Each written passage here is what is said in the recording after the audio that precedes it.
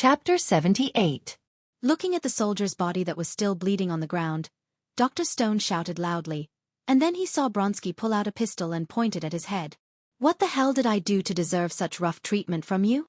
Under the threat of the pistol, Dr. Stone's tone changed and became extremely gentle. "Not what you have done, but what you are about to do. I want to be as strong as Banner." Hearing this, Dr. Stone stood up from his chair and said slowly, "It seems that you have injected something. I want to be stronger, stronger than Banner. You should know how strong he is." "That's right. He is very strong, just like a god." "I want to be like him too."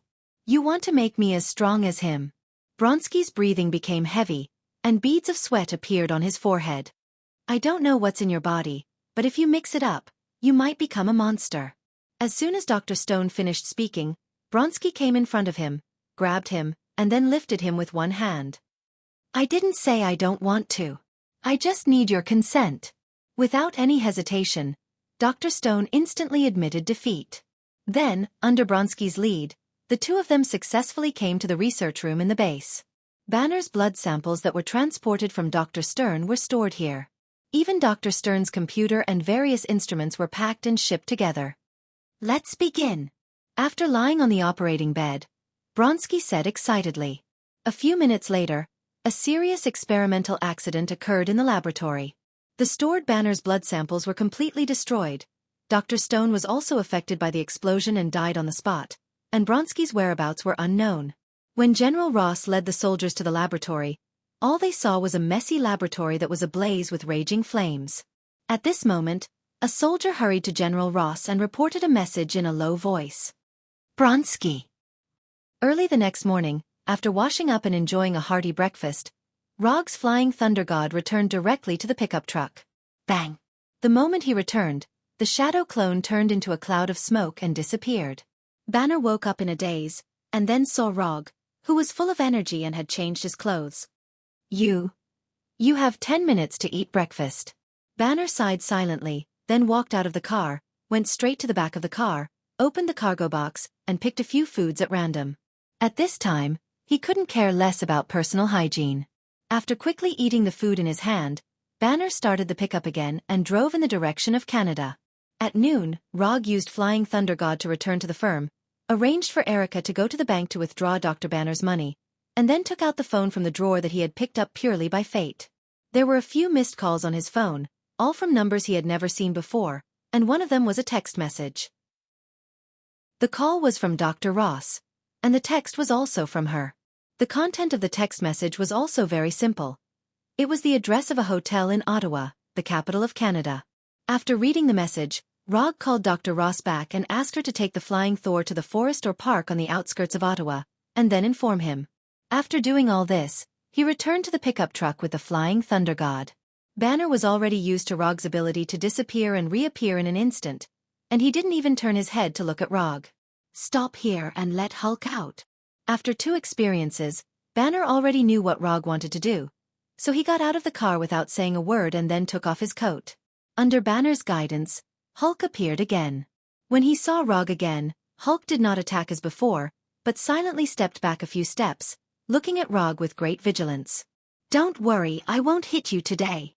After saying that, Rog went to the container behind the car, filled a large travel bag with fruits and vacuum-packed meat that he had prepared in advance, and then took the Kusanagi sword to a grassland not far from the road and sat down directly. After casting a super-small wood dragon technique and a super-small fire extinguisher, he had a pile of burning bonfire. Then, under Hulk's gaze, he inserted the meat on the Kusanagi sword and began to barbecue it. "The barbecue will take a while. If you are hungry, you can eat some fruit first. If you don't like fruit, you can also go to the container and get something else." After saying that, Rog didn't care about Hulk anymore, as if all his mind was on the barbecue in front of him. Hulk couldn't figure out what Rog was going to do, but he didn't feel the slightest malice from Rog, so he came to Rog and sat down. After a few minutes of barbecue, Rog handed the Kusanagi sword in his hand to Hulk and said calmly, "Take it, I'll go back and get something." A barbecue without seasoning is a barbecue without a soul.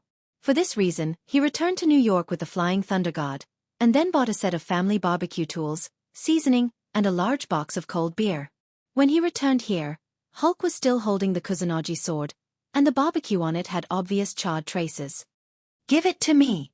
After taking back the Kusanagi sword, Rog took off the charred barbecue on the Kusanagi sword, then replaced it with a special barbecue tool, and began his barbecue journey again. More than 10 minutes later, he handed a grilled beef to Hulk and opened a few bottles of cold beer. "Do you want a bottle?" After hesitating for a few seconds, Hulk took the beer from Rog's hand. Compared to Hulk's huge palm, the beer bottle was as small as a toy used for playing house.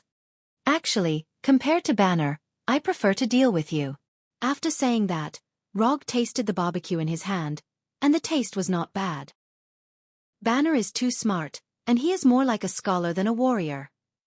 "Of course, you are not a warrior, but at least you are better than Banner. You know how to fight." Although Hulk is not as smart as Banner, he also has his own wisdom, so he fully understands what Rog is talking about. "Hulk, I don't like fighting. Hulk, I just don't want to get hurt. Hulk, you have to protect yourself." Looking at Rog in front of him, Hulk spoke out his thoughts, and at the same time, he learned from Rog, eating the barbecue in his hand and drinking the beer. If you want to protect yourself, you need to be strong enough. Your body contains a powerful force, but you don't know how to use it. If you want to become stronger, I can teach you. Chapter 79. A moving piece of wood? A blue ball? Hulk put down the barbecue in his hand and used his hand to make a picture of Rog's Odama Rasengan. "Not those, it's more suitable for you, or fighting skills." Even if Rog is willing to teach Hulk would release and Rasengan, Hulk can't learn it because Hulk doesn't have chakra at all. But even if Hulk has chakra, Rog won't teach him would release and Rasengan. Would release is a bloodline limit, and he can't teach it if he wants to. Rasengan requires superb control of chakra, which is also not suitable for Hulk. If Hulk really has chakra, then the most suitable for him is the peak representative of taijutsu, Hashimen Tonku. Hulk opening the Hashimen Tonku. This picture is very exciting. Taijutsu. Hulk doesn't know what taijutsu is. Taijutsu is relying on the body to attack directly. Your usual attack style belongs to taijutsu. Taijutsu is just a name. If you like, you can also call it close combat or fighting. After eating the last piece of barbecue on the barbecue, Rog stood up and came in front of Hulk. At this time, although Hulk is sitting on the ground, he is not much shorter than Rog. Just as he was about to stand up, Rog stopped him. "Just sit down. Because of time, I can't show you in person, but I can teach you in another way. Relax your mind. Don't resist." As soon as his voice fell, Rog's eyes turned into 3 Tomo Sharingan. After seeing Rog's Sharingan, Hulk recalled some bad memories. "I will leave you with an illusionary teaching scene. This illusion will not harm you. When you have time, or when Banner masters the body, you can take the time to learn it." Although Hulk doesn't understand what an illusion teaching scene is, he believes in his intuition at this time. He believes that Rog will not hurt him. With Hulk's active cooperation, Rog smoothly left an illusion teaching scene in his mind. In order to permanently engrave this illusion teaching scene in Hulk's memory, Rog used Sharingan's eye power to the limit for the first time. The scene created by Genjutsu is permanently engraved in the memory of the target. This is a trick he learned by accident when he recently studied Sharingan Genjutsu. He originally intended to develop a Genjutsu that could make the target permanently trapped in an illusion, but the result failed without suspense. When the power of the Sharingan he left in the target's body is exhausted, the target will get rid of the illusion and their consciousness will return to the real world. Although of the research and development of Genjutsu, of course. This little trick is a small skill is of Genjutsu of Genif of Genjutsu is of Genif of Genif his of him. For this reason, he even gave this little technique, which could not be directly used in battle, a very simple name. Genjutsu. Because there is no need to maintain the illusion all the time, and there is no need to isolate the target's perception of the outside world, the consumption of this Genjutsu is not very large. The only thing to pay attention to is to constantly strengthen this illusion so that the target permanently remembers everything in the illusion, rather than being completely blurred after a period of time like a dream. The illusion that Rog created for Hulk at this time is a ring the size of a football field. There are 2 Hulks fighting in the ring. These 2 Hulks are proficient in boxing, Muay Thai, Sanda, Israeli fighting techniques, Brazilian Jiu-Jitsu, and the SCARS fighting system of the United States Special Forces. They will not be tired or injured, and they will fight over and over again. Simply put, This is like a real-life fighting teaching video created with Hulk as the standard. As for how much Hulk himself can learn from it, it depends on Hulk's own comprehension ability. After permanently engraving this illusion teaching scene in Hulk's memory, Rog's eyes also return to their normal appearance. You should learn this first. If there is a chance in the future, I will teach you a top body technique called Hashiman Tonku. Although he said this, Rog himself still does not know Hashiman Tonku. And more importantly, he does not know how to let Hulk have chakra. Although Hulk does not know what Hashiman Tonku is, his intuition tells him that it must be a very powerful body technique. In the following time, after Rog and Hulk finished all the remaining barbecue and fruit, Rog finally received a call from Dr. Ross. Get up, I will take you to a place. Not long after Hulk stood up, Rog locked onto the flying Thor kunai in Dr. Ross's hand, and then disappeared with Hulk. After hanging up the phone, Dr. Ross held the flying Thor kunai anxiously and constantly turned her head to look around. According to Rog's instructions, she took the flying Thor kunai and came to a forest on the outskirts of Ottawa. Just as she was thinking about when Rog and Banner would appear, she saw a green giant suddenly appear in front of her. Banner. Although Dr. Ross knew that Banner would turn into a green giant, after seeing Hulk with her own eyes, she couldn't help but take a few steps back. After bringing Hulk over, Rog did not look at Dr. Ross, but directly opened the system's commission page. Commission content. Stop Hulk from destroying New York and send him to Canada. Commission status. Completed. Commission reward. 50 ninja coins. Ninja coins not consumed. 74. After confirming that the system's commission had been completed, Rog turned to Hulk and said, "Let Banner come out. If you have time, practice your fighting skills well, and the next time we meet, be stronger." Hulk turned his head and glanced at Rog. Without speaking, he silently returned his body to Banner. When Hulk turned back into Banner, Dr. Ross trotted over and hugged Banner, whose clothes had been completely torn. "The commission is over, you can return the kunai to me." Rog had just taken the flying Thor kunai from Dr. Ross when his cell phone rang. The caller was an unfamiliar number. After connecting, he heard Natasha's voice. "What the hell did you do? Why did another green giant appear? Wait, why are you in Canada? You were just..." Rog did not answer Natasha and hung up the phone directly. This is why he doesn't want to carry a mobile phone with him. These electronic products violate his privacy too much. Another green giant? Is it abomination? Glancing at Banner and Dr. Ross, who were hugging each other tightly, Rog coughed softly and then said silently, "Shield has located here. If you don't want to be caught again, I suggest you leave here immediately." Chapter 80. After reminding Banner and Dr. Ross, Rog left with the Flying Thunder God. As for what Banner and Dr. Ross will do in the future, it has nothing to do with him. And with Hulk around, they won't be in any danger. Rog first teleported back to the location of the pickup truck, took the Kusanagi sword and several other equipment, and then teleported back to the office in New York. As soon as he returned to the office, his cell phone rang again. "General Ross has just informed us that the new green monster is not Hulk, but Bronsky, who has been injected with Banner's serum. He has applied for assistance from S.H.I.E.L.D. and the director has agreed to his request." Natasha didn't dwell on the fact that Rog had just hung up on her and quickly introduced the current situation. "And then? What does this have to do with me?" After hearing Rog's answer, Natasha suddenly froze for a moment, and then remembered that Rog was just a private detective who was commissioned, not an agent of S.H.I.E.L.D. "We can make a commission, and the price will not be lower than Banner's." "Not interested." After that, Rog hung up the phone again. Although the abomination has appeared, he has no interest in stopping the abomination. Even if S.H.I.E.L.D. is willing to pay for it, he is not interested. The trouble he caused, he has to solve it himself.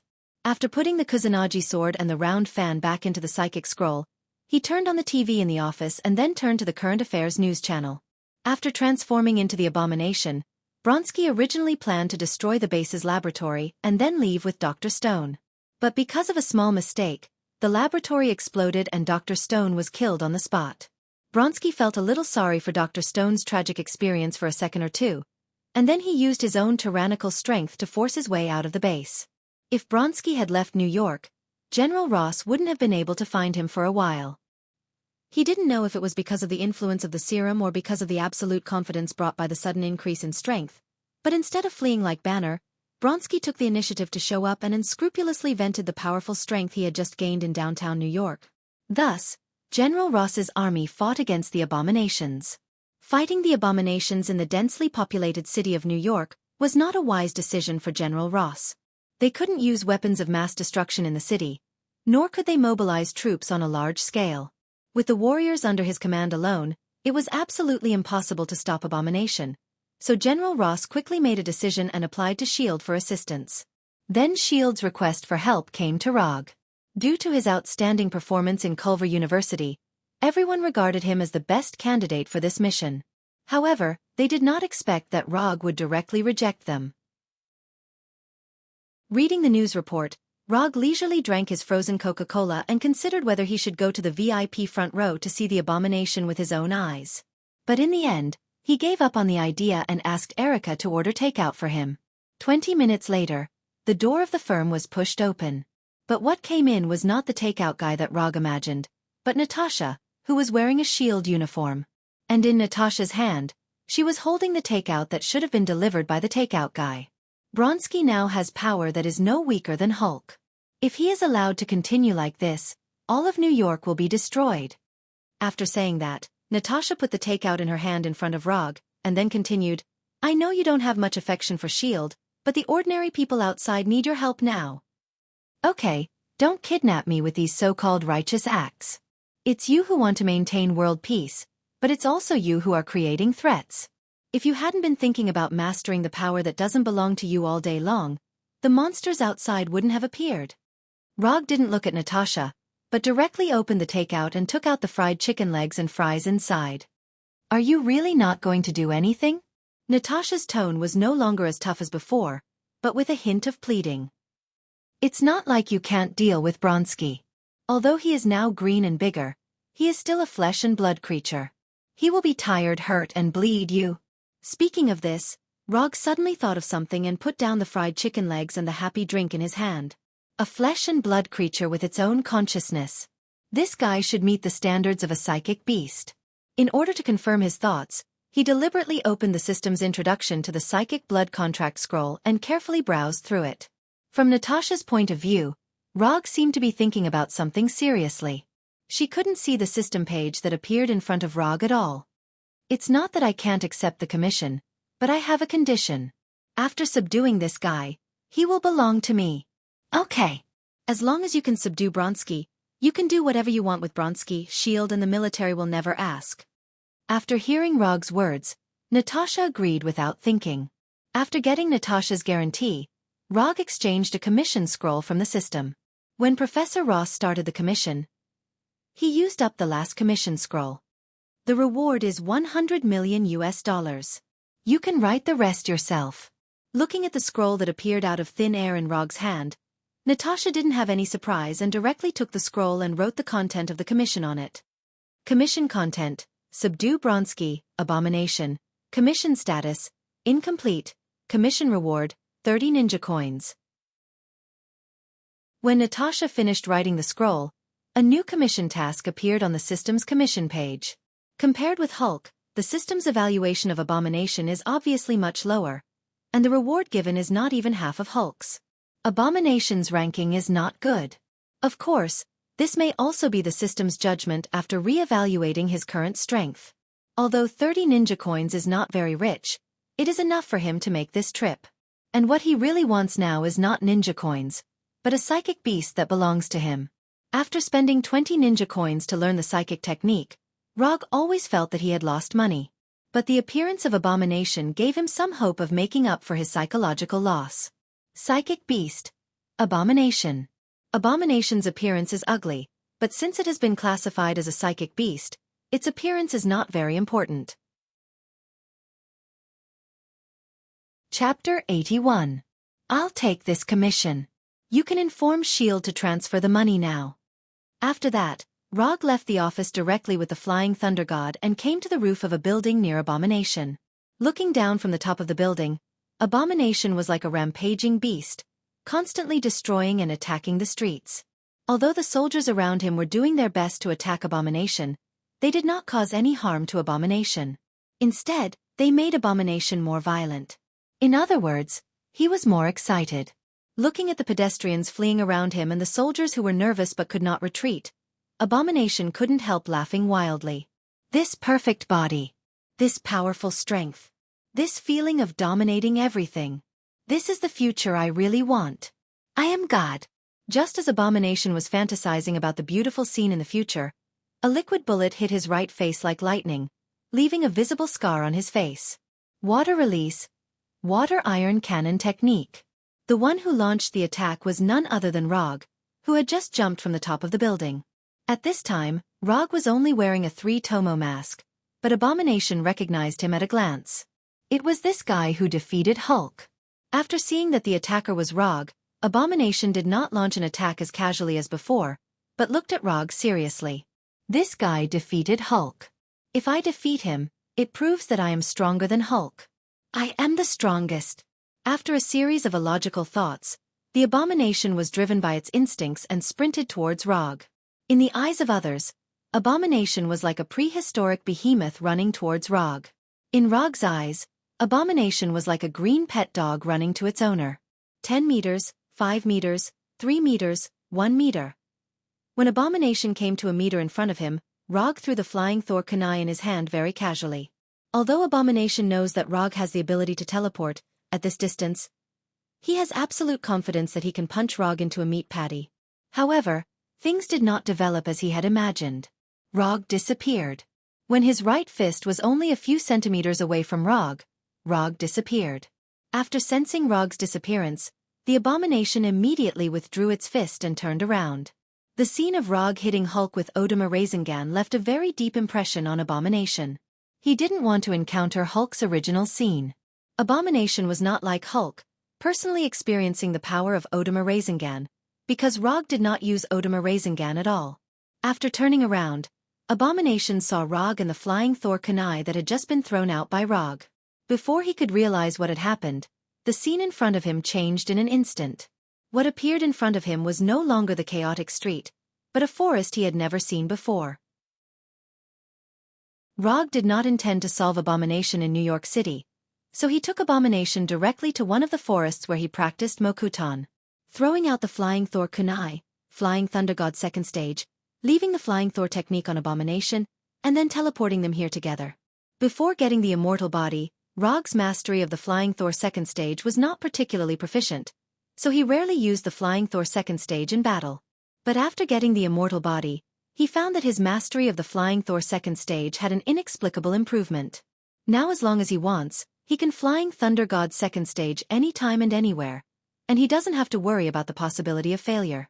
After bringing Abomination to this unknown forest, Rog did not give him any time to think and directly used Mokuton Wood Dragon technique. A long hook-nosed wood dragon, more than 10 meters long, emerged from the ground and completely entangled Abomination with lightning speed.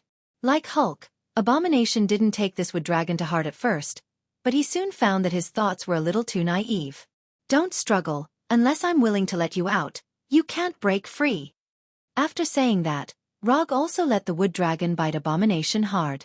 Although this will not cause any harm to Abomination, Rog still did it.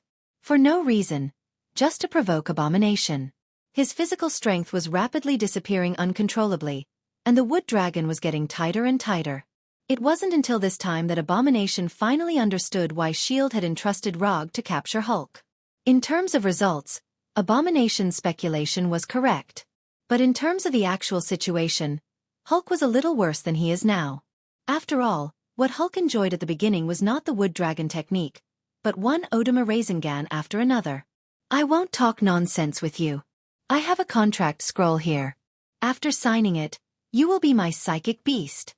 When I need you, I will summon you to come out and fight for me. In return, you will have a certain amount of freedom and will not be hunted down by S.H.I.E.L.D. and General Ross.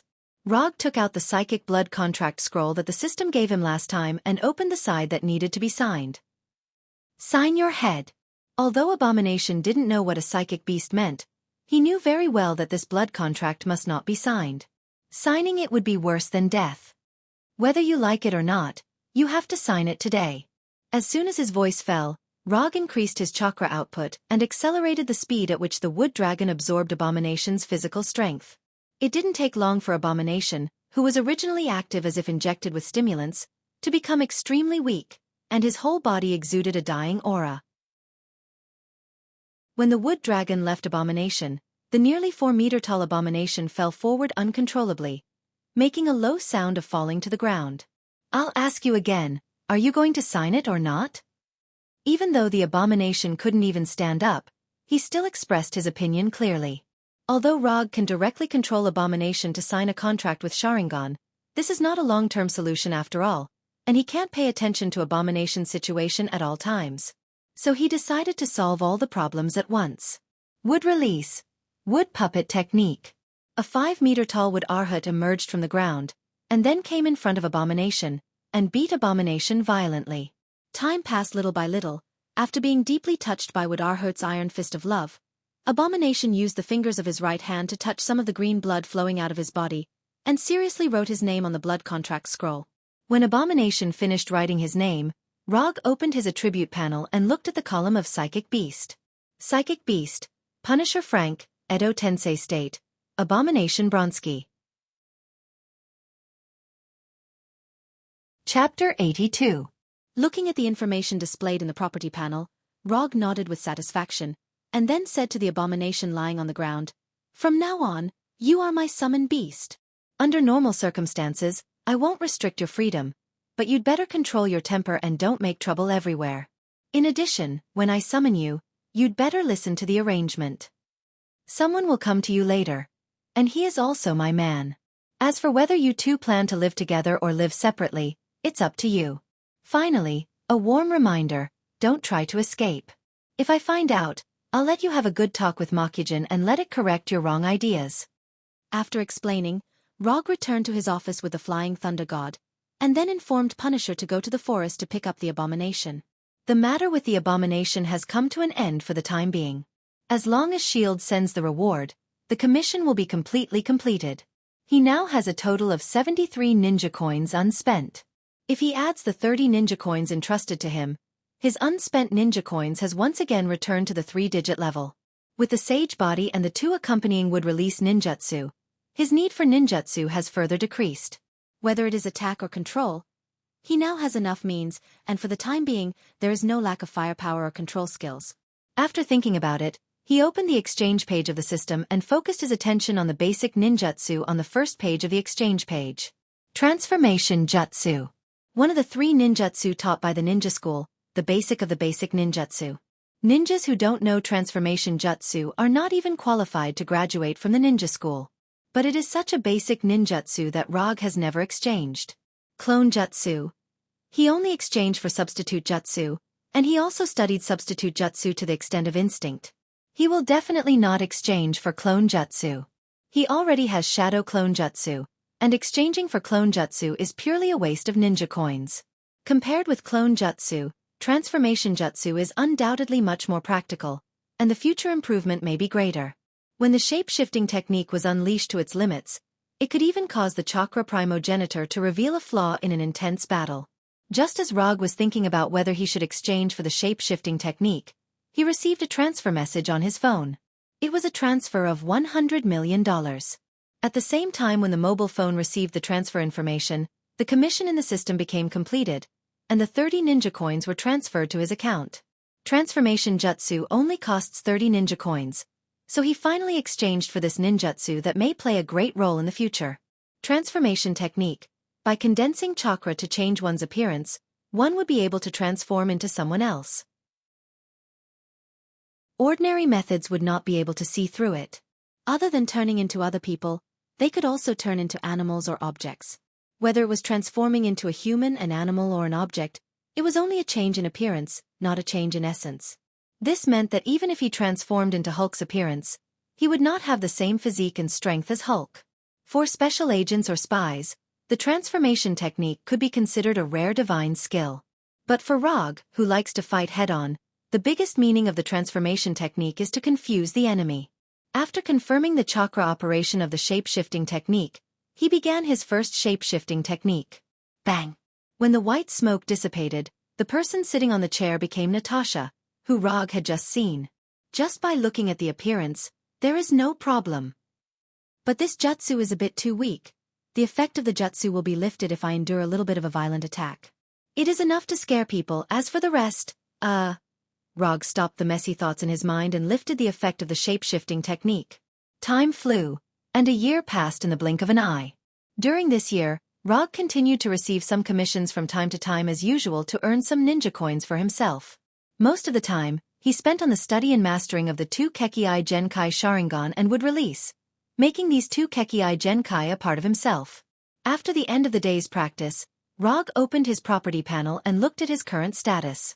Host, Rog Profession, Ninja Talent, No Seal Technique, 7 Attribute Chakra Kekkei Genkai, 3 Tomo Sharingan, Wood Release Physique, Senju Body, Senju Hashirama, Ninjutsu, Substitution Jutsu, Body Flicker Jutsu, Hold Jutsu, Shadow Clone Jutsu, Flying Thunder God, Level 2, Chakra Perception, Rasengan, Self-Taught, Odama Rasengan, Self-Taught, Summoning, Transformation Wood Release, Wood Dragon Technique, Wood Human Technique Lightning Release, Chidori, Chidori Sharp Spear, Chidori Flow Fire.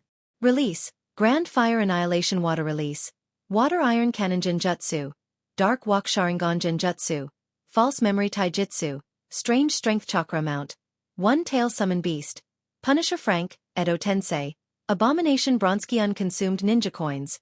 256 Ninjutsu hasn't changed much, it's still the same ninjutsu from a year ago. In terms of ninja coins, he didn't accept many commissions this year and only earned more than 100 ninja coins. Rog originally intended to let Punisher and Abomination accept the commission together, but he found that the system perfectly avoided this loophole. If he didn't accept and execute the commission himself, the system wouldn't pass it at all. Even if he accepted the commission and arranged Punisher and Abomination to do it, the system would cancel the commission that has passed the judgment and deduct 5 ninja coins from him. After losing a few ninja coins, he decisively dispelled the idea of being lazy and honestly performed the commission himself. Among them, the biggest change is the amount of chakra he has. According to his judgment, with the Senju body, he should be able to get more than 100 calories of chakra after 1 year of practice. But he found that he somewhat underestimated the Senju body from Hashirama. In the past year, his chakra amount has successfully increased from 102 calories to 300 calories. Then, the system changed the measurement unit of chakra amount to tail.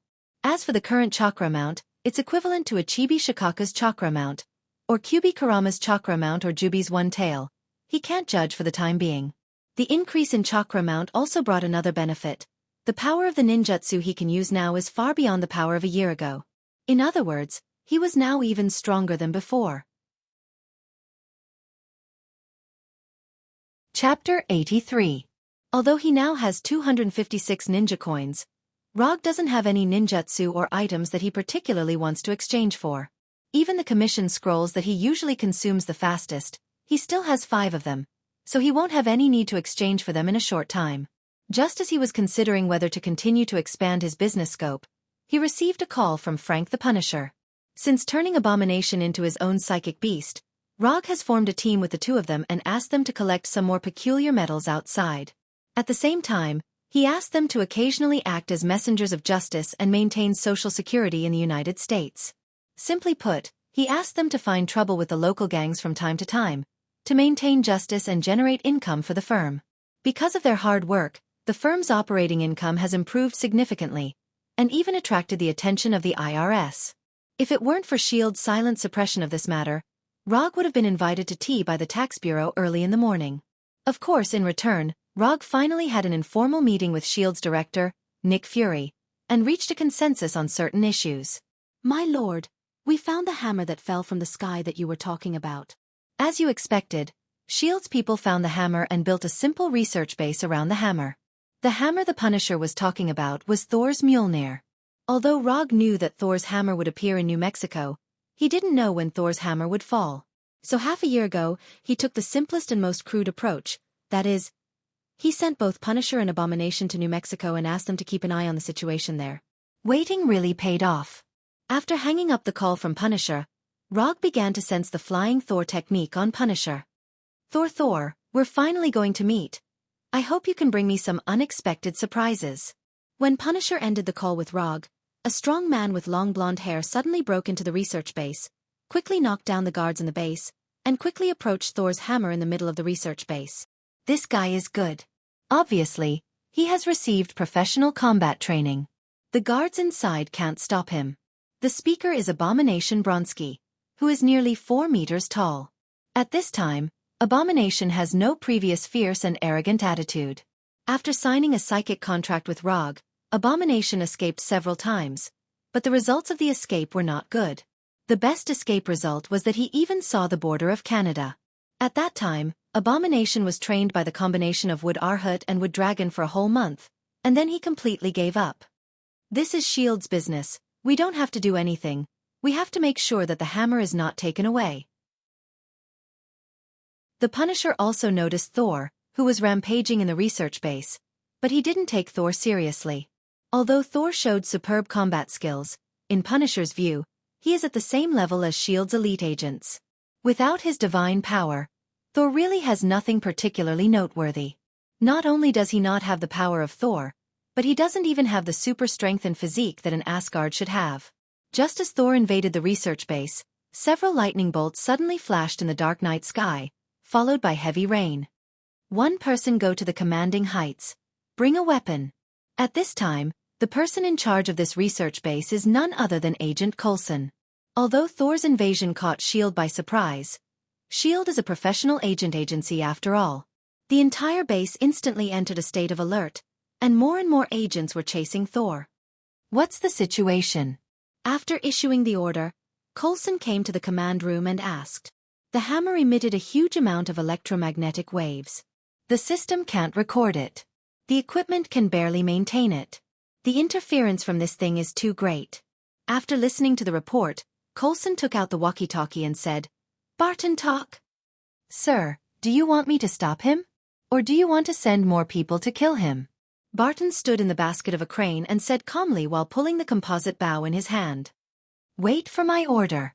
Coulson did not issue an order to attack and walked quickly in Thor's current direction. After knocking down all the S.H.I.E.L.D. agents on the road, Thor finally came to the center of the research base, only a few meters away from Thor's hammer. Looking at Thor's hammer, Mjolnir, who has been with him for more than 1,000 years, a gratified smile appeared on Thor's face. As long as I can lift Thor's hammer again, I can regain the power of Thor. I am Asgard's Thor. Just when Thor thought he was about to end the test given to him by Odin, a strong black man more than 2 meters tall suddenly appeared in front of him and then gave him a heavy punch, knocking him to the ground. You're quite big.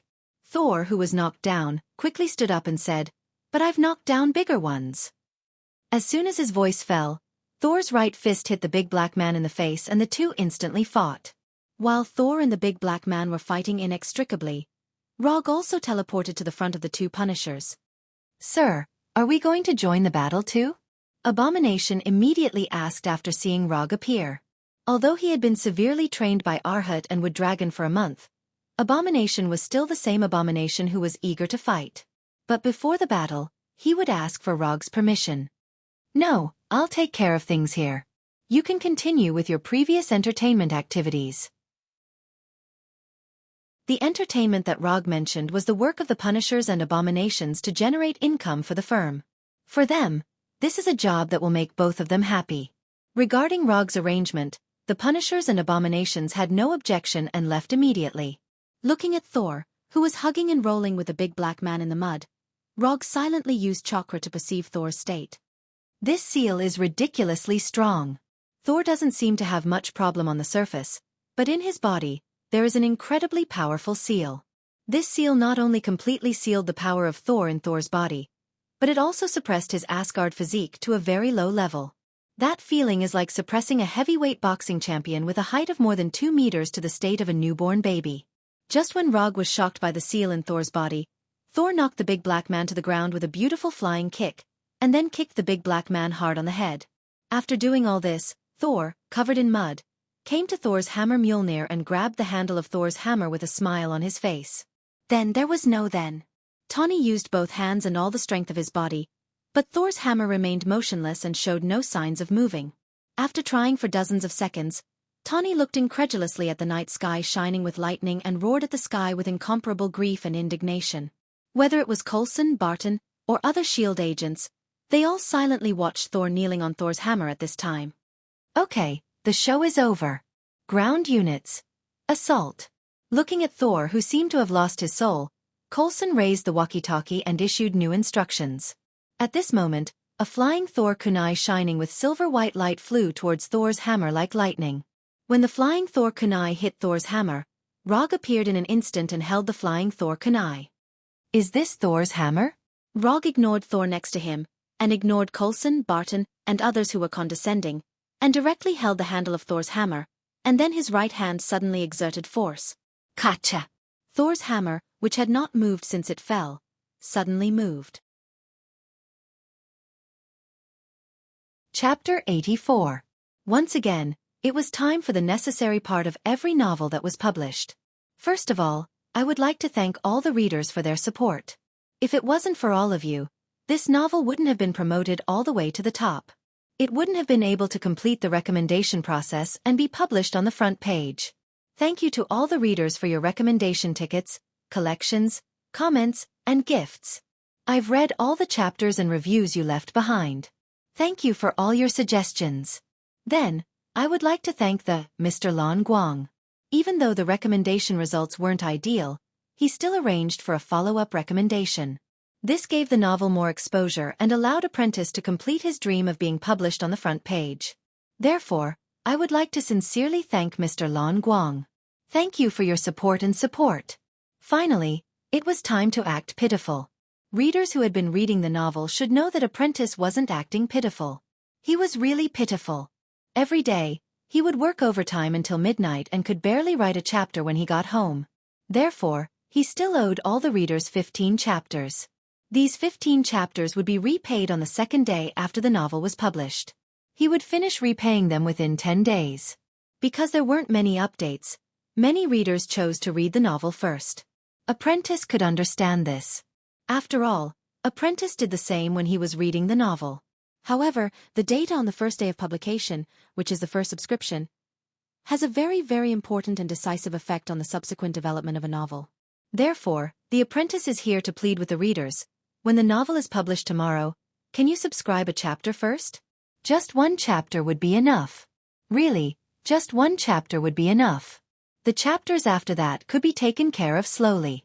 However, for the first VIP chapter tomorrow, Apprentice hopes that all the readers would subscribe to it. This was very, very important. Please. Due to his hand speed and his stockpile of manuscripts, the Apprentice was unable to release 10 or 100 chapters like other authors. However, he would release at least 5 chapters tomorrow, which was a 10,000-word update. He hoped that the readers would be a little happier after reading it. Currently, the book's collection data was 244. Normally, the subscription ratio would be around 10:1. However, Apprentice wasn't that ambitious. Because there were some parts that weren't written particularly well, Apprentice would be satisfied if the subscription ratio was around 15:1. As long as the average subscription exceeded 1,600, every 100 subscriptions would add a chapter. If the average subscription exceeded 2,000, the daily minimum would increase from 2 to 3 chapters. If the average order could exceed 3,000, which meant that it was a premium product, the minimum daily order would be at least 4 chapters. Although this didn't seem possible, one had to have some dreams. Perhaps this dream would come true like Infinite Tsukuyomi. Next was the reward system. For the time being, every division master would be rewarded with 1 chapter, which was 10,000 rewards plus 1 chapter. Finally, I'll sell my misery to the readers. The 24-hour subscription result was very, very, very important. Even the readers who were reading books hoped that they would be able to subscribe tomorrow. This was very, very, very important. Please, everyone. Tomorrow at noon, I'll officially update the VIP chapter. Whether it's a hit or a flop, it all depends on the readers. Chapter 85. Thor's hammer didn't move much and the sound it made when it moved was very weak. But even so, the movement of Thor's hammer still shocked everyone present. This hammer can actually be picked up. Coulson, Barton, and other S.H.I.E.L.D. agents all showed an incredulous look. After discovering Thor's hammer, they tried various methods to try to move Thor's hammer. But no matter what method they used, Thor's hammer didn't show any signs of movement, as if it was connected to the whole earth. Coulson, Barton, and others just felt incredible. But as the former owner of Thor's hammer, Thor was completely shocked at this time. No one knows Thor's hammer better than him. It is precisely because of this that he was shocked by the scene in front of him. In Thor's memory, except for himself and Odin, no one can lift Thor's hammer. I have really been abandoned. Even Thor's hammer is not willing to recognize me. Thor's hammer would rather be lifted by a stranger than returned to my hands? I really am. Rog didn't know what Thor was thinking in his mind, and he was also in a state of confusion. What's going on? Didn't they say that there was Odin's spell on Thor's hammer? Didn't they say that only people with a pure heart and justice can lift Thor's hammer? Didn't they say that as long as you can lift Thor's hammer, you can have Thor's power? Is there a bug in Odin's spell? Before Rog could figure out what was going on, Thor's hammer in his hand suddenly became extremely heavy, and then it fell directly to the ground with a bang. At the moment when Thor's hammer fell to the ground, a blue lightning bolt as thick as a bucket fell from the sky and directly struck Rog. Boom!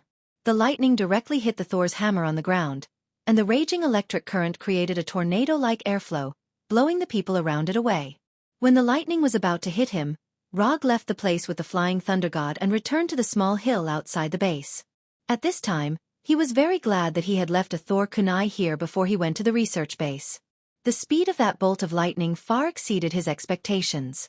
If he hadn't left behind the flying Thor kunai in advance, he would have been the first person to be struck by lightning while raising the Thor's hammer. Although Rog was far away from Thor's hammer, the lightning did not seem to intend to let him go. The night sky, which was already filled with thunder and lightning, was suddenly enveloped by bolts of lightning. The entire night sky became as bright as day. Without giving Rog any time to think, the lightning in the night sky seemed to have a life of its own, attacking him one after another. Boom, boom, boom, boom. He was inexplicably struck by so many lightning bolts, and each one was thicker than the last. Rog did not hesitate and made a decision in an instant. Flying Thor. Because there were no other flying Thor spells around the research base, Rog could not repeatedly jump around the lightning bolts. The coordinates he was teleported to this time was the Punisher, who had already left this place. At this time, the Punisher and the Abomination were heading to a nearby town, and were discussing which city to go to next to generate income. When Rog reappeared, they were slightly stunned. Then, they understood why Rog appeared. The next second after Rog appeared, several bolts of lightning suddenly fell from the night sky and hit the Punisher and the Abomination in front of Rog. As for Rog himself, he returned to the small hill outside the research base through the flying Thor. Most of the lightning bolts struck the small hill, making the originally normal-looking hill look like it had been bombarded by missiles. As for the remaining lightning bolts, they struck the Punisher and the Abomination. One of them had a body of filth, and the other had thick skin, so Rog was not particularly worried about the condition of the two of them. After confirming that there were no more lightning bolts in the night sky, he pulled out the flying Thor kunai from the ground, and then slowly walked towards the research base. Don't touch things that don't belong to you, or you'll be struck by lightning. Although Rog had not yet figured out what happened just now, he had already made up his mind to not touch the Thor's hammer for no reason, and in the short period of time when he mentioned the Thor's hammer, he felt as if he was being watched by a great existence. But he was not sure if this gaze came from Odin, the father of the gods, or from an existence he did not know for the time being. Anyway, no matter what, Mjolnir was currently on his list of things that he should never touch unless absolutely necessary. After coming to the research base again, Rog enjoyed the warm hospitality of S.H.I.E.L.D. More than a dozen heavily armed guards raised their weapons and aimed at his head. Don't do anything stupid, just inform your supervisor Coulson directly. Although these S.H.I.E.L.D. guards did not know the true identity of Rog, they silently reported the situation after hearing the name of Coulson. It didn't take long for Coulson to walk out of the base and come directly to Rog. What are you doing here? Coulson looked at Rog with a little vigilance. Although S.H.I.E.L.D. is now in a friendly cooperation stage with Rog, he knows very well that this so-called cooperation may be suspended at any time. I heard that you found a very strange hammer, so I came to take a look. By the way, if you don't mind, I want to take the guy inside. Coulson didn't know the true identity of Thor at all. They just thought of Thor as a secret agent of a certain country. As for why this secret agent took the risk of robbing the hammer, they haven't figured it out yet. At this time, Thor is being held in a temporary interrogation room. He is covered with mud and is in a complex state of loss and shock. Loss is because he found that he had lost the recognition of Thor's hammer and lost the hope of becoming Thor again and returning to Asgard. Shock is because he found that Thor's hammer can be lifted by a Midgardian, that is, an earthling, which is something that even Asgard people can't do. If Rog hadn't been attacked by lightning, Thor would have even thought that Thor's hammer had found a new master for himself. Just when Thor was full of doubts, Loki in a handsome suit suddenly appeared in front of him. "Loki, why are you here?" Seeing his brother suddenly appear in front of him, a look of hope appeared on Thor's face. "I came to see you," Loki said in a low tone. "What's the matter? Is something wrong with Jotunheim?" "Let me explain to my father," Thor said in a hurry. He had never been so eager to see his father. But Loki's next words immediately made him fall into the abyss of despair. "Father is dead." Chapter 86. Loki's words were like a bolt from the blue, striking Saul's body, causing him to be completely stunned. Father is dead? Odin, the father of all gods, is dead? Then, uncontrollable sadness and annoyance welled up in his heart. "What?" Thor asked in an extremely sad tone. Banishing you coupled with the threat of war made him unable to bear it any longer. "Don't blame yourself, I know you love him, I want to tell him but he won't listen." Listening to Loki's words, Thor couldn't help but shed tears from the corners of his eyes. Knowing that you can no longer lift Thor's hammer, but still putting Thor's hammer beside you, this is too cruel. "The burden of the throne now falls on me." "Then can I go home?" Thor asked in a pleading tone that he had never used before. "The condition of the armistice agreement is that you must be banished."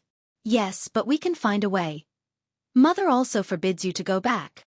Although they grew up in the same family, it has to be said that in terms of IQ, Thor is suppressed by Loki. But this is also where Loki's talent lies. After all, people with too low IQ can't become the god of trickery. "See you never, brother." "I'm sorry." "No, I'm sorry. Thank you for coming." After completely fooling Thor, Loki left the interrogation room with satisfaction and came to the vicinity of Thor's hammer. After a friendly exchange, Coulson finally agreed to let Rog take Thor away.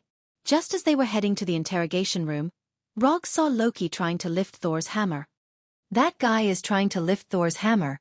Aren't you going to do anything about it?"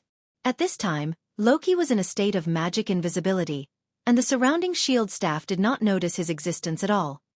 "Which guy?" Coulson followed Rog's gaze, but he saw nothing. "It's that guy in a suit with black hair."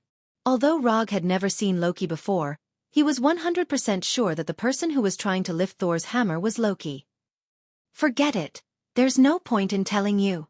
After saying that, Rog went straight to the aisle near Thor's hammer and said to Loki below, "You're Thor's brother, right? I think it's better if you don't lift Mjolnir.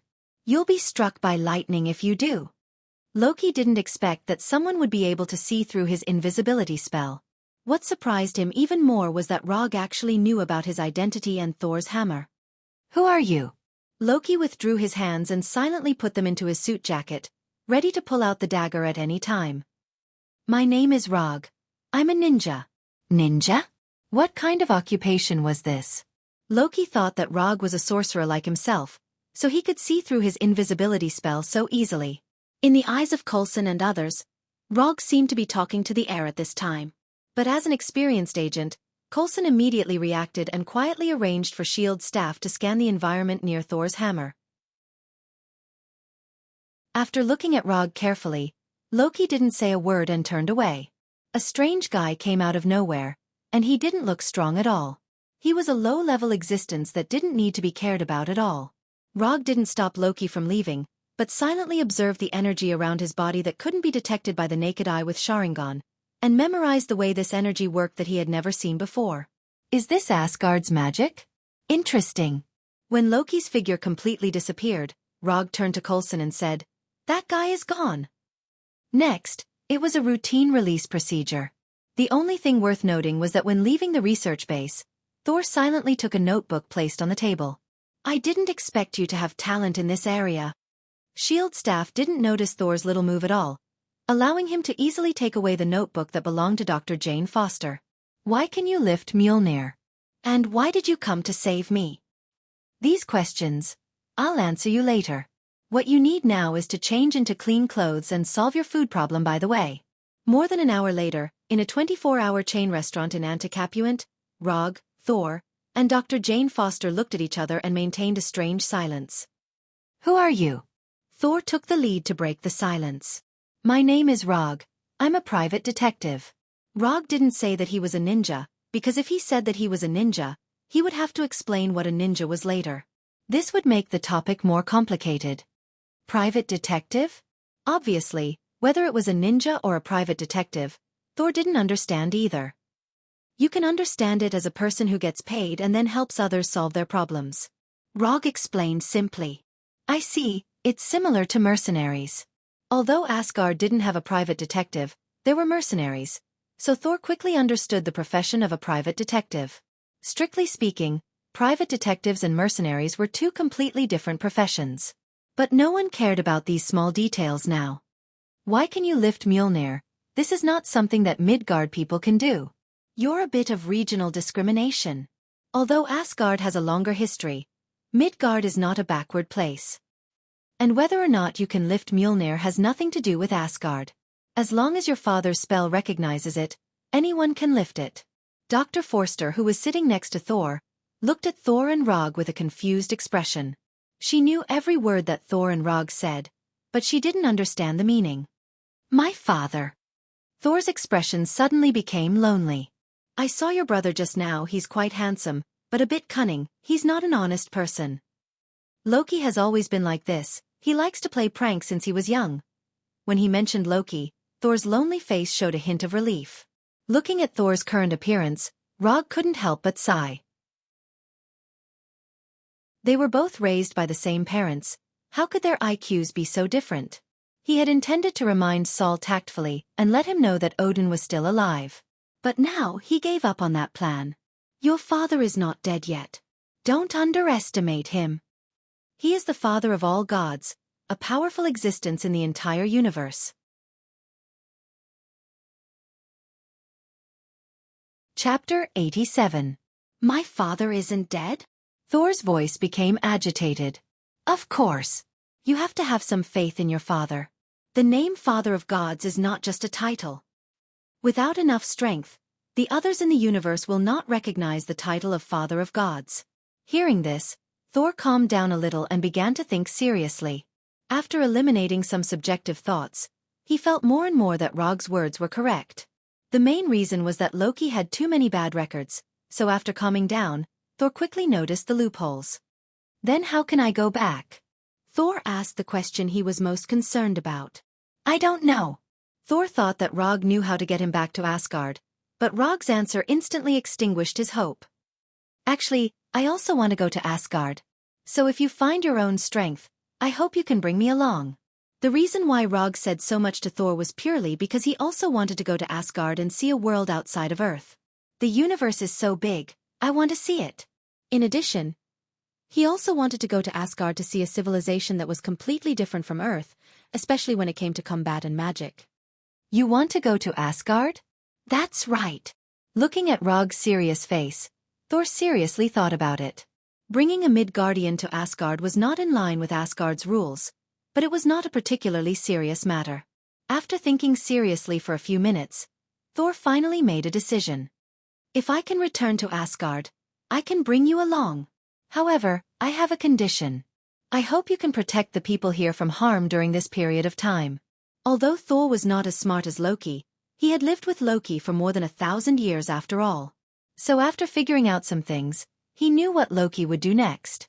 After losing Thor's power for a few days, he finally began to understand what Odin had often told him before, the responsibility of being a king. No problem. Not to mention just protecting the people here. Even if Thor asked him to deal with Loki, he would not refuse. After reaching an agreement with Thor, Rog left the restaurant and booked a room in the town's best hotel, and paid the room fee for a week in one lump sum. Rog wanted to book a room for Thor, but after thinking of Thor's Dr. Jane Foster, he silently gave up the idea. With Thor's appearance, even if he was unfamiliar with the place and had no money, he would never live on the streets. After all, this kind of man with a strong body, handsome face, and long blonde hair was very popular with the opposite sex in this country. In the next few days, Thor stayed with Dr. Jane Foster, teaching Dr. Jane Foster about the universe, and at the same time, trying to learn about the Earth. In the evening, Thor usually stayed with Dr. Jane Foster. During the day, he would appear beside Rog. Although he had lost the power of Thor that he was proud of, and Asgard's innate strong physique had been suppressed to the level of ordinary people, Thor did not sink because of this. It was because he was now in the weakest period of his life that he needed strength more. Although he did not have the strength of the past, Thor quickly adapted to his current state and showed the fighting qualities that a top warrior should have. That punch just now was good, as expected of Asgard's former Thor. In order to make the battle more fair, Rog did not use chakra, nor did he open Sharingan. Your fighting skills are also very good, and there are not many people in Asgard's royal guards who can have your skills. While Rog and Thor were learning from each other, Thor's friends, 3 warriors of Sengoku and Sif came to Earth with the help of Heimdall. If possible, Sif and others would not want to go to Earth in a way that violates the king's orders. But there is no other way. Who told Loki to sit on the throne of Asgard now? The huge energy of Bifrost connecting the 2 worlds not only attracted the attention of S.H.I.E.L.D., but also Rog's attention. That thing just now should be Bifrost. It looks like someone is looking for you. Rog pointed to the funnel-like spiral cloud in the distance. Yes, it's Bifrost that is teleporting.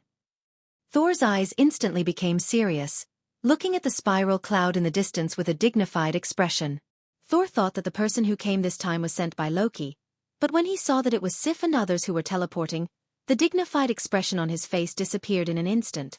In Asgard, in addition to his parents and Loki, he trusts the 3 warriors of Sengoku and Sif the most. However, before he had time to talk to Sif and others, Bifrost opened again, sending the real enemy over. At the end of Bifrost's second teleportation, Rog used Chakra's perception to perceive the target of the teleportation. This almost cheat-like energy intensity is worthy of the destroyer specially built by Odin. Get ready for battle, the destroyer is here. Rog silently reminded Thor. When the flying dust raised by the teleportation gradually dissipated, Coulson and others, who had rushed over, finally saw the true appearance of the destroyer. Is it a robot made by Stark?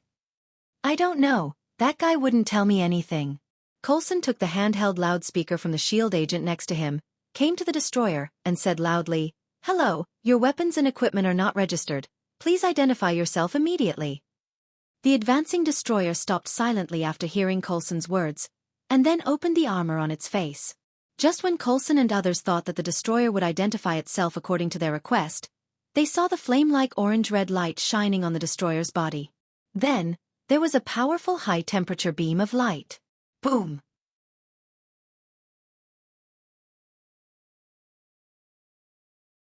Chapter 88. The weakest guy was in charge of evacuating the town's residents? Thor had lived for more than 1,000 years, but this was the first time he had heard someone say this to him. I like this guy, ha ha ha. Volstagg, one of the 3 warriors of Sengoku, patted Thor on the shoulder, then put his axe on his shoulder and laughed as he walked out of the town. Being weak is a sin. You can slowly get used to this now. Fandral, one of the 3 warriors of Sengoku, did not laugh like Volstagg, but he turned his head and gave Thor a look that said, "You know what I mean." As for Hogg, he did not say anything. He just sighed silently, then took the warhammer in his hand and followed Volstagg, who was the first to leave. Sif had wanted to fight the destroyer with the 3 warriors of Sengoku, but after seeing Thor's helpless expression, she decided to stay and evacuate the town's residents with Thor. After saying this, Rog used the body flicker technique to leave the town. He was not willing to let go of the opportunity to fight the destroyer. The destroyer was an ultimate weapon personally created by the Father of Gods, Odin. It was originally created to resist the invasion of Earth by the celestial gods. But after its creation, the most important thing the destroyer did was to guard Asgard's palace treasury. Although the destroyer had not officially fought against the celestial gods, it was enough to make people pay 120% attention to the ultimate weapon that Odin had entrusted with such a heavy responsibility, even if it did not have any dazzling achievements. The destroyer's main material was URU metal, and its energy source was Odin's divine power. This meant that the destroyer not only had an incomparably strong defense, but also had an almost inexhaustible energy. Looking at the destroyer's height of more than 6 meters and its body that was emitting a silver-white light, the first thought that came to Rog's mind was not that the destroyer was very strong, but that it should be very valuable.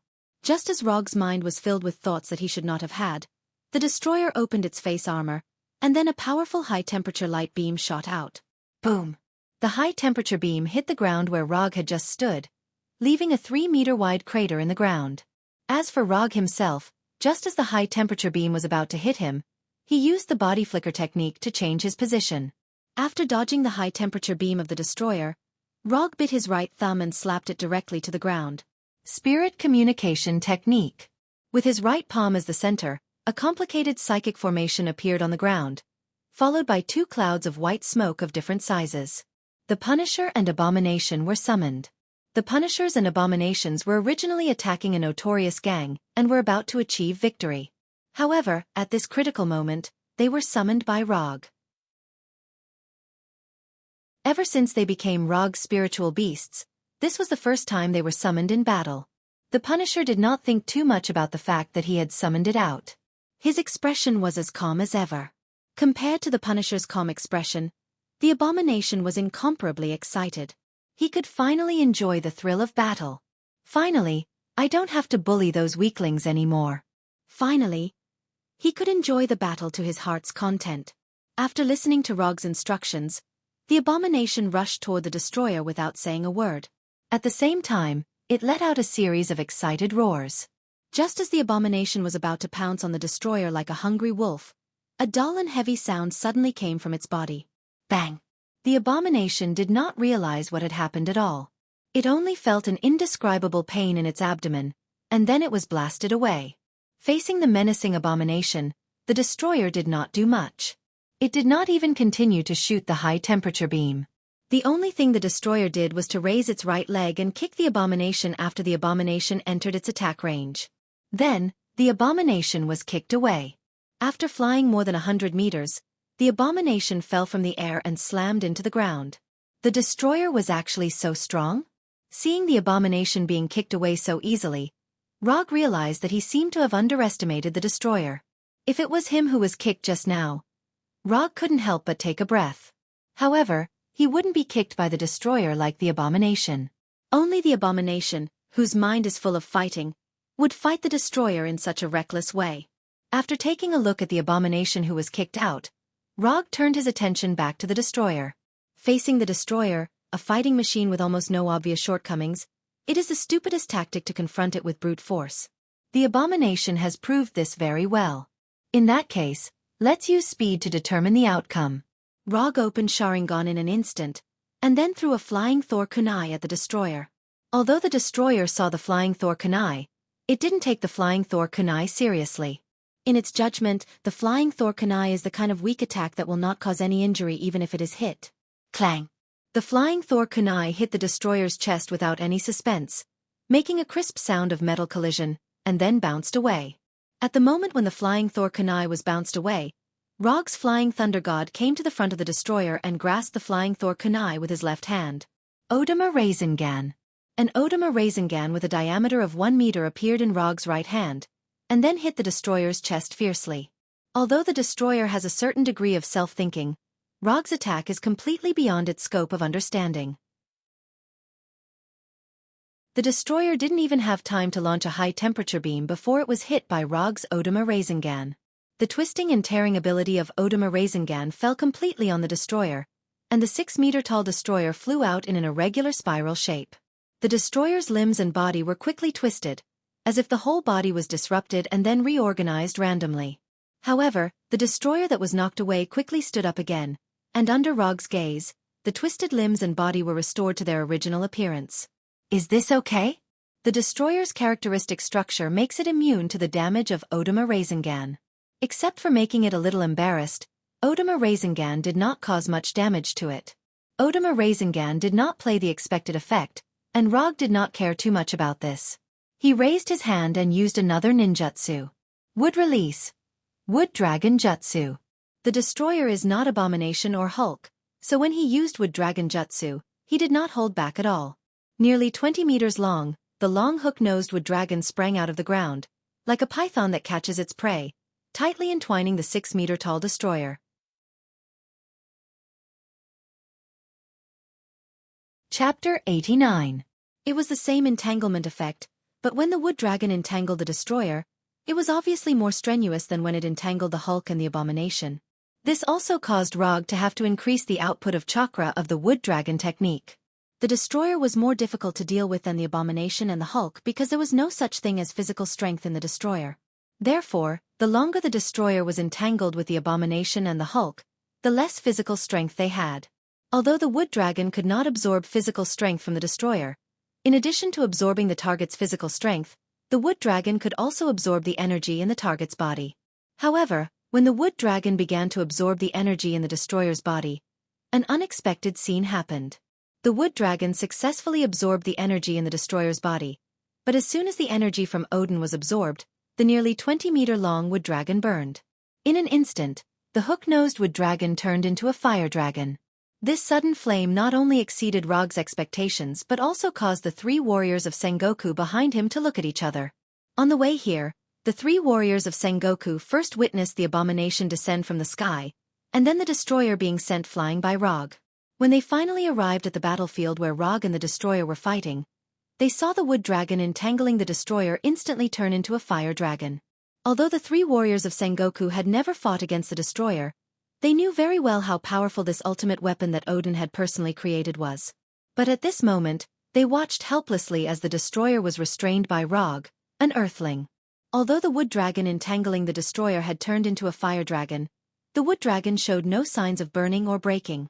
The reason why the wood dragon could still entangle the destroyer tightly was that Rog was frantically outputting his chakra. After his chakra unit changed from a card to a tail, he thought that he would not need to worry about the amount of chakra for a long time. But now, he realized that his idea was a little too naive. After maintaining it for more than 10 seconds, Rog decisively gave up on maintaining the wood dragon spell. Without the infusion of Rog's chakra, the burning wooden dragon quickly showed signs of burning. Its nearly 20-meter-long body was continuously corroded by the flames and was torn apart into pieces of burning wood. Seeing this, the three warriors of Sengoku could not help but sigh. If the wood dragon had held on for a while longer, perhaps the destroyer would have stopped because of the lack of energy. Although this possibility wasn't high, it wasn't impossible. When the wooden dragon wrapped around the destroyer shattered into pieces of burning wood, Loki, who was sitting on the throne of Asgard's palace, suddenly stood up. This earthling was more difficult to deal with than he had imagined. Loki, who was holding the Gungnir, looked at Rog seriously through the destroyer's perspective. He quickly made a decision and headed to the Bifrost. Without the entanglement of the wood dragon, the destroyer also regained its ability to move. Just as the destroyer was about to use the high-temperature light beam to eliminate Rog, the obstacle, Rog in front of it silently formed a seal. Forming seals was not necessary for Rog. It was just that in order to make the following scene more ritualistic, he decided to add such a link at the last minute. The moment Rog finished forming the seal, a huge wooden figure more than 25 meters tall crawled out of the ground like an ancient beast. Mokuta no wood puppet technique. Looking at this huge wooden figure that was 4 times its height, the destroyer's self-awareness immediately made an extremely dangerous judgment. Since absorbing the energy in the destroyer's body would cause the wood dragon to catch fire, there was no need to use the wood dragon to absorb energy. If the advantage of the wood dragon spell was to control the target and absorb energy, then the advantage of the wood puppet technique was its extremely strong physical influence.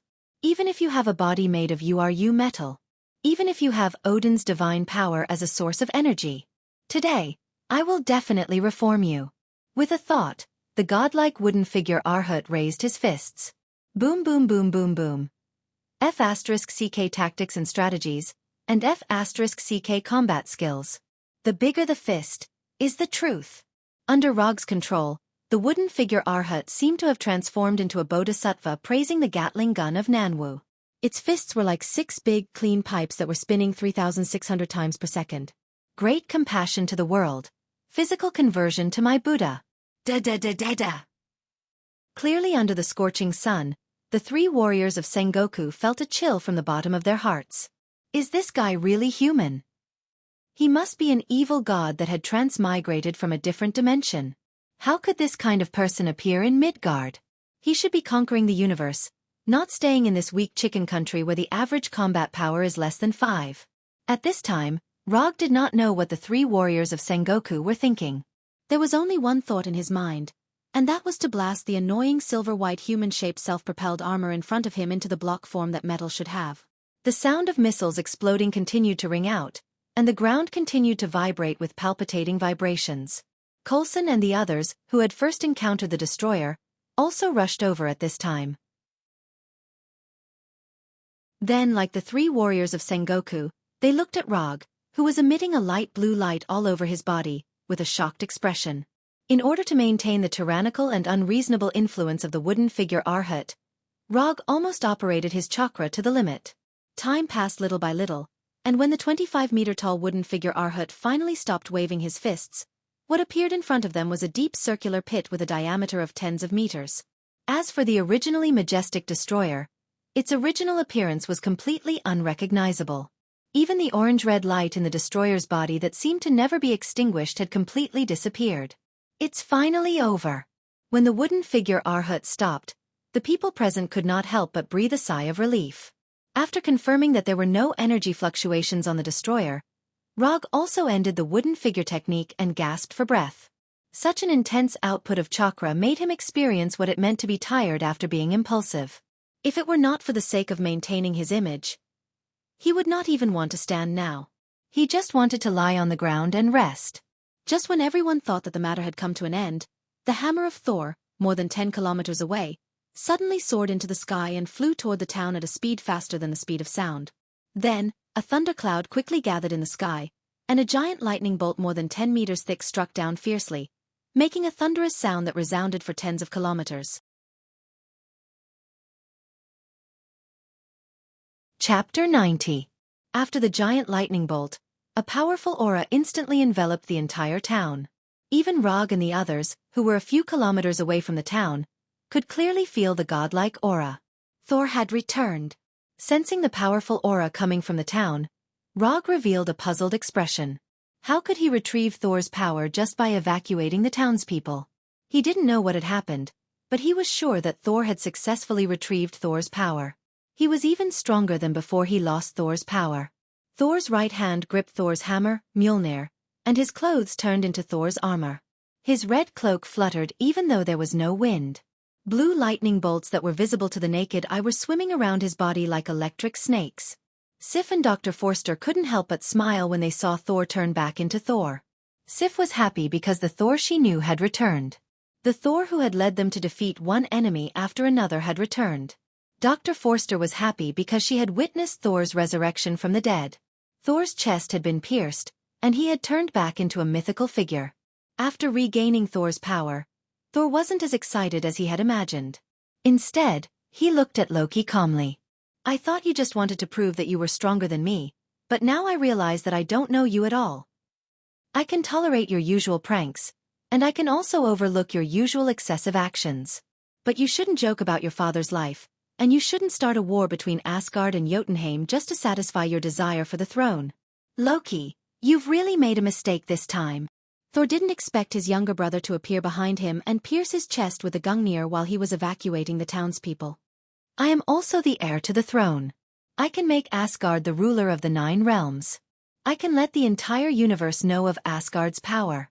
I will prove to my father that I am the most suitable person to become Asgard's king. It's not my fault, it's the world's. Loki still didn't think there was anything wrong with what he had done. Become Asgard's king, destroy Jotunheim's frost giants, and lead Asgard's army to conquer the 9 realms. Listening to Loki's Chunibyu speech, Roger suddenly felt that his usual Chunibyu actions were not worth mentioning compared to Loki's.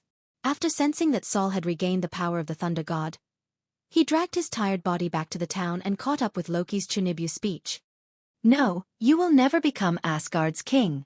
As soon as his voice fell, the Thor's hammer in Thor's hand flew towards Loki like lightning. Then, it directly pierced through Loki's illusion. He left a long time ago. He should be there now.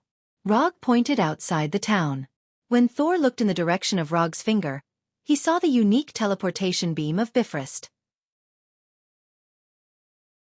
As Thor's younger brother, Loki knows Thor's character better than anyone else. So after Thor regained control of Thor's power, he left the town as soon as possible. What Saul and the others saw was nothing more than an illusion he left behind. When he returned to the town, Rog was almost deceived by Loki's illusion.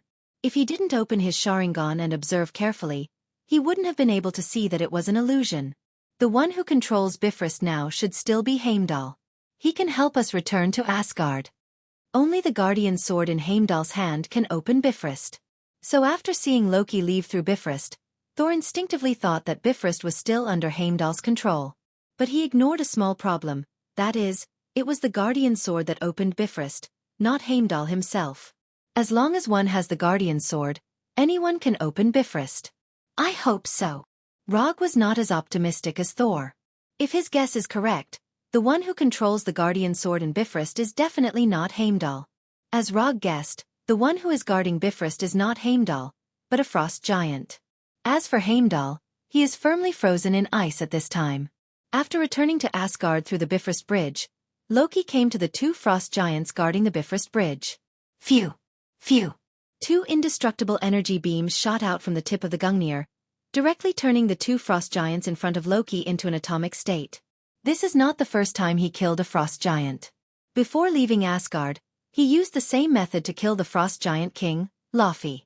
Laufey never thought that he would die at the hands of his own son, Loki. The weapon that killed him was actually the Gungnir of his old enemy, Odin.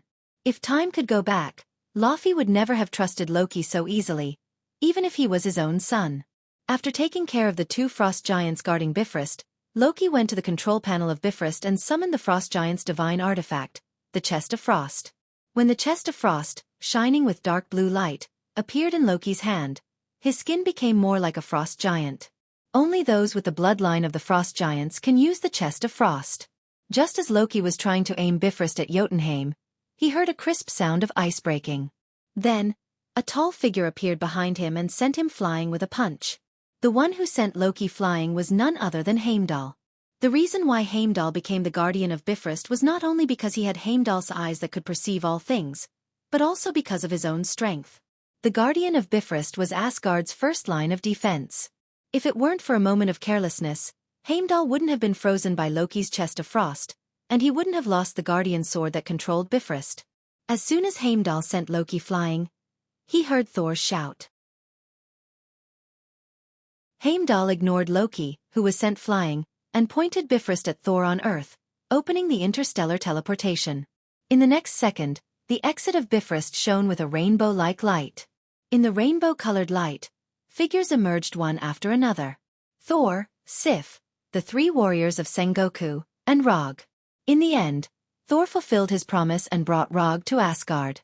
They saw Heimdall on the control panel and Loki holding the Gungnir.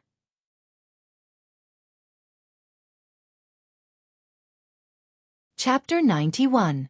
Seeing Thor, Rog and the others appear one by one, Loki's mood instantly became as cold as the chest of ice. If it was just Saul, he might not be a match for him. What's more, there was Rog next to Thor, who could defeat the destroyer. At this time, Loki began to regret going to Earth. Why did he stop Thor from evacuating the town's residents? Stopping Thor was one thing, but why did he have to add insult to injury?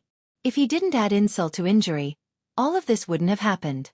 Loki, surrender. Now that things had developed to this point, Thor was still unwilling to force Loki into a desperate situation. No matter what, Loki was his younger brother, a brother who had accompanied him for thousands of years. Although this brother wasn't very obedient and would turn into a snake to scare him, he still couldn't be ruthless. Surrender? Why should I surrender?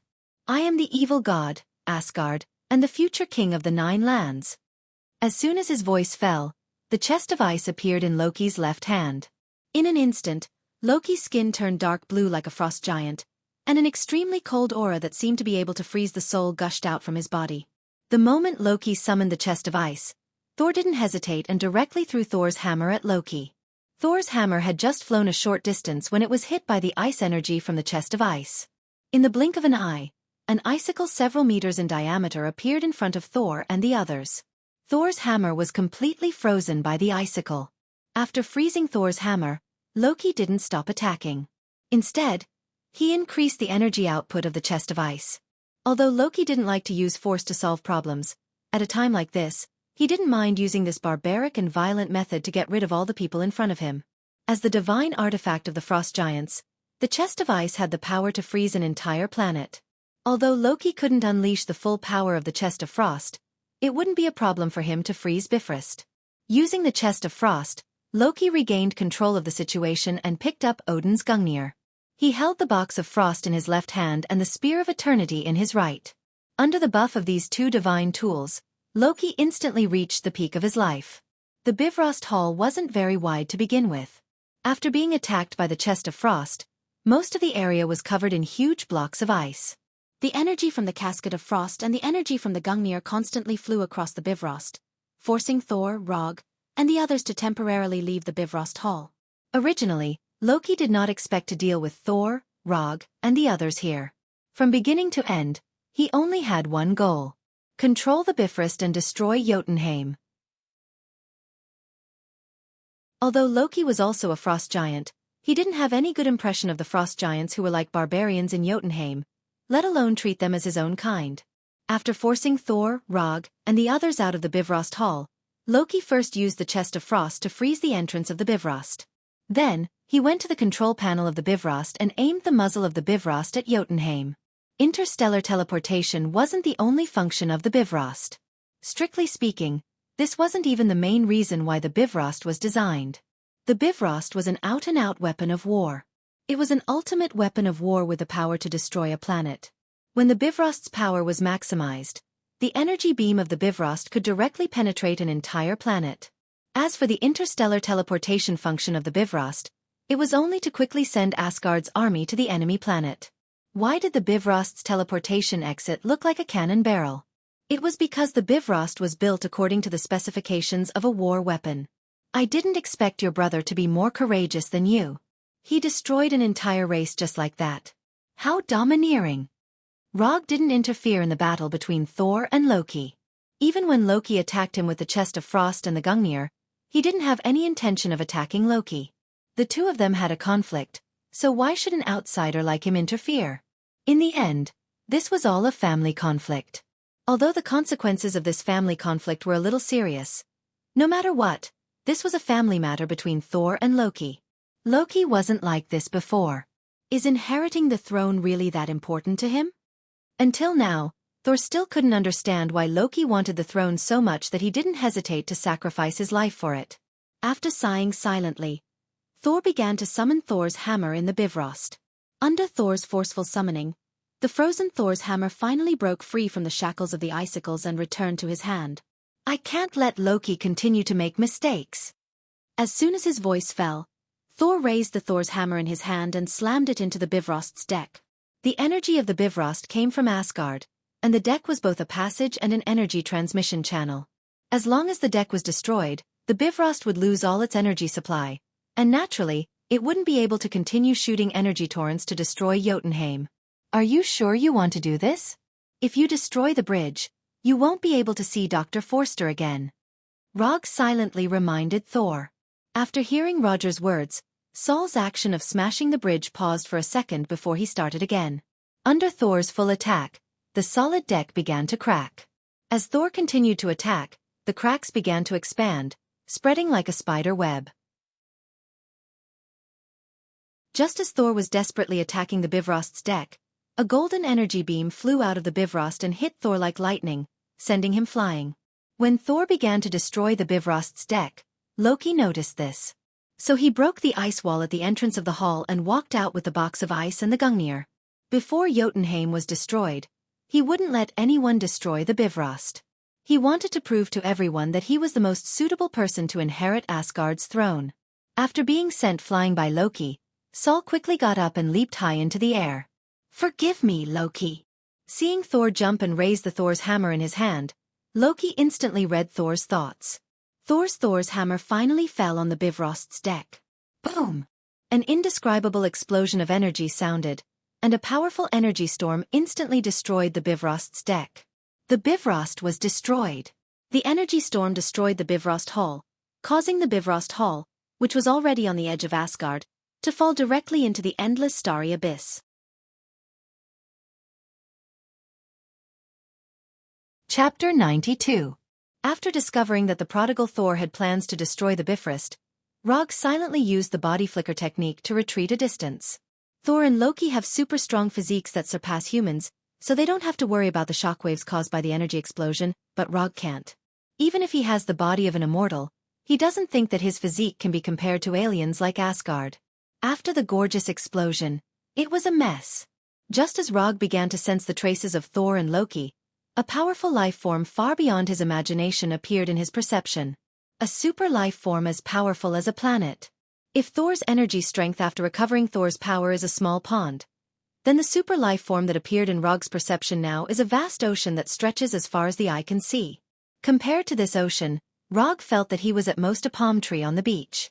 After perceiving this indescribable super life form, he decisively ended his perception and withdrew all the chakra and spirit force that he released outside his body. In Asgard, only one person has such a strong energy reaction as powerful as a planet. The king of Asgard, Thor's father, the father of Thor, the father of all gods, Odin.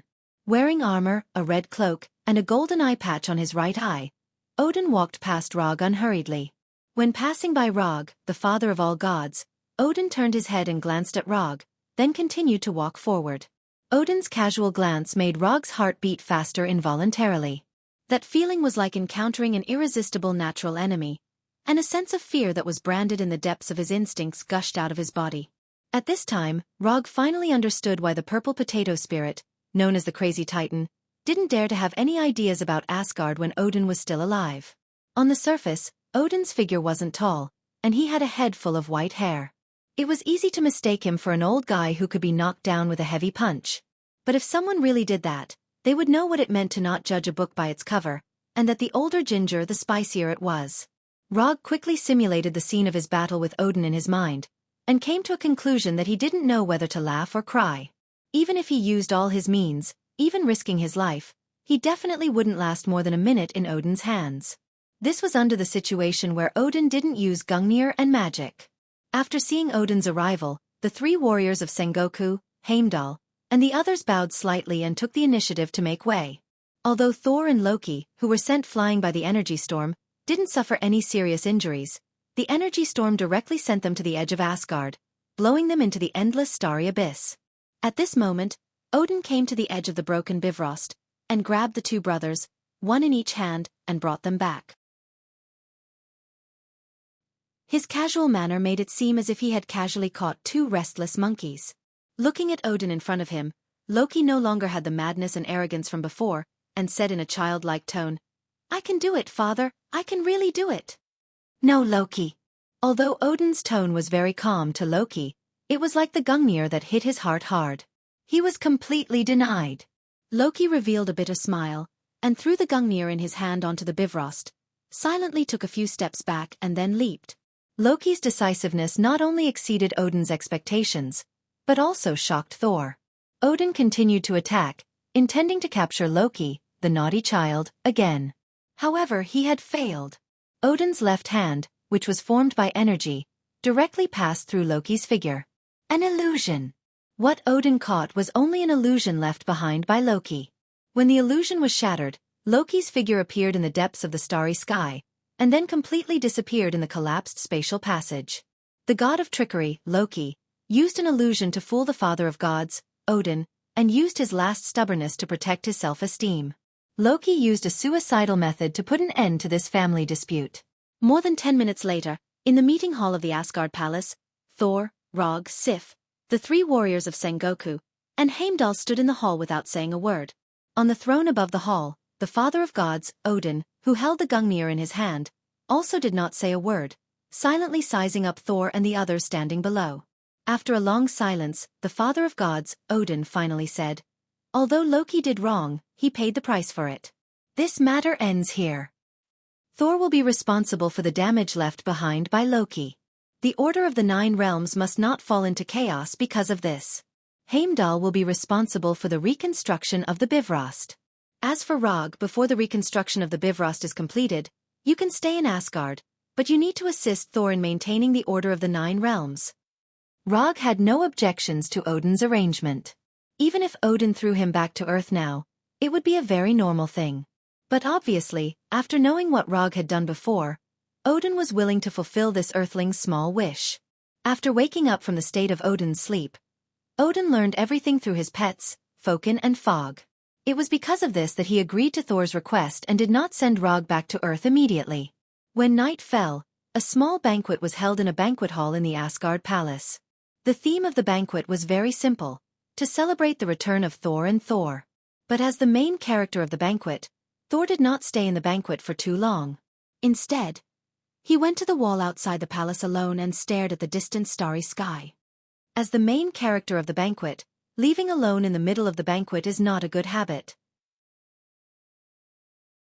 Not long after Thor arrived, Rog's voice came from above him. Like Thor, Rog stayed in the banquet for a while and sneaked out.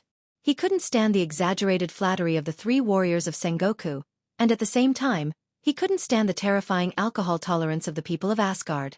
Thor raised his head and looked in the direction of the voice, then saw Rog sitting on the edge of a stone pillar more than 10 meters tall. "Do you think Loki is a good person?" Thor suddenly asked. "This world is not black or white, and people are not bad or bad. So, I can't give you an accurate answer. But I think that although Loki is not a good person, he is definitely not a pure bad person. You are his brother. You should know better than me what kind of person he is."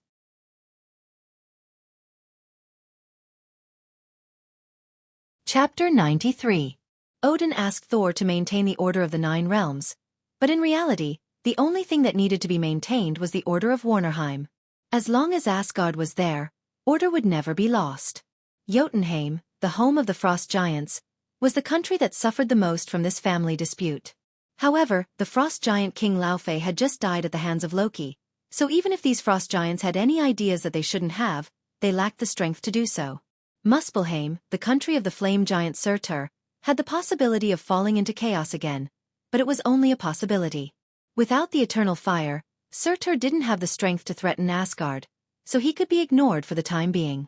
Midgard or Earth was a country blessed by the will of the universe, so it didn't need Asgard's protection.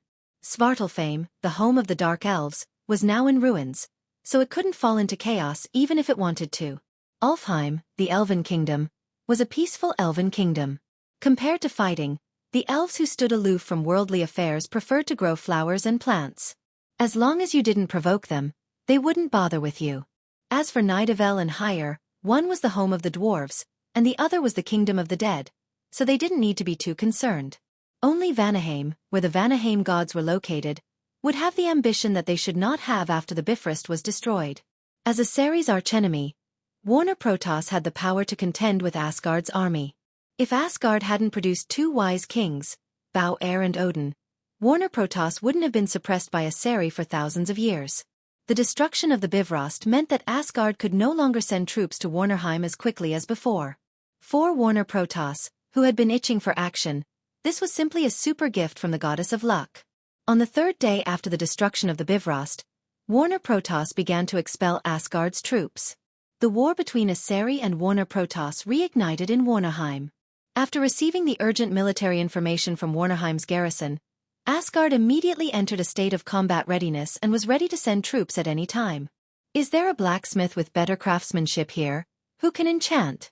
I want to make a set of armor that suits me." According to Thor's instructions, Sif prepared a set of Asgardian armor for Loge. However, Rog didn't really like this shiny golden armor with a cape. The design style of the armor had an extremely obvious Asgardian style. It was golden and shiny, bright enough to be eye-catching and flashy enough. But this wasn't to Rog's. As a ninja, how can he wear this kind of armor to the battlefield? This is simply an insult to the ninja profession. The dwarves of Nidavel are the best blacksmiths, but without the Bifrost, we can't go there right away. As for enchantment, this is an ability that only a few high-level blacksmiths have. As far as I know, only the dwarf King Eitri can do it. The Father of Gods and the Queen also have the ability to enchant, but you... Sif didn't say the second half of the sentence, but Rog knew what she meant.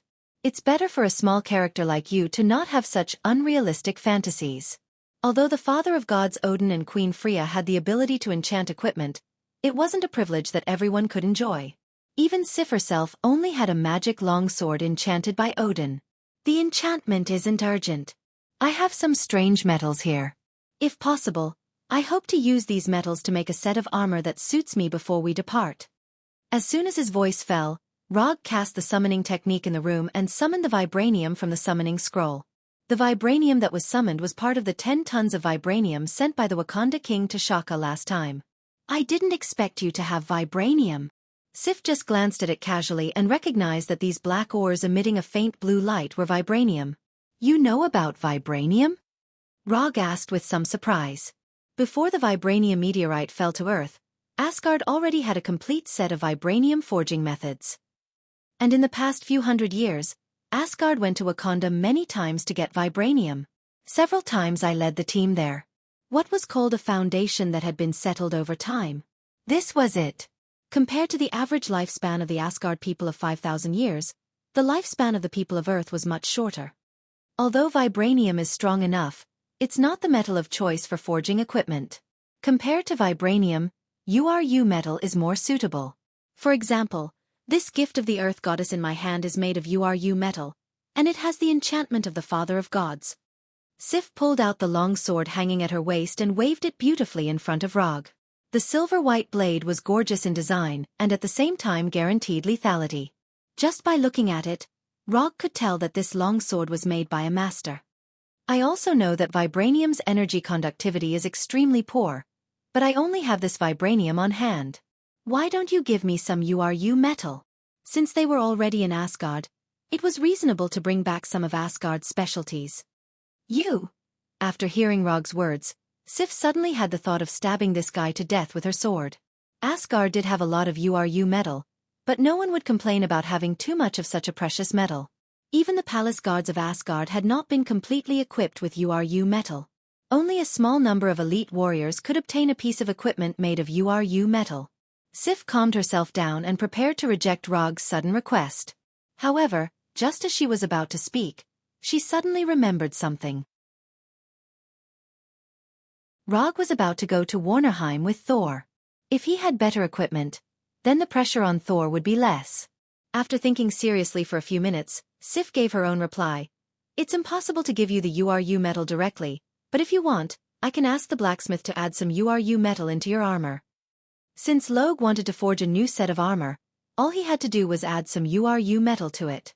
No problem. Rog had just finished his sentence when he summoned a draft of the armor from the mediumship scroll. Are you sure you want to make this kind of armor? Taking the draft from Rog, Sif frowned and asked doubtfully. Yes, it's like this, and the color must be dark red. The armor design sketch that Logue took out wasn't something that he had casually drawn. The armor on the draft was exactly the same as the armor of Uchiha Madara.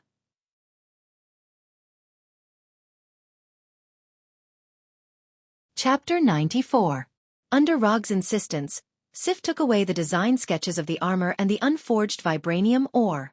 Because of the loss of the Bifrost, it took Asgard 3 days to build the transmission magic array to Warnerheim and complete the final preparations for the expedition.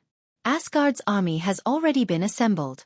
As long as Odin gives the order, this army, which symbolizes Asgard's strength, will set foot on the land of Warnerheim and put the flag of Asgard on every piece of land in Warnerheim. Half an hour before the army set off, Rog finally got his own armor from Sif. Compared to Asgard's golden armor, which exuded nobility and magnificence everywhere, the armor in Rog's hands could be regarded as extremely simple. Moreover, such a simple set of armor made people wonder how much defensive ability this set of armor had. Although Warner Protoss has been suppressed by Aseri, it doesn't mean that Warner Protoss is weak. Looking at Rog solemnly put on this simple armor that can be made by any craftsman, Sif can't help but begin to doubt Rog's strength. There are only 2 kinds of people who dare to wear this kind of armor on the battlefield.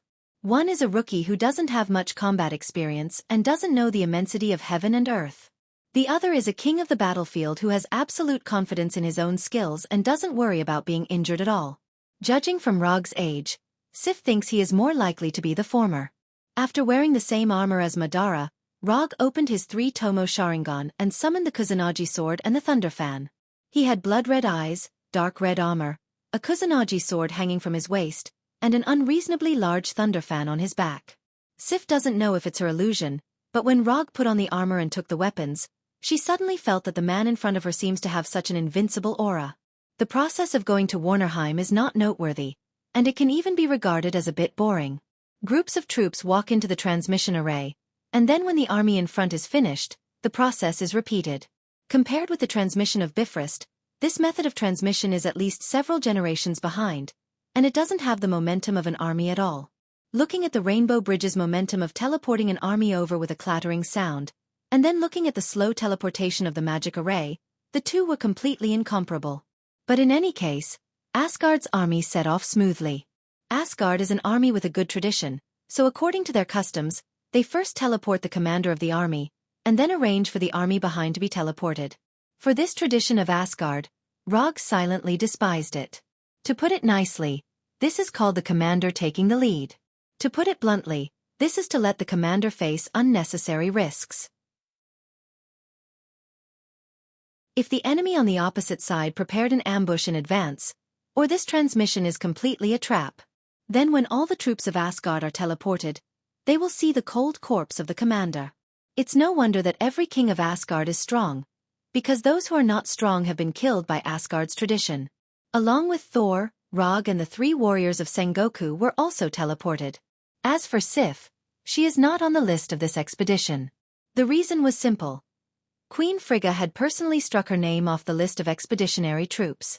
When the colorful transmission light in front of them disappeared, the first thing Rog and the others saw was an Asgard camp that was about to collapse. There are corpses everywhere in the camp, and energy beams and arrows are flying around the camp like headless flies. After seeing Thor's figure, the Asgard officer in charge of the camp immediately greeted him and reported the current situation to Thor. After listening to the officer's report, Thor didn't give any specific orders. He simply said that he understood, then waved Thor's hammer and flew out. The 3 warriors of Sengoku were already used to Thor's actions, and immediately rushed out with their weapons. When the Asgard soldiers around him rushed towards the Warner Protoss army like hungry wolves, Rog walked out of the transmission circle unhurriedly. It's finally going to start. At first, Rog's speed was just a normal walking speed, but in a few breaths, his speed began to increase. In the end, the Asgard soldiers only saw a red figure flash by. Rog didn't pull out the Kusanagi sword at his waist, nor did he touch the thunder fan behind him. At this time, he wanted to pay his respects to his idol. One man against an army. Thor in the air was about to swing Thor's hammer and descend from the sky. Then, he saw a scene he had never seen before. Thor thought his fighting style was wild enough, but now, he knew what it meant to be bold on the battlefield. Rog, like a red lightning, came in front of a Warner Protoss soldier. Then, with a flash of his sword, the Warner Protoss soldier fell back, and bright red blood spurted out from his neck. Rog didn't use the Kusanagi sword. He just took the Warner Protoss soldier's long sword, and then used the long sword to end the life of the Warner Protoss soldier. After casually killing the soldier, Rog didn't stop his footsteps. He turned sideways and directly came in front of the other 3 Warner Protoss soldiers. Chi! Chi! Chi! The 3 Warner Protoss soldiers didn't realize what happened at all. The last scene that appeared in their eyes was a beautiful and fatal arc. In the blink of an eye, Rog had already killed 4 enemies. After killing the 3 Warner Protoss soldiers, Rog released his right hand that was holding the sword, and grasped the spear in the hands of one of the Warner Protoss soldiers. Stab, stab, entangle, point, pull, an inconspicuous spear, in Rog's hand, as if it had a life of its own, constantly attacked the surrounding Warner Protoss soldiers. Rog was like a battlefield harvester, quickly reaping the lives of the Warner Protoss soldiers.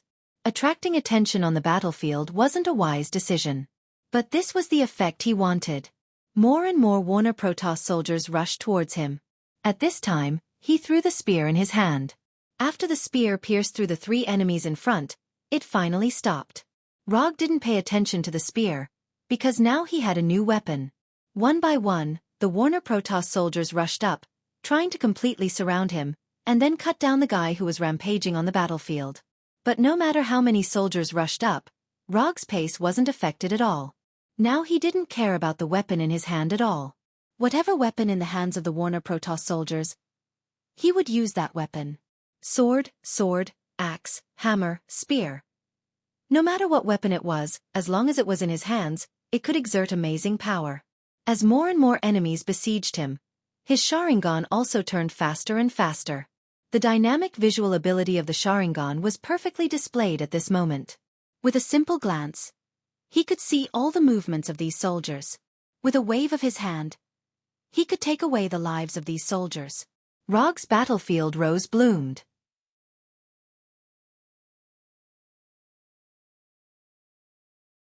Chapter 95. The crazy Rog not only attracted the attention of the Warner Protoss soldiers, but also shocked the Asgard soldiers. When they knew that Rog was an Earthling, the Asgard soldiers couldn't help but look down on him. An Earthling with a short lifespan, a weak physique, and an underdeveloped technology couldn't be a strong person. If it weren't for the three warriors of Sengoku maintaining their respect for Rog, the Asgard soldiers would have completely ignored Rog. Although Thor had sparred with Rog before, after seeing the scene in front of him, he suddenly felt that he didn't seem to understand Rog's strength at all. On the entire battlefield, except for the three warriors of Sengoku who had witnessed Rog violently beating up the destroyer, everyone else showed an expression of disbelief. Compared to the scene of Rog controlling the more than 20 meters tall wooden Arhut Orla destroyer, this scene in front of them was just child's play. The Asgard soldiers were now very happy, because they found that they actually had such a strong person on their side. The Warner Protoss soldiers were now in despair. They even felt that they weren't facing a human, but a Grim Reaper disguised as a human. Rog's massacre still continued, and under his stimulation, the Asgard soldiers also displayed strength that exceeded their usual. One by one, they excitedly rushed towards the Warner Protoss soldiers. The battlefield began to boil. Blood splattered everywhere, and life and death were only separated by a fine line. At this time, the battlefield was like the boundary between the underworld and the human world. The left foot died, the right foot survived. The commander of the Vanir celestial race took a deep breath as he watched Rog slaughtering his own warriors like chopping vegetables and melons. Then, he issued a slightly cruel order. They used all their firepower to completely annihilate Rog, who was as dazzling as the god of death. Although Rog was surrounded by a large number of soldiers, compared to killing Rog, the death of these soldiers was completely negligible. Because even if they didn't do so, these soldiers would eventually die in the hands of Rog. Although Asari and Warner Protoss both highly advocated individual bravery, this did not mean that their weapons of war would remain in the era of cold weapons. Following the command of the Warner Protoss commander, a squad of artillery soldiers carrying energy cannons quickly arrived on the battlefield, and then aimed the cannons with a diameter of more than 10 centimeters at the constantly dancing Rog. Rog discovered the existence of the artillery squad as soon as they were in formation. Boom boom boom boom. One energy cannonball after another fell from the sky like raindrops, instantly enveloping the area where Rog was. Explosions rang out continuously, and balls of colorful energy storms attacked everyone in the surroundings, regardless of whether they were friend or foe. The moment these artillery soldiers opened fire, Rog used body flicker to leave the battlefield, avoiding the raindrops of cannonballs. When the dust raised by the explosion dissipated, what appeared in front of everyone was a field of Warner Protoss soldiers falling down like wheat. Since Warner Protoss used energy weapons, Rog naturally wouldn't be polite to them. Rog put his hands together, straightened his thumbs, and formed a hand seal. Fire release. Grand fire annihilation. A flame only as thick as a finger spewed out from Rog's mouth. Then, the flame suddenly grew, and instantly expanded into a flame wave like the sea. In the blink of an eye, the flame wave arrived in front of the Warner Protoss army, and completely devoured them like an ancient beast. The flame wave only lasted for less than 10 seconds before completely dissipating. Then the Asgard people, including Thor, saw a scene like a Vici hell. The Warner Protoss soldiers who were attacked by Grand Fire Annihilation still maintained their last movements before death. In the form of charred black corpses, they maintained the appearance of escaping, struggling, unwilling, and suffering. Wherever the flame passed, it was all scorched earth. Those who were attacked by the flame were all dead. Even Thor, who had been on the battlefield for a long time, couldn't help but suck in a breath of cold air after seeing the scene in front of him. The originally noisy battlefield suddenly fell into a strange silence. After increasing the amount of chakra to one tael, this was the first time Rog used Grand Fire Annihilation. From the situation on the scene, the increase in chakra not only increased the attack range of Grand Fire Annihilation, but also significantly increased the temperature of the flame. After clearing the Warner Protoss army in front of him, Rog pulled out the Kusanagi sword from his waist and rushed toward the Warner Protoss army on the other side. The first battle of the Asgard army finally ended with Rog's brilliant performance. According to the post-battle statistics, the Warner Divine race had lost 2,000 men in this battle, including 200 of the Warner Divine race's trump-card bloodshed warriors. When Rog wiped off the blood on his Kusanagi sword and returned to Asgard's camp, all the Asgard soldiers he met on the way silently took a step back and slightly bowed to him. Who said that Earthlings can't fight? When Earthlings go crazy, they are crazier than Asgard's craziest four-clawed devil beast. With just a simple camp defense battle, Rog established a higher position in the hearts of these Asgard soldiers than the three warriors of Sengoku. The bigger the fist, not only is the truth, but it is also the best way to gain respect. After arriving at the commander's tent in the middle of the camp, Rog saw Thor with an ugly expression and the three warriors of Sengoku who didn't say a word. As for the other commanders, he didn't know any of them. Although Asgard's advance camp was defended, this was the only camp that Asgard still had in Warnerheim. When Asgard was preparing for war, the Warner Protoss almost went all out and captured all of Asgard's camps. This meant that the army in this camp was all of Asgard's troops in Warnerheim. We lost 22 camps, and now the whole of Warnerheim is under the control of Warner Protoss. If we want to restore order here, then not only do we have to recover the lost camps, but we also have to drive Warner Protoss back to their homeland. This means that what is in front of us now is an army of more than 100,000 Warner Protoss. Even with all 23 camps, the total number of Asgard's troops in Warnerheim was just over 50,000. Before leaving, Thor was already mentally prepared for the worst. But he didn't think that the situation in Warnerheim would be this bad. It's only 100,000 people. We have 4,000 people now. As long as each of us kills 25 enemies, it's not that difficult. After listening to Thor's words, Rog gave his own suggestion. Wasn't it a simple matter to kill 25 people?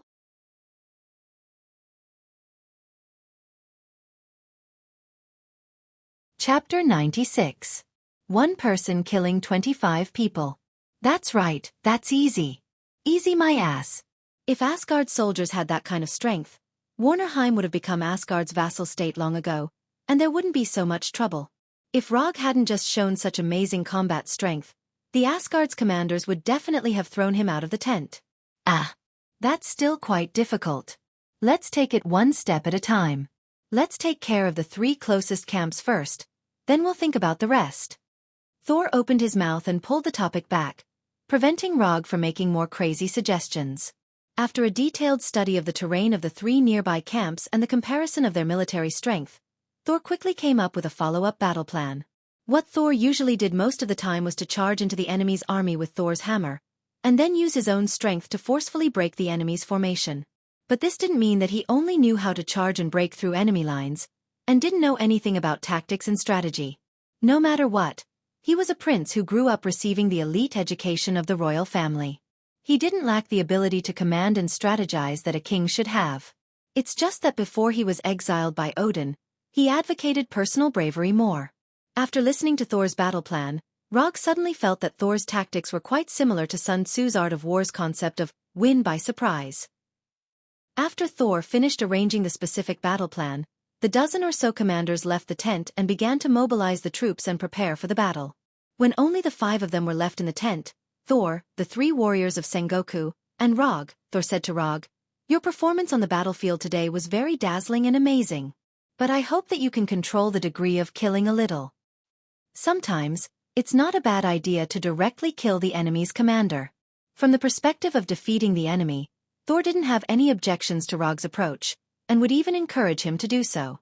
However, the problem was that their expedition this time was to restore the original order of Vanaheim, not to exterminate the Vanaheim gods.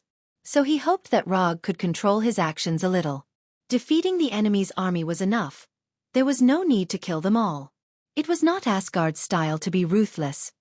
"You're the commander, you have the final say." On the surface, Roger agreed to Saul's request, but in his heart, he was thinking about something else. Odin grew old and became merciful. If he was young Odin, he would never have taught Thor this philosophy. Wherever the Asgardian army pointed, it was the territory of the king. Asgard's reputation was built on the bones and blood of his enemies. Comparing the style of the goddess of death to Thor's current request, The difference between the two was like the difference between a cold-blooded tyrant and a kind king. Asgard's army in the camp was divided into 3 groups, each heading to their respective target. It was unknown whether it was because Thor trusted Rog's promise or because he didn't want to see, but he did not arrange for Rog to be in the same group as himself. At this time, the one with Rog was Hogun of the 3 warriors of Sengoku. As for Volstagg and Fandral of the 3 warriors, they led another army. According to Thor's arrangement, the 3 armies would attack the 3 camps at the same time, cutting off the possibility of the 3 camps helping each other. Although Rog was one of the commanders in name, in reality, only Hogun was in charge of this army. Thor originally wanted to let Rog participate in the command, but he actively refused. What a joke. He was someone who could even lose to the simplest machine in strategy games. Letting him command the army was basically asking the army to go for free.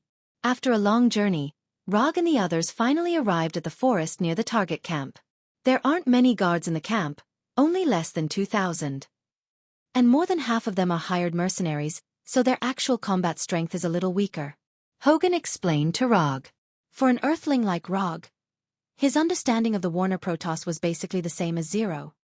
Those who wear different clothes are mercenaries. Their origins are very complicated.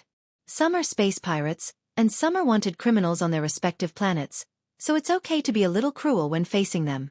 These interstellar pirates and wanted criminals were not welcome on any planet. Simply put, even if they were killed in the cruelest way, there would not be any negative impact. Understood. Seeing that Rog was ready to fight at any time, Hogun also ordered the army behind him to prepare to attack. However, at this moment, a 5-meter-tall rock golem stood up from the camp and walked straight to the camp gate. Behind this rock golem, there were more than 20 smaller rock golems. Why is there a Cronin warrior here? Hogun's face became extremely ugly. A Cronin warrior? Leave these rock golems to me, you take care of the other targets. As soon as he finished speaking, Rog teleported out of the forest and directly appeared in front of the 5-meter-tall Cronin warrior. With a body made entirely of rocks and a giant hammer that was even bigger than Log's body, this Cronin warrior was basically a self-propelled siege weapon. Roger's sudden appearance startled the Cronin warrior. Then he yelled at Roger, "Sir, you're coming!" Unfortunately, Rog did not learn the alien language and could not understand what the Cronin warrior was saying. However, after seeing the Cronin warrior use his hand to make an uncivilized gesture, Rog disappeared again. Odama Rasengan. Rog suddenly appeared in front of the Cronin warrior and slapped the 1-meter diameter Odama Rasengan in his right hand onto the warrior's face. Boom! Amidst the violent explosion, pieces of shattered rock scattered in all directions like raindrops. Under the terrifying impact and twisting force of the Odama Rasengan, the 5-meter-tall Cronin warrior involuntarily took a few steps back and then fell down uncontrollably. When the Cronin warrior fell down, people realized that the Cronin warrior's rock head had completely disappeared. One-hit kill. The Cronin warrior, known as the meat grinder of the battlefield, fell just like that, without any resistance.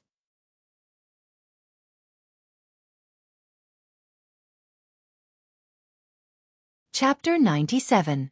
The Cronin warrior, who was famous for his defense, actually got his head blown off in one hit. And the one who got his head blown off was a Cronin warrior who was more than 5 meters tall and had the potential to become a lord. What happened to the world? Even the experienced and knowledgeable Asgard warriors and Warner Protoss warriors couldn't help but wonder if they were hallucinating after seeing this scene. The ones who were the most shocked were the 20 or so Cronin warriors behind them. 4 Cronin warriors. There was a simple and brutal standard to judge them. That was, the bigger the body, the stronger the strength. However, their boss, who was more than twice their height, fell in front of them just like that. For these Cronin warriors, this was like a bolt from the blue. Compared to the shocked onlookers who were wondering if they were hallucinating, Rog himself was incomparably calm. Let alone a stone man, even if a steel giant was hit by his Odama Rasengan, even if it didn't die, it would definitely lose half of its life. What's more, after the Cronin warrior made that obscene gesture, he silently increased the output of chakra. In broad daylight, in front of everyone, he actually made such an obscene gesture. This was simply the regression of civilization, the collapse of etiquette, and the deterioration of wisdom. Therefore, Rog felt that he had to correct this Cronin warrior's uncivilized behavior. After dealing with the Cronin warrior, Rog's gaze landed on the 20 little Cronin warriors behind. Although they were little Cronin warriors, that was only in comparison to the Cronin warriors that had fallen. These little Cronin warriors were still in a state of shock. Each one of them was more than 2 meters tall and had arms thicker than Rog's thighs. Squeak! While these Cronin warriors were still in shock from the death of their boss, they heard a sound that sounded like 1,000 birds chirping at the same time. Following the sound, they saw Rog holding the Kusanagi sword and the light blue electric current visible to the naked eye. Kusanagi sword. Chidori blade. Rog didn't give these Cronin warriors too much time to react. When these Cronin warriors looked at him, his figure suddenly disappeared. Then, there was the sound of stones cracking one after another. These cracking sounds were crisp, short, and cruel. In front of the Chidori blade that could easily cut through steel, the defense that these Cronin warriors were so proud of was like paper. As the Kusanagi swords continued to slash their bodies, a smooth cut appeared on their rocky bodies. Then, under the influence of gravity, their stone bodies were split in half and fell heavily to the ground. There was no blood splattering everywhere, and no internal organs flowing all over the ground. After being cleanly cut in half by the Kusanagi sword, the dead Cronin warriors turned into pieces of gravel in just a few seconds. Compared to the Cronin warriors, the first Cronin warrior's body's Chidori was the warrior's. Rog didn't know if this was a reflection of strength, or if there was some kind of mutation in the warriors. He only glanced at the warrior's body for a moment, then turned his attention back to the rest of the Cronin warriors. After decapitating the last Cronin warrior, Rog stopped and put the Kusanagi sword back into the scabbard. From when he first appeared to when he put the sword back into the scabbard, less than a minute had passed. When Rog began to turn around and leave, Hogan and the Asgard warriors finally reacted and rushed out of the forest. What followed was an ordinary attack and defense of the camp that couldn't be any more ordinary. After dealing with the Cronin warriors, Rog didn't participate in the next battle. Instead, he went to a big tree and sat down casually. Although Asgard's warriors didn't have as many enemies in the camp, whether it was in terms of equipment or individual strength, the Asgard warriors had the upper hand. Other than the Cronin warriors, the other enemies in the camp couldn't arouse his interest at all. Although the mercenaries all looked different, and the color of their blood was also different, that was all there was to it. Looking at the one-sided battle in the camp, Rog began to feel curious. Was Warner Protoss really qualified to be a Ceres enemy? Whether it was in terms of equipment or individual strength, the Warner Protoss warriors were a level lower than the Aseri warriors.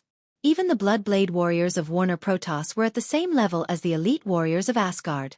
But one was an ace, and the other was only an elite. But soon, Rog knew why Warner Protoss was a Ceres enemy. Just as he was about to fall asleep, he felt a strong energy wave descend into the camp. He opened his eyes and saw a huge tornado with a diameter of nearly 10 meters. This sudden tornado didn't differentiate between friend and foe and attacked everyone in the camp. Then, the entire camp was ravaged into ruins. When the tornado disappeared, Rog saw 3 men wearing light blue armor and green cloaks. Chakra perception. Without any hesitation, Rog decisively used chakra perception and began to sense the 3 enemies that didn't look like ordinary enemies. This energy intensity is very good. Rog, who had a bored look on his face, instantly became extremely spirited and eager to give it a try. Compared to the ordinary Warner Protoss warriors, these 3 enemies that suddenly appeared not only had stronger strength, but Rog also felt the aura of a storm from them. This kind of aura, Rog also felt from Thor. The difference was that Thor's aura was lightning, but what he felt now was the aura of a storm. After the tornado ended, the 3 enemies that suddenly appeared raised the spears in their hands at the same time. The originally clear sky was suddenly shrouded by dark clouds and torrential rain poured down. Along with the torrential rain, there was also a tornado strong enough to blow away Asgard's warriors. If these 3 people didn't appear, Asgard's warriors would be able to completely take over the camp in a short time.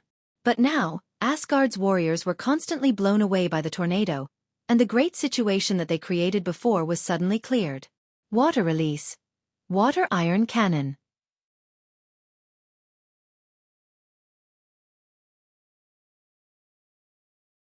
Chapter 98. Amidst the storm, the liquid bullets fired by the iron water cannon technique were inconspicuous and didn't attract any attention. However, in the next second, the enemy in the middle was sent flying, and the light blue spear in his hand was also thrown to the side. The moment the enemy was sent flying, the storm that was like a natural disaster instantly disappeared, as if everything that happened just now was just an illusion. Looking at the enemy that was sent flying, Rog slightly frowned. He had originally thought that this liquid bullet would be able to take the enemy's life and complete a surprise kill. But in the end, the liquid bullet fired by the iron water cannon technique sent the enemy flying, and then left a fist-sized dent in his chest armor. The iron water cannon technique, known for its penetrative power, was blocked just like that. After the storm stopped, Hogg led the Asgard warriors out of the camp and quickly came to Rog's side. These are the 3 storm brothers of Warner Protoss. From left to right, they are Fry, Ford, and Freya. They are the descendants of Njord. They control the power of the storm, and the 3 of them are extremely good at fighting together. They are famous among the Warner Protoss. Hogan briefly introduced the 3 storm brothers. Then what's the situation now? When Hogan led the Asgard warriors out of the camp, the 3 storm brothers also reorganized their team. But they didn't let the Warner Protoss warriors launch an attack. Instead, they let the team stay in front of the camp's gate. King against king, general against general. It seems that they intend to use the method of battle formation to determine the outcome of this battle. Although Rog didn't experience the so-called battle formation, after seeing the 3 storm brothers take the initiative to walk in front of the battle formation, he immediately understood the meaning of battle formation. Using the result of the battle between the 2 generals to determine the outcome of the battle. This kind of battle formation was not uncommon on Earth. From the development of Earth civilization, this kind of battle formation might have been passed down to Earth by Asgard. 1 against 3? Go, I'll support you in spirit. After that, Rog silently took a few steps back and made an inviting gesture to Hogan. Since it was a battle between generals, it would definitely be a battle between the commanders of both sides. Hogan was the current commander of this Asgard army. After seeing Rog's "I'm very optimistic about you" expression, Hogan almost couldn't help but smash the warhammer in his hand directly at Rog. What kind of joke was this? They were facing the 3 storm brothers. Even if the 3 warriors of Sengoku were here, they might not be able to win, let alone him. Although this kind of method seemed to be more civilized and could prevent the death of ordinary soldiers, it was still not enough. But the problem was that if they lost, the commander would be the one to die. Glancing at Rog, then turning his head to look at the 3 storm brothers not far away, Hogan quickly made a decision. Under everyone's gaze, Hogan raised the warhammer in his hand and pointed it at the storm brothers. Then he turned around and ran. Who said that warriors who used warhammers weren't good at speed? Hogan used his own actions to prove that even with a warhammer, he could still run very fast. Hogan's action unsurprisingly caused a wave of boos. Even the Asgard warriors couldn't help but sigh after seeing this scene. Hogan didn't care about the boos of the Warner Protoss warriors. Compared to the preciousness of life, a little bit of boos was nothing. Rog also didn't expect Hogan to make such a move, which made him have a trace of doubt about Asgard's martial spirit. Since Hogan wasn't interested in a battle between generals, Rog could only do it himself. Moreover, he just happened to have a little interest in the so-called storm force. Although the nature and manifestation of the energy were not the same, from his point of view, the storm force was a bit similar to wind release and water release. The only difference was that after Chakra's wind and water attributes fused, it would become ice release. Rog casually walked to a place about 20 meters in front of the 3 storm brothers, then pulled out the Kusanagi sword from his waist. At the same time as he pulled out his Kusanagi sword, the 3 storm brothers also raised their spears and pointed them at him. Then, Rog disappeared in front of the 3 storm brothers. Now that they were in the middle of a war, it was unnecessary to report his name.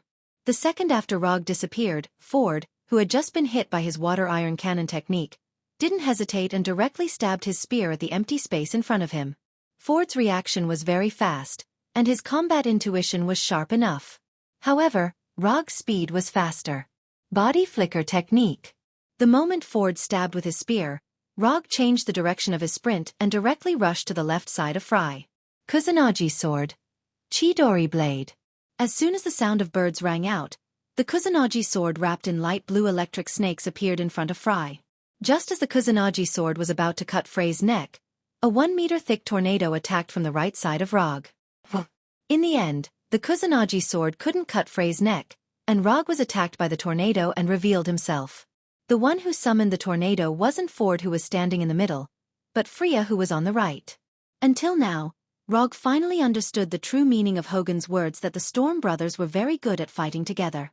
From the moment he launched his attack to the moment he was forced to reveal himself, it had only been less than 2 seconds.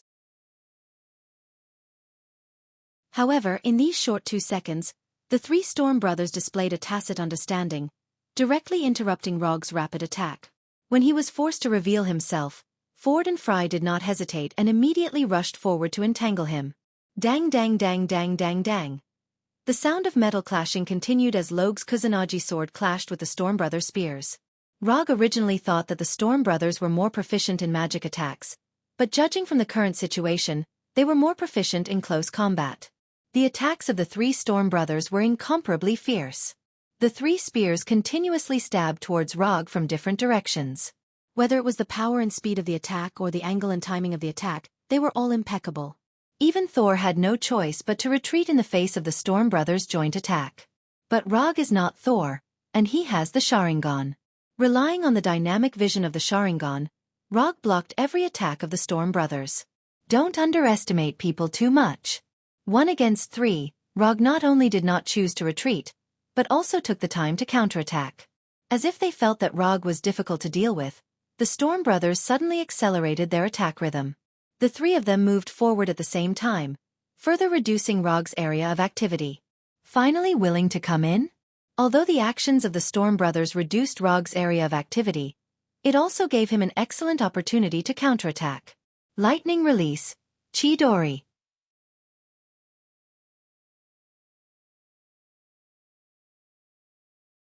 Chapter 99. What are you supposed to do when 3 adult men with bad intentions approach you with a stick in their hands? The answer is simple. Electrocute them. Visible electric currents instantly covered Rog's body. Without needing to control them, the electric currents were like poisonous snakes hunting their prey, suddenly pouncing on the 3 Storm brothers. Boom! In the blink of an eye, the 3 Storm brothers were sent flying and then heavily hit the ground. Never get close to a man who can electrocute people, especially one who has a sword in his hand. After using Chidori to send the 3 Storm brothers flying, Rog did not hesitate and directly attacked Ford, who was closest to him. The Kusanagi sword wrapped in electric currents came in front of Fry, and then it was blocked by Frey's spear. Even in a situation where he could not move, Ford still made a defensive posture at the last moment, using the spear in his hand to block the Kusanagi sword that was about to cut his neck. Relying on his battle instincts honed over the years, Ford fought for a precious chance to survive. As for the rest, he just needed to leave it to Fry and Freya. Just as Ford predicted, after discovering that he was attacked, Fry and Freya raised the spears in their hands, and 2 tornadoes gushed out from the tip of the spears, directly attacking Rog's back. Fry and Freya's attack was just right before Rog's second attack. If he continued to attack Ford, he would also be hit by the tornadoes behind him. Should he finish him off, or should he leave? The answer was to leave. The 2 tornadoes swept past Rog's position like lightning, then dissipated into the air. After teleporting away, Rog did not continue to attack the Storm brothers. Instead, he allowed the 3 of them to gather together. You are very strong, but you are not a match for the 3 of us. If you want to blame someone, blame yourself for being alone. Fry, who was standing in the middle, said to Rog. At the same time, he raised the spear in his hand, ready to attack at any time. To be able to remain unscathed under the joint attack of the 3 brothers and even launch 2 extremely threatening attacks, such an opponent was worthy of them going all out. Are you bullying me with numbers? Since that's the case, I'll show you what a real 1 versus 3 is. As soon as he finished speaking, Rog used the shadow clone technique. Bang bang bang bang bang. After 8 clouds of white smoke, 8 identical shadow clones appeared beside the main body. What kind of spell was this? Looking at the 8 shadow clones around Rog, the 3 Storm brothers couldn't help but stare blankly. This was not an illusion, but a physical clone. After discovering that the shadow clones beside Rog were not illusions, the Storm brothers silently gripped the spears in their hands. 1 Rog was hard enough to deal with, and now there were 8 more. Can this world still be good?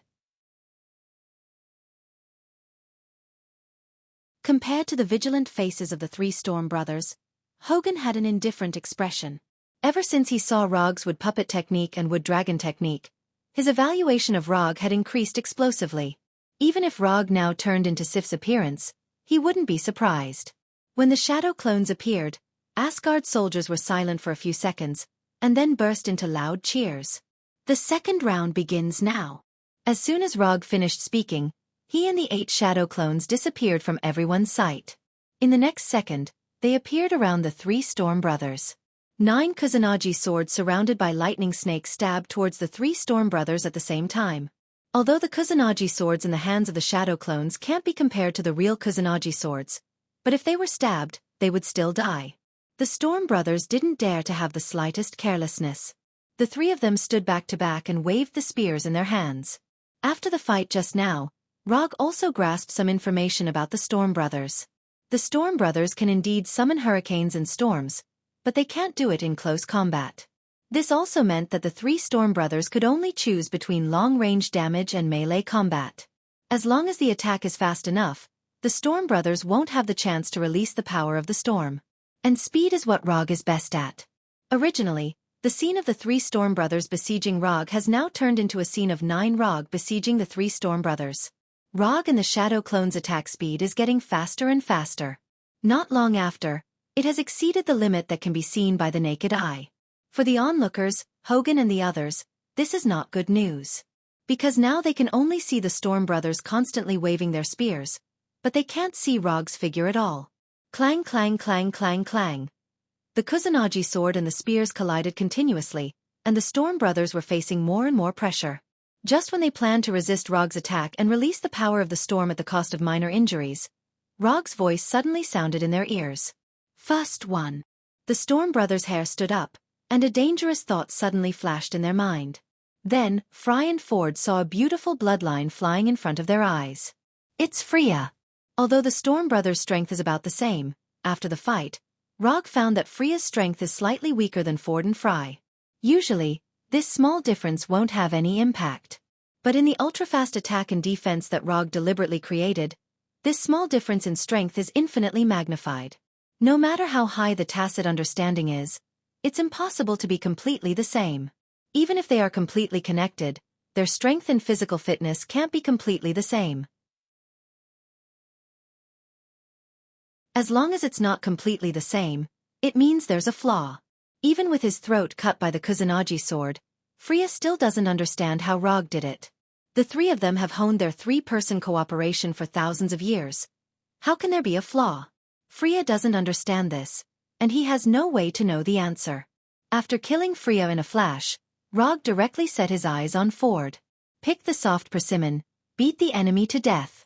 Since Freya is dead, Ford is the soft persimmon.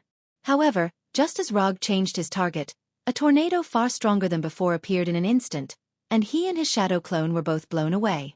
The tornado with a diameter of tens of meters was like a crazy dragon that went out of control. The sky was instantly covered by black clouds, and the whole world seemed to have entered into darkness. Torrential rain poured down, and the giant tornado became bigger and bigger. A few seconds later, Ford and Fry walked out of the eye of the tornado, their bodies shining with a dazzling light blue light. Finally decided to go all out.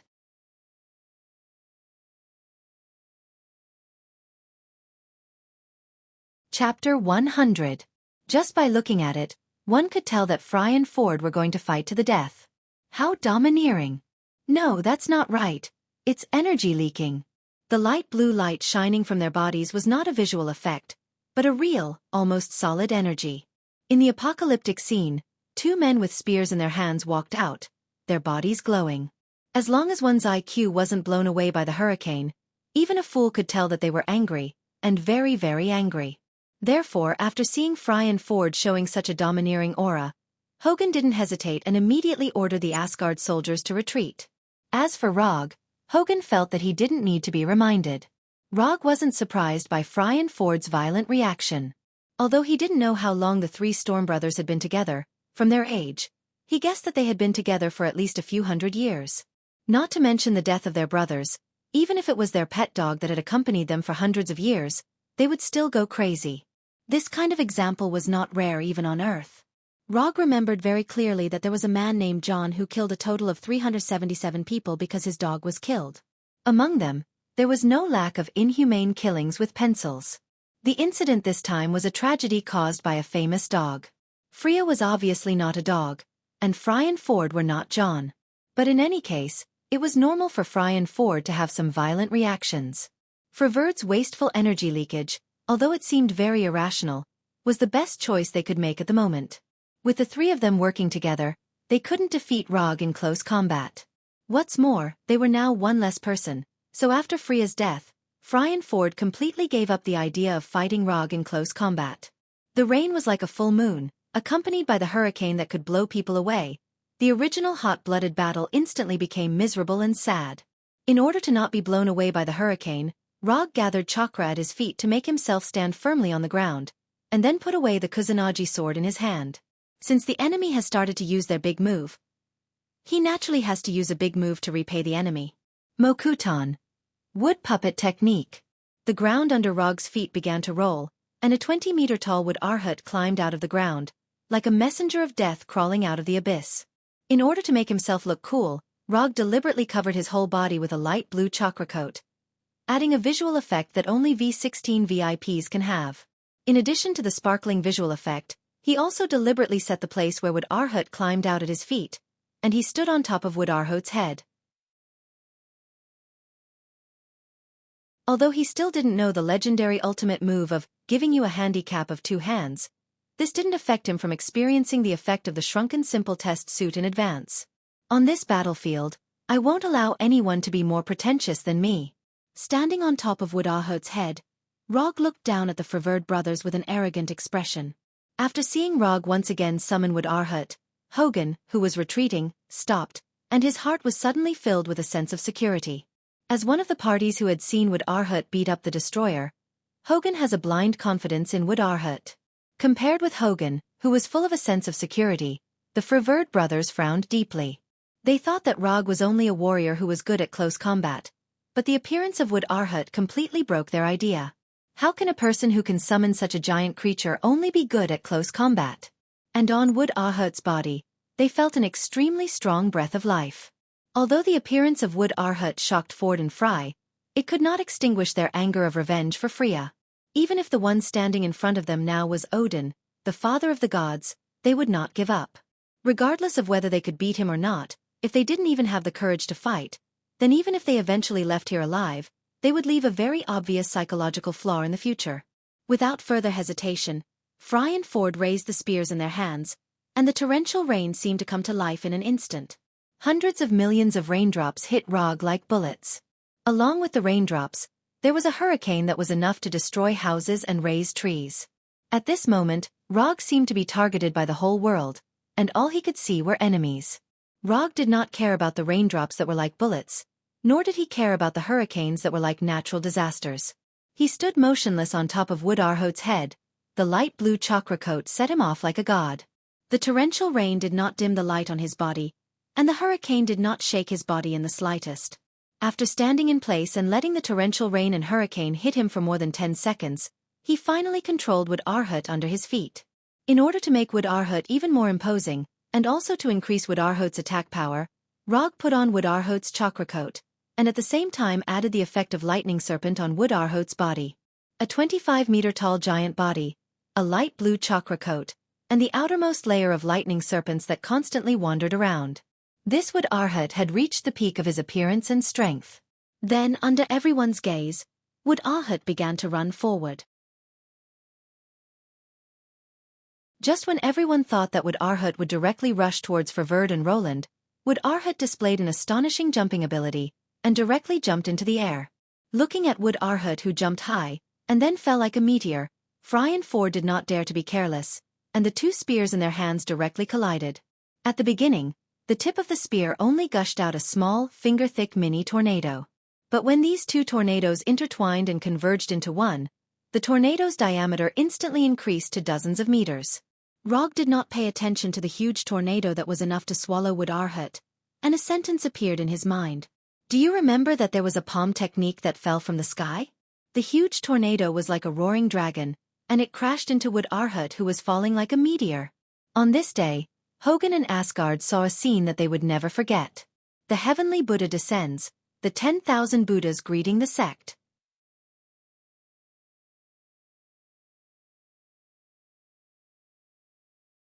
Chapter 101. Although the warriors of Asgard and Warner Protoss didn't know what a Buddha was, it didn't affect their shock at the scene in front of them. A 20-meter-tall behemoth broke through the obstruction and attack of the giant tornado and descended from the sky in a domineering manner. Relying on gravity and Rog's burst of chakra, Wood-Arhut emitted a blue light and had electric snakes coiling around it. He stretched out his right hand and pressed down on Ford and Fry with his huge palm. Boom! A huge sound like a nuclear bomb exploding suddenly rang out, and the entire ground shook violently. When the shock wave from the explosion completely dissipated, Hogan and the others could finally see the scene in front of them clearly. The 20-meter-tall Wood-Arhut stood proudly, and in front of Wood-Arhut was a deep pit with a diameter of tens of meters. Although they couldn't see Ford and Fry, it wasn't hard to guess the fate of the two brothers just by looking at the bloodstains on Wood-Arhut's right hand and the two broken spears that pierced into his palm. With just one palm, he completely wiped out the two famous Warner Protoss brothers, Fry and Ford. The three Storm brothers were all dead. Whether it was Hogan and the others, or the warriors of Warner Protoss, they couldn't believe the scene in front of them. Wasn't this a little too crazy? They were the descendants of Poseidon Njord, an existence that controlled the power of the storm. They were powerful beings that were famous in both Warner Protoss and Asari. It wasn't that the three Storm brothers couldn't die in battle, but the way they died was too humiliating. It was so humiliating that even Hogan, their enemy, felt it was a pity. Freya was a little better. At least he died with a little dignity. But Ford and Fry, looking at the bloodstains on Wood-Arhut's palm, Hogan suddenly sighed. He now remembered something Rog said to him before. Something he didn't understand before. Sir, times have changed. The times have really changed, to the point where even a veteran like Hogan had the idea of retiring. Although they couldn't accept that Fry and Ford died in this way, the warriors of Warner Protoss still fulfilled their traditional promise, put down their weapons, and admitted defeat. When the warriors of Warner Protoss put down their weapons and admitted defeat, the mercenaries they hired suddenly betrayed them. We're just here to make money. What does glory have to do with us? For these mercenaries who used to be space pirates and wanted criminals, glory was worthless. So they decisively chose to retreat, or in other words, escape. Hundreds of mercenaries suddenly scattered, running in different directions in twos and threes. The actions of the mercenaries undoubtedly gave the warriors of Warner Protoss a slap in the face, completely trampling what little glory they had left. Thus, a battle between the warriors of Warner Protoss and the mercenaries broke out. The warriors of Warner Protoss picked up the weapons on the ground, and then pointed them at the mercenaries who were their comrades a dozen seconds ago. Although the warriors of Warner Protoss didn't have as many mercenaries, in terms of actual combat power, each of them had the strength to take on a few mercenaries. The warriors of Warner Protoss used their actions to prove the huge gap between professional soldiers and amateur soldiers. The warriors of Asgard didn't intervene in the civil war between the warriors of Warner Protoss and the mercenaries. They just lined up near the camp, and then silently watched the scene in front of them. Under the huge gap in strength, the mercenaries didn't last long. After more than 10 minutes, the commander of Warner Protoss came in front of Hogan alone, and handed the weapons stained with the blood of the mercenaries to Hogan. After Blockhead Arhut killed the two brothers Ford and Fry, Rog directly sat on top of Blockhead Arhut's head, and began to think about a serious problem. Although the storm power of the three Storm brothers wasn't particularly strong, it had a very obvious nature of natural energy. Whether it was the tornado or the rainstorm, it wasn't the power of the three Storm brothers themselves.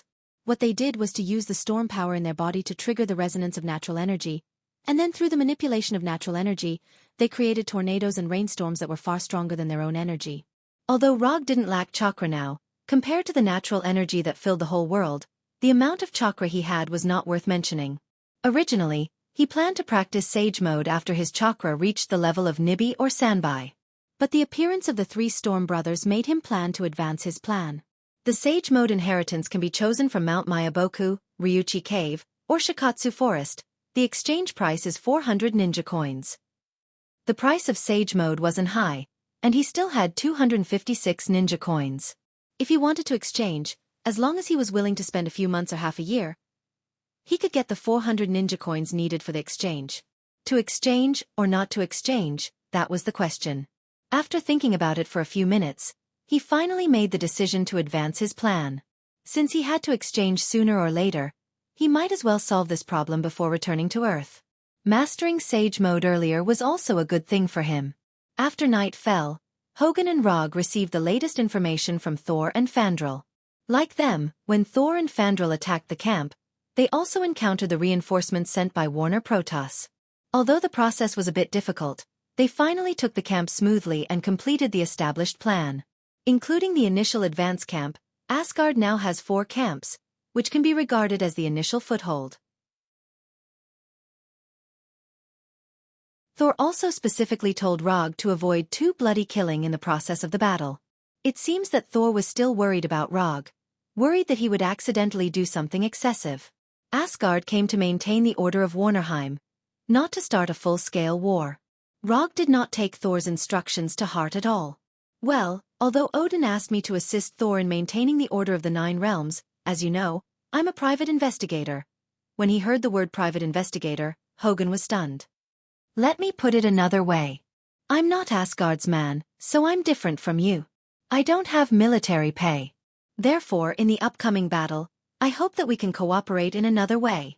Although Hogun looked like he only knew how to fight, when he heard the word military pay, he immediately clenched the wallet on his belt. They had not known each other for a long time, so if it was about borrowing money, then forget it. Although Hogun did not speak, Rog understood what he meant. I don't want to borrow money. What I mean is, if you need me to fight in the next battle, you can commission me. My fee is very cheap, especially for you. I can give you a discount you can't imagine.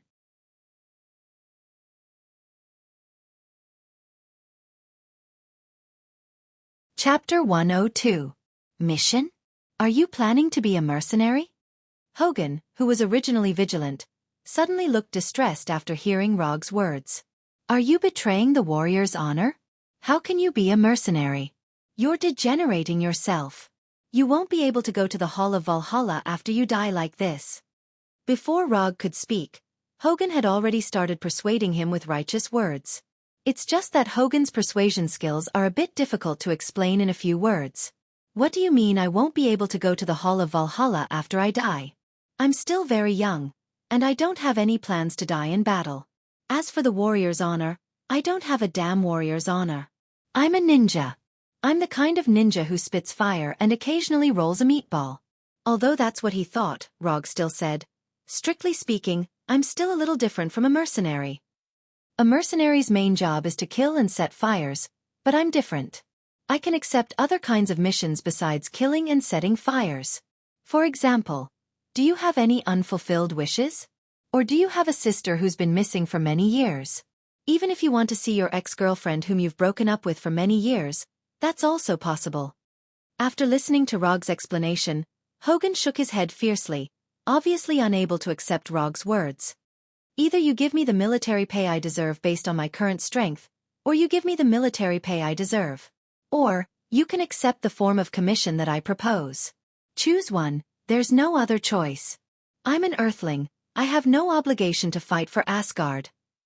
Looking at Rog's serious and irrefutable expression, Hogun seriously considered the huge amount of salary that matched Rog's combat strength. In the end, he still agreed to use the form of a commission in exchange for Rog's help. If it's a commission, it should be reimbursed, right? After resting in the camp for 3 days, Hogun and Rog went to the next target according to Thor's plan.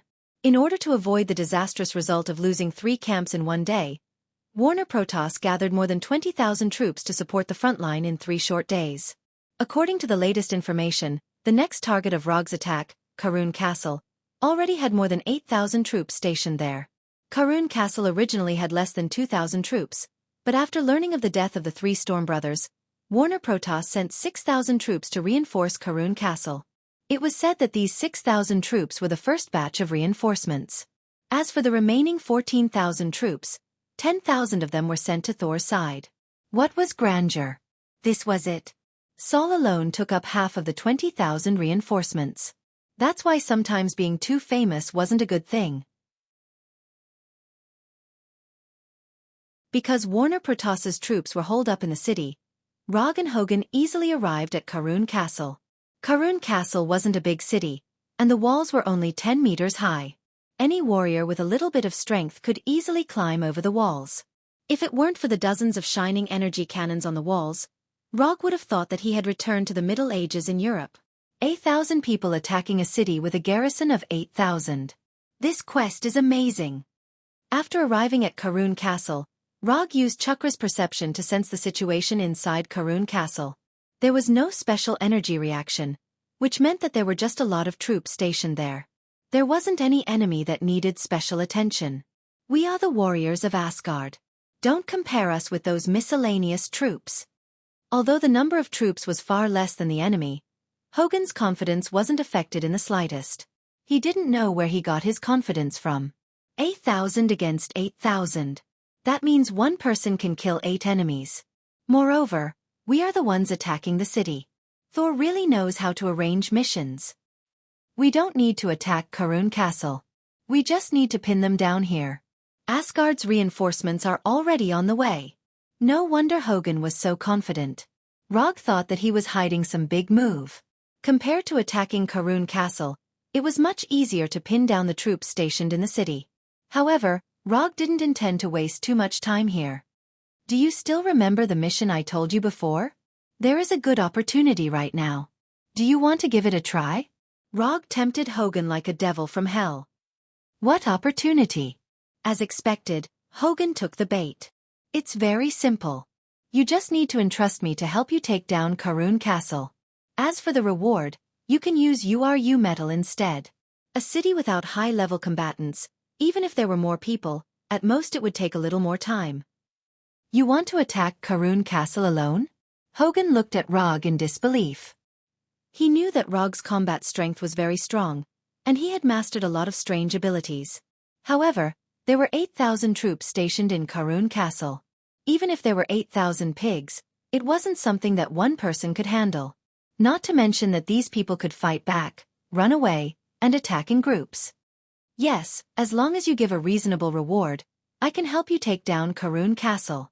Even though he had seen Rog fight several times, Hogun still couldn't believe that Rog could take down Karun Castle alone. Write down the content of the mission and the reward. Anyway, if I can't complete the mission, you won't lose anything. As long as I pay some URU metal, I can get Karun Castle. This deal is profitable no matter how you look at it.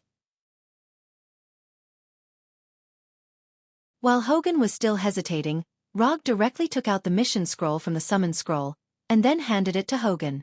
Maybe he was moved by Rog, or maybe he wanted to make Rog give up, but Hogun finally wrote down the mission on the scroll. When he wrote down the reward, he hesitated for a few minutes, and then wrote down a number that he wasn't very confident in.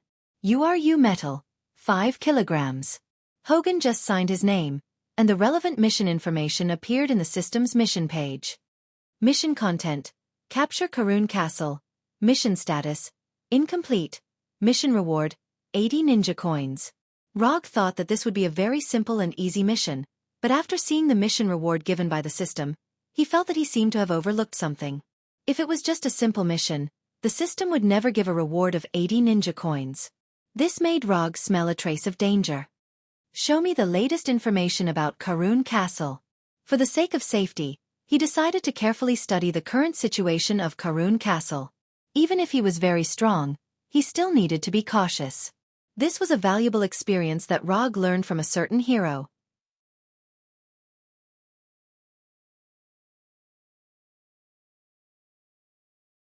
Chapter 103. Map of the city, garrison forces, weapons and equipment. Although Rog didn't know where Hogun got all this information, but the information was so detailed that it was easy to make people think that there was a mole in the enemy's garrison, which helped him a lot. After carefully skimming through it a few times, Rog handed the several pages of information back to Hogun. But from the current information, he still didn't understand why the system gave him 80 ninja coins as a commission reward. But since he couldn't figure it out, he didn't want to think about it for the time being. You can go and prepare the URU metal now. I hope that when I come back, I can see those little guys with charming luster. After saying that, Rog walked out of the tent and went directly to the Karun Castle's gate. Kusanagi sword, Thunderfan, plus Madara's armor, Rog felt that his current preparations were enough. The garrison of Karun Castle discovered the arrival of Rog and the others early in the morning, but they didn't have the slightest intention to take the initiative to attack. Going out to meet the enemy is cool, but people will die. Especially after knowing the news of the death of the three Storm brothers, the commander of Karun Castle completely cut off the idea of taking the initiative to attack. The commander of Karun Castle was very satisfied with the feeling of security now that he had the absolute advantage in terms of military strength and the protection of the city walls. However, after seeing Rog coming towards the gate, he suddenly felt a sense of danger in his heart. He didn't know why he had such intuition, but he decisively ordered the energy cannons on the city walls to aim at Rog. Being aimed at by more than a dozen shimmering cannons is not a very pleasant thing, because you don't know if these guys who are controlling the energy cannons will suddenly tremble. When he came to a place about 300 meters away from the gate, Rog stopped, held the handle of the thunder fan with his right hand, and took it from his back. Mission execute. After muttering in his heart, Rog used the body flicker technique and disappeared from everyone's sight. He rushed directly to the city gate like lightning. With the body flicker technique, he only needed 2 to 3 seconds to cover the distance of 300 meters. While the garrisons on the city wall were still searching for him, he had already crossed the city wall and arrived in front of the garrisons with the thunderclap fan in hand. Ever since Rog obtained the thunderclap round fan, he had always used it as a defensive equipment. But after fighting with the three Storm brothers, he felt that he could slightly change the purpose of the thunderous fan. The troops stationed in Karun Castle had no idea how he had appeared. The only thing they could see now was the thunder fan that was flashing with blue lightning. Boom! Boom! Boom! 4 to 5 arm-thick bolts of blue lightning struck the garrison on the city wall like lightning serpents, instantly wiping out the garrison on Rog's right. Rog didn't use any ninjutsu, he just injected the thunder attribute chakra into the thunderclap round fan and then released it. Although this way of using it was simple and crude, it was very effective. With the sound of these lightning bolts, the siege of Karun Castle officially began. The huge gap in strength often means the birth of a tragedy.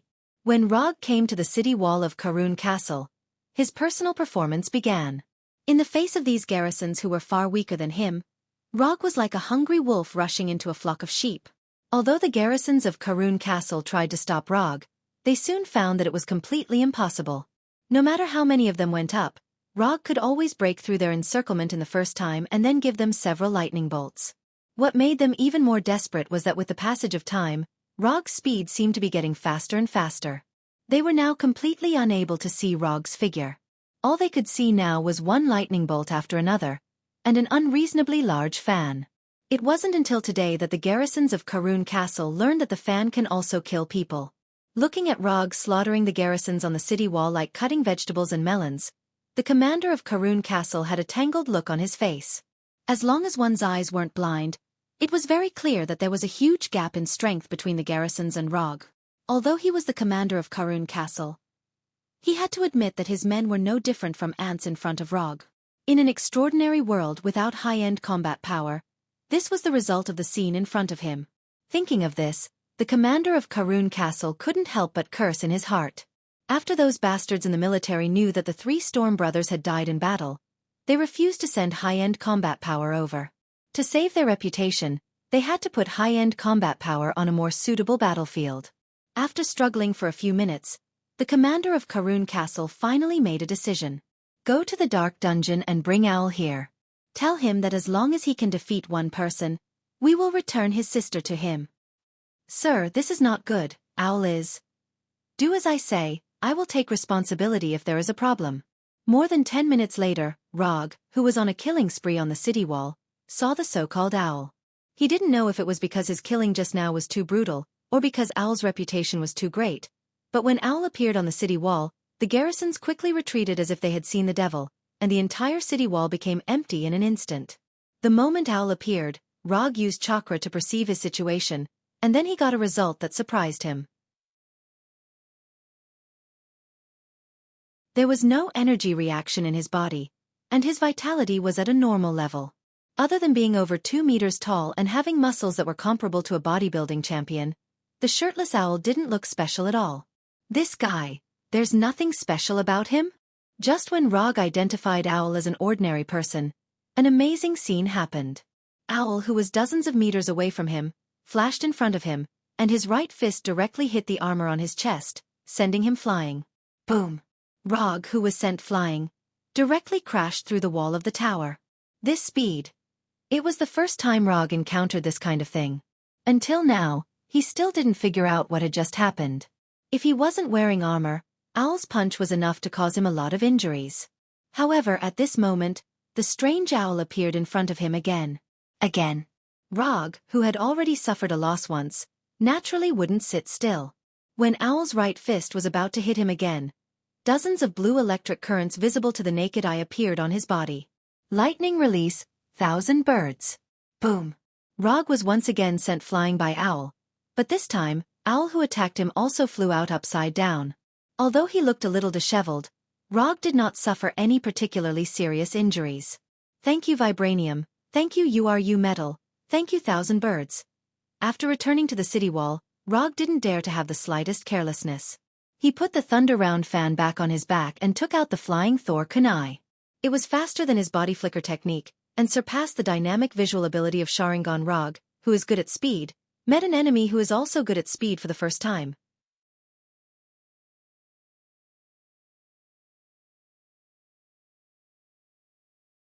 Chapter 104.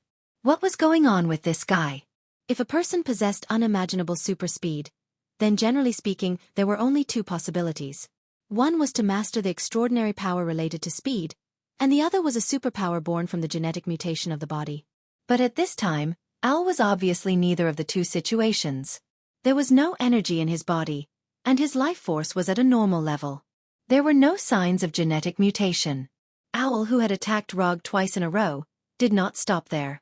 When the numbness caused by the 1,000-bird flow slightly eased, he launched a third attack on Rog. It was still a straightforward attack. Although Owl had incredible speed, his attack method was so simple that it made people speechless. Relying on speed to come in front of the enemy, and then using his fist to attack the enemy. Rog, who had suffered twice, naturally would not be hit by such a simple attack again. At the moment when Owl's figure disappeared, he also used the blink technique to leave the place. Even so, Owl still kept up with his speed. Just when Owl's right fist was about to hit his head, his figure suddenly disappeared in front of Owl. Flying Thor. Rog returned to his previous position and picked up the Flying Thor kunai that he deliberately left in place. What kind of experience was it to fight with an enemy with super speed? This question had always been answered by Rog's enemy. And now, he could finally answer this question himself. The answer was only one word: aggrieved.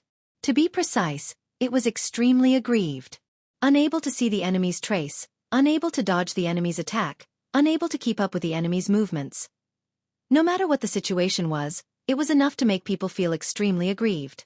What was more troublesome was that behind this aggrieved feeling, death followed closely. The blink technique was definitely out of the question.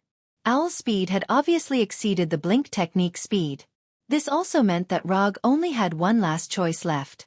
The Flying Thor technique. Rog did not expect that there would be a day when he would use the Flying Thor to compete with someone in speed, and it was with a strange man who had super speed for some unknown reason. Were they trying to determine who was the fastest man? Rog didn't have a problem with the word fastest, nor did he have a problem with the word man. It was just that he had an instinctive repulsion when he put the fastest time with a man. Just when Rog was still thinking about it, Owl recovered from his doubts and no longer cared about how Rog disappeared just now.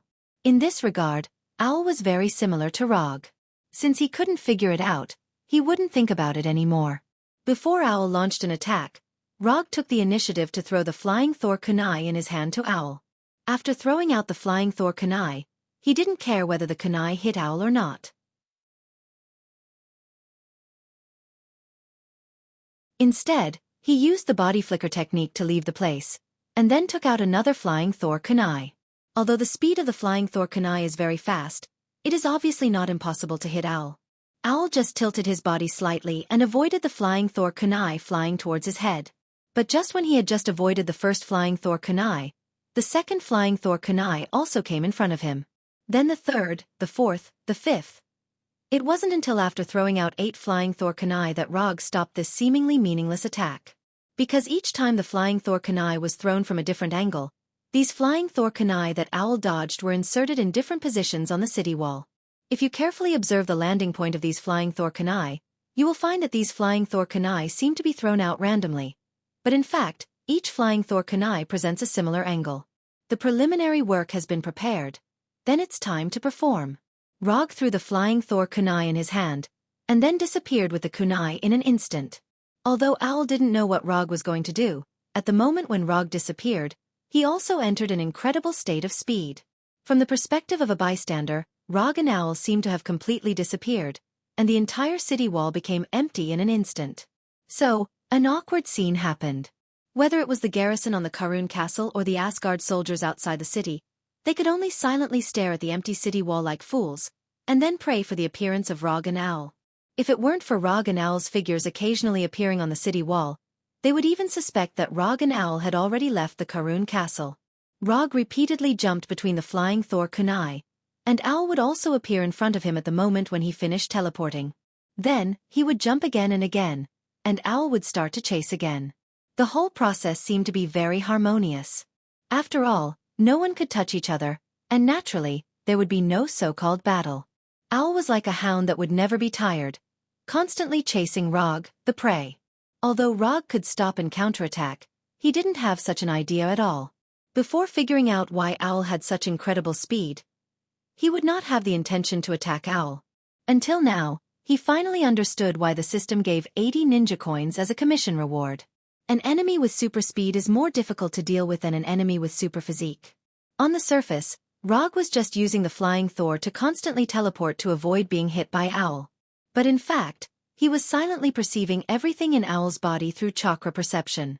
This was the first time he was perceiving an enemy so seriously. Almost after chakra perception's perception ability was exerted to the limit, he finally perceived a trace of abnormality in Owl's body. Every time Owl entered super speed, a mysterious force would appear in his body.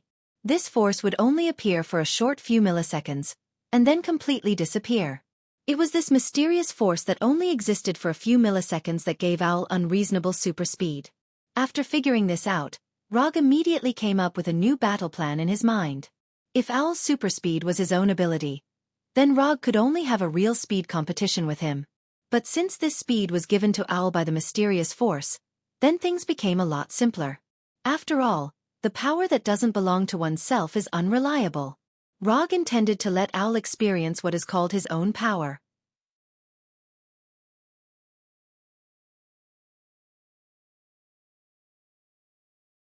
Chapter 105.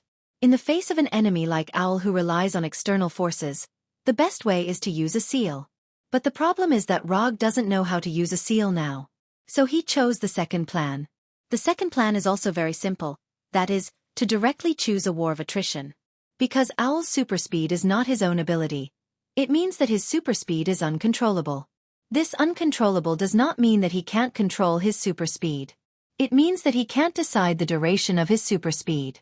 If he is lucky, he can maintain this super speed until the battle is over. If he is unlucky, he will be beaten back to his original form in the next second and become an ordinary person again. After making the decision, Rog stopped the previous repeated flying Thor teleportation and stopped directly on the edge of the wall, waiting for Owl's arrival. Although Owl had unimaginable super speed, it was a pity that he did not have the combat skills to match this super speed. Owl's tactics are always so straightforward, perhaps in his heart, this kind of straightforward attack is enough to solve all the enemies. When Owl rushed toward himself again, a light blue lightning struck straight at Owl. Raitun Chidori Iguchi. Although Owl's combat skills are not worth mentioning, it is not difficult for him to avoid the attack of Chidori Iguchi. Just when Owl sideways to avoid the lightning tip of Chidori Iguchi, Rog's right hand suddenly waved, and Chidori Iguchi directly swept toward Owl. In order to avoid being hit by Chidori Iguchi, Owl can only change his forward posture and let the left side dodge. From the beginning to the end, Rog didn't expect Chidori Iguchi to hit Owl. The reason why he used Chidori Iguchi was just to let Owl appear where he wanted. Although Owl, who dodged to the left, avoided the sweep of Chidori Iguchi, he ignored the flying Thor kunai at his feet. Flying Thor. Rog, who was standing on the edge of the wall, came to Owl's side in an instant, and then before Owl could react, his left palm hit Owl's back. Rog's left palm did not cause any harm to Owl. It was just a simple slap. If time permits, Rog doesn't mind letting Owl experience the taste of Rasengan. Although it only takes a little time to cast Rasengan, This time is enough for Owl to use super speed to leave here. After being patted by Rog, Owl also realized something. But at this moment, it was meaningless. Flying Thor. If it wasn't for the Flying Thor spell on Owl's body, Rog wouldn't be interested in touching a male's body. The outcome of this battle had been decided. Relying on the super speed granted by the mysterious power in its body, Owl continued to jump for more than 10 minutes. In the end, when the mysterious force did not continue to appear, Rog used the Flying Thor kunai in his hand to cut across Owl's neck, completely ending his life. Without Owl's restraint, Rog once again began his one-man siege. At the moment when Owl's body fell to the ground, in the mind of the commander of Karun Castle, the picture of the fall of Karun Castle involuntarily emerged. Although there were still 7,000 or 8,000 troops stationed in Karun Castle, and a large number of specially prepared defensive equipment, but this did not change the fate of Karun Castle. After killing Owl, Rog did not continue to attack the ordinary soldiers, but began a purposeful beheading operation. With the help of the Flying Thor, all the defenses of Karun Castle were useless to him. No matter how many guards there were around these commanders, the last thing they saw was the Kusanagi sword with lightning wrapped around it.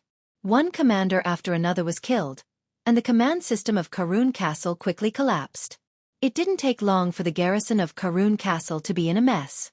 They didn't know what to do now, whether to continue to hold their posts, or to pursue Rog who was alive and kicking in the city, or to choose to retreat directly. Death and chaos quickly shrouded the entire Karun Castle. When most of the commanders of Karun Castle were killed by Rog, the remaining commanders finally made a decision. Give up Karun Castle, preserve the strength, and prepare for a future counterattack. Half an hour later, the west gate of Karun Castle was opened, and the garrison of Karun Castle began to retreat. Looking at the mighty 5,000 or 6,000 people, Hogan seriously thought for a moment, and finally made the decision to pursue. Although it was impossible to wipe out the enemy, but it was not a problem to add some trouble to the enemy. Most of the garrison of Karun Castle chose to retreat, and those who stayed in Karun Castle also chose to surrender. Although Rog did not attack these ordinary soldiers, but his previous battle had left a very deep impression on these soldiers. So after the main force retreated, they decisively put down their weapons and expressed their willingness to surrender. Anyway, it was not the first time they surrendered, and losing to Asgard was not a disgrace. In terms of treatment of prisoners of war, Asgard's reputation had always been very good, and this also unknowingly dispelled some of the worries of the garrison of Karun Castle. Until now, these soldiers still thought that Rog was from Asgard. Because in their minds, only a powerful country like Asgard could produce a strong person like Rog. A few hours later, Hogan led the Asgard soldiers to officially take over Karun Castle. Whether it was Hogan or the other Asgard soldiers, they did not expect that this siege of Karun Castle would turn into a one-man show by Rog. Except for the loss of some soldiers when pursuing the garrison of Karun Castle, Asgard took over Karun Castle without any losses. Well, the URU metal you want may be given to you later. It will take a few days for the logistics team to arrive. They should have some URU metal in their hands. After all, they are the only ones who have army craftsmen, Hogan said to Rog with some embarrassment. The mission was completed, but he could not pay the reward. This was even more embarrassing for him than losing the battle. That's not urgent. I have a question now. Rog told Hogan about the special characteristics of Owl in detail, hoping to get some information from Hogan. If I'm not wrong, the energy on Owl's body should be the awakened divine power. But under normal circumstances, awakened divine power will exist forever and will not disappear like this, Hogan said with uncertainty. Awakened divine power? What is that? Rog continued to ask. The reason why Asari and Warner Protoss are called the Protoss is because we have a kind of energy called divine power. But not everyone can awaken divine power. Only the best of a race can awaken their own divine power. The power of Odin, the power of Heimdall, the power of omniscience, and the power of the storm of the three storm brothers are all awakened divine powers.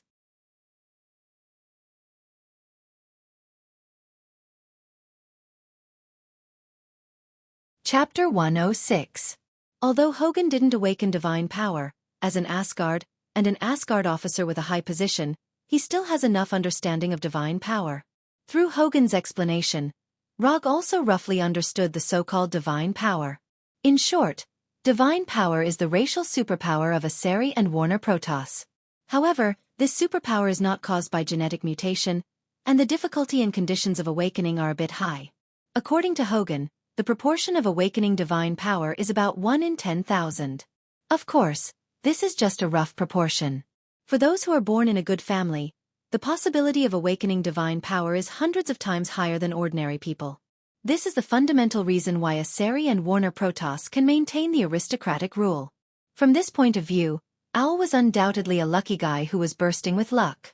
But unfortunately, he doesn't seem to have received a complete education on divine power, otherwise, the speed divine power in his body wouldn't show such a strange state. Both lucky and unlucky, Owl may be the kind of person who has the legendary Schrodinger's luck. After waiting for a few days in Karun Castle, Hogan finally waited for Asgard's reinforcements and logistics team, and then handed over the agreed URU metal to Rog. Unconsumed ninja coins. 336. The system's commission reward is in his hand, and the URU metal is also in his hand. Rog's mood also became better. Because there is no next attack plan for the time being, Rog finally experienced a real alien trip in Karun Castle. There were all kinds of unknown Vanaheim specialty snacks, alien races from an unknown planet, alien weapons with strange shapes, and alien skin colors and hair colors that were all different from the aliens. Rog was like a real tourist, appearing in every corner of Karun Castle, tavern, weapon shop, food street, romance street. Although Karun Castle has just experienced war, it has no impact on the lives of the residents in the city. Everything in the city is developing according to this established trajectory. Without investigation, there is no right to speak. After a few days of tourist life, Rog found that he still prefers Earthlings, or alien races that don't look much different from Earthlings, such as Warner Protoss. Because of the focus of Warner Protoss, after waiting in Karun Castle for a week, Hogan and Rog finally received the latest news from Thor. The process was a bit difficult, but Thor still completed the established goal and successfully took the target city. Fandral and Volstagg had also successfully completed their mission, and the number of Asgard's camps in Vanaheim had increased to 7. Although there are still 16 camps under the control of Warner Protoss, Asgard's early plan can be regarded as perfectly completed. From departure to the present, a total, less than 2 weeks.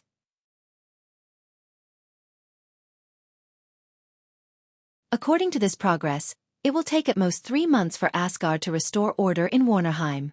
3 months, for Asgard with an average lifespan of 5,000 years, is a short period of time that doesn't need to be calculative. However, things didn't develop as smoothly as Asgard expected. 3 months passed in the blink of an eye. In the past 3 months, Asgard sent several reinforcements, increasing the number of Asgard soldiers in Warnerheim to more than 50,000.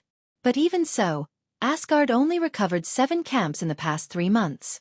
Of the 23 camps, 14 have returned to Asgard's hands. The remaining 9 are still firmly in the hands of Warner Protoss. In the process of Asgard recovering the camps, Rog didn't stay idle.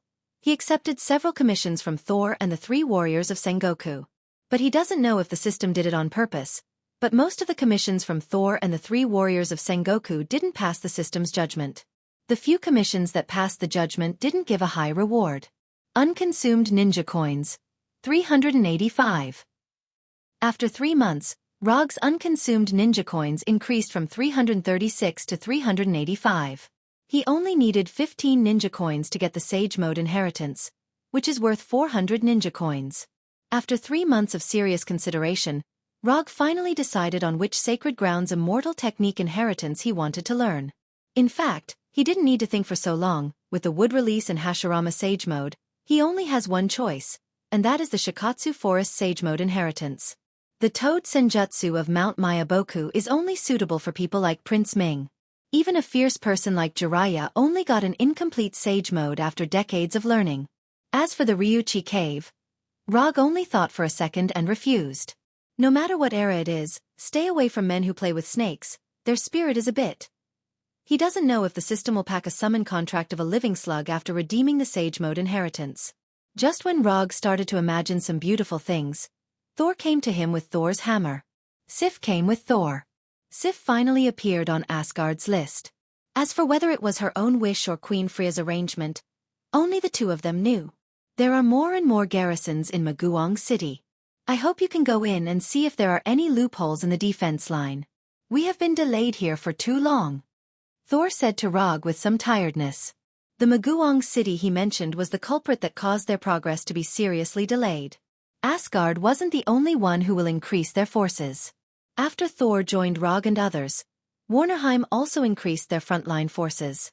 There are now more than 40,000 garrisons in Maguang City, and there is no lack of Warner Protoss's high-end combat power. Maguang City is one of the 5 main cities in Warnerheim. It has high walls and many soldiers, and it is easy to defend and difficult to attack. What's more troublesome is that this is a place that has to be fought for. Whether they can take down Maguang City directly determines whether Asgard can successfully recover the rest of the camp. In the past 3 months, Asgard spent most of his time attacking Maguang City. It has been almost 2 months since the day of the attack. In the past 2 months, Thor has climbed the walls of Maguang City more than once, but he was beaten back. Thor is a Ceres Thor, and Warner Protoss naturally has their own Thor, and more than one. Now in charge of commanding the Maguang City garrison is Warner Protoss's 2 Thor, 2 female Thor. In other words, the twin female Thor, Vigtigny and Weigelf.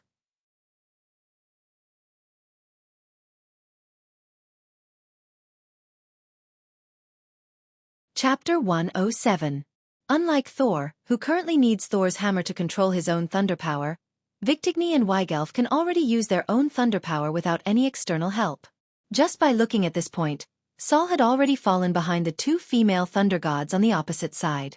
If it weren't for Thor, the current situation would not be Asgard's soldiers besieging Maguang City, but Maguang City's garrison chasing after Asgard's soldiers. Old rules, you know. As soon as the voice fell, Rog summoned a commission scroll and threw it directly to Thor. Although most of the tasks entrusted by Thor did not pass the system's judgment, in general, Rog still made some money from them. You may make a profit, but I will never lose. Commission content. Sneak into Maguang City to inquire about the defense line intelligence. Commission status. Incomplete. Commission reward, 10 ninja coins. When Thor finished writing the commission content, a new commission appeared on the system's commission page. Glancing at the information on the system page, Rog frowned slightly. The difficulty of the commission is not high, but the commission reward is a bit low. Even if this commission is completed, there are still 5 ninja coins left from the 400 ninja coins needed to exchange for the immortal art inheritance. On purpose. The system is definitely on purpose. Although the commission reward is a bit lower than what I expected, but no matter how small the mosquito leg is, it's still meat. Saving ninja coins. Isn't this the same thing? Before leaving, Rog glanced at the reward on the scroll. 10 kilograms of URU metal. It's not too much, not too little. It's enough. Since accepting commissions, Rog has asked for URU metal as the commission reward every time. This also led to a bit of an awkward situation. Those precious weapons that originally needed to be repaired with URU metal have not been repaired because of Rog. Those who can use URU metal weapons are basically famous in the army, so in addition to Thor and the 3 warriors of Sengoku, those officers with damaged weapons have a lot of complaints about Rog. If it weren't for Rog's strength far beyond them, maybe these officers would sneak into his tent in the middle of the night, and then, after throwing the commission scroll into the summon scroll, Rog left the tent and walked in the direction of Maguang City. As a ninja, sneaking is the foundation of the foundation. This was especially true for Logue, as infiltration was his specialty. What is the perfect sneak? As long as the witnesses are killed, it is a perfect sneak, said a certain assassin who didn't want to reveal his name. Said confidently. Once, Rog was also a loyal fan of the Kong-style sneak method. But after coming to Warnerheim, his sneak method has changed slightly. In the end, he is still a ninja, so after mastering the transformation jutsu, he returned to the normal way of sneaking. More than 10 minutes later, a Warner Protoss soldier came out of the forest outside Maguang City, then took advantage of the night to climb over the wall of Maguang City and entered Maguang City. In the City Lord Hall of Maguang City, the 2 sisters Vigtigny and Weigelf were carefully looking at the topographic map outside the city, and from time to time, they asked other generals next to them. At this time, Weigelf, as the younger sister, suddenly frowned. Sister, something may happen tonight. After hearing Weigelf's words, the City Lord Hall instantly quieted down. Although Weigelf's strength is weaker than her sister Vigtigny, She has a strong sixth sense that is completely unreasonable. Raise the level of alert, change the temporary password of the entire army, double the number of patrols. Without any hesitation, Victigny immediately issued the latest order. Anything that can make Weigelf have an intuition is not a trivial matter. This has been unquestionably confirmed in the past 1,000 years. The next second after Victigny issued the order, more than a dozen generals quickly left the city lore hall and began to implement the latest order. Can you predict who it is? Is it Thor or Rog? Victigny asked. I don't know, but I think the possibility of it being Rog is higher, Weigelf said with some uncertainty. After hearing Rog's name, Victigny's face became extremely cold, like an iceberg that has not melted for thousands of years. If you want to pick the person in the opposite Asgard army that she wants to kill the most, then Victigny will always have only one answer, and that is Rog. Even Asgard's commander Thor has to be ranked behind Rog.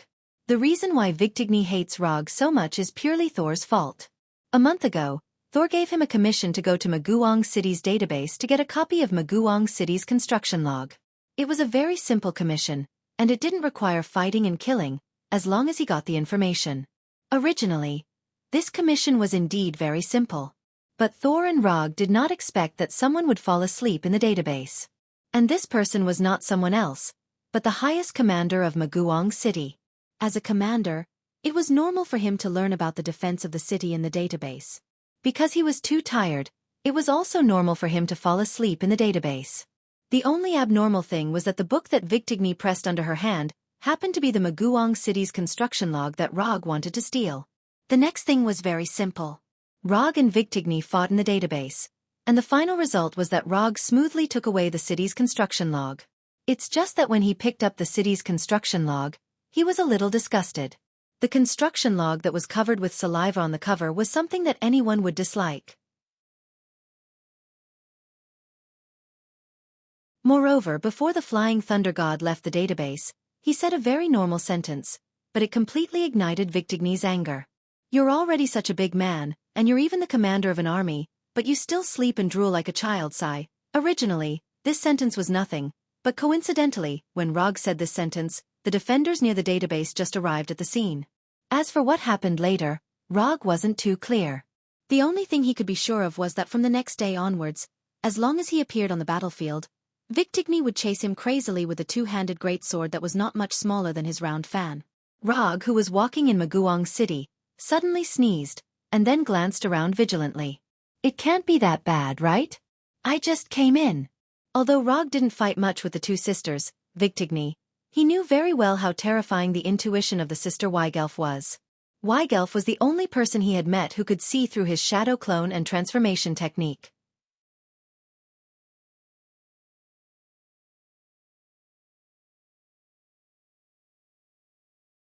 Chapter 108.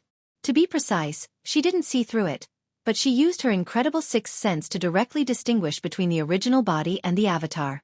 As for the transformation technique, it was the same. Even if he turned into the most inconspicuous guard, Weigelf would still be able to recognize him.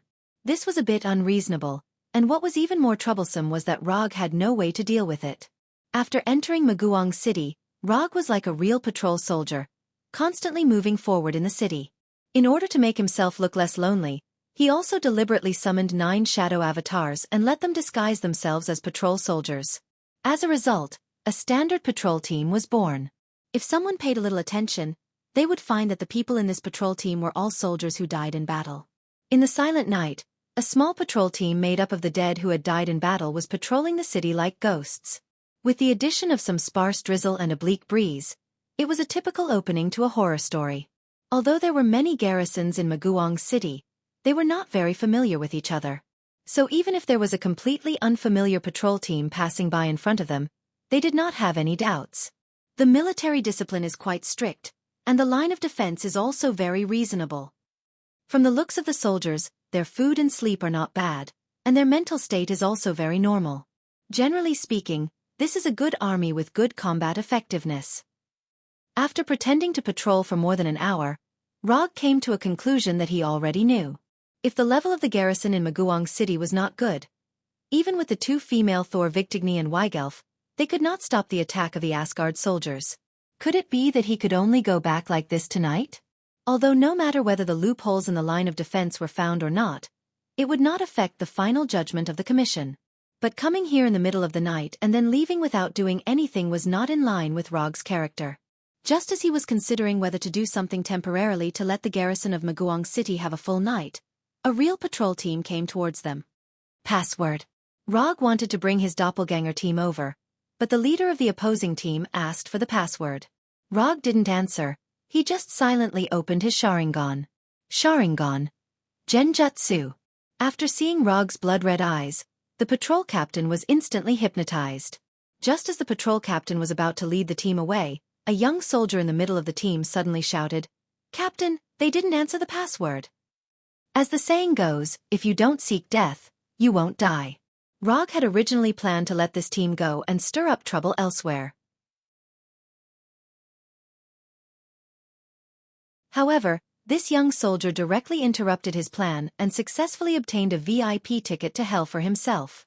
Kill them all. Rog and the others weren't the only ones here. There were also the other garrisons that had just been replaced. The 9 doppelgangers shot at the same time, more than 40 garrisons, including the patrol team, only lasted for less than a minute before all of them turned into corpses. When the doppelganger killed all the surrounding witnesses, Rog removed the doppelganger and quickly left. Although the garrisons didn't have time to send out an alarm signal, their bodies would be found sooner or later. So Rog didn't bother to continue to disguise himself and directly rushed to the more valuable targets. If you want to quickly destroy the morale of an army, there are 2 ways. One is to carry out a decapitation operation and directly destroy the command system of the army. This is Rog's preferred method, but here, the difficulty of the decapitation operation is a bit high, so he directly abandoned this plan. As for the second method, it is to destroy the logistical support system of the army, that is, burn the military food.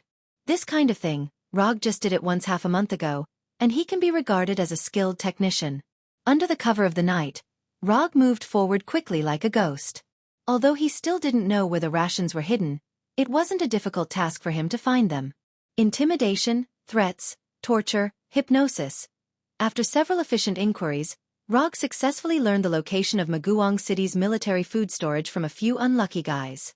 Because of his attack half a month ago, Maguang City no longer concentrated all the military food in one place, but stored it in 5 different warehouses.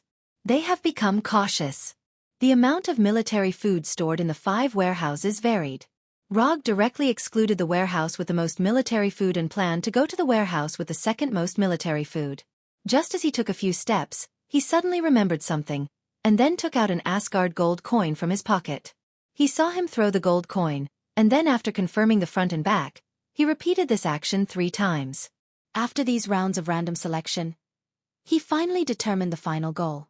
The goal: the warehouse with the 4th most military food storage.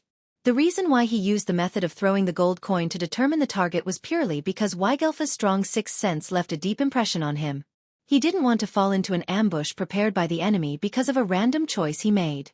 After determining the target warehouse, Rog didn't go immediately, but summoned 4 shadow clones.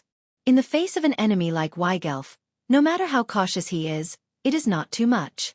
The main body went to the 4th warehouse, and the 4 shadow clones went to the other 4 warehouses. In this way, even if he bumped into Weigelf in the 4th warehouse, he could directly go to the other warehouses through the Thor. This is not fear, this is necessary caution, the caution of a ninja.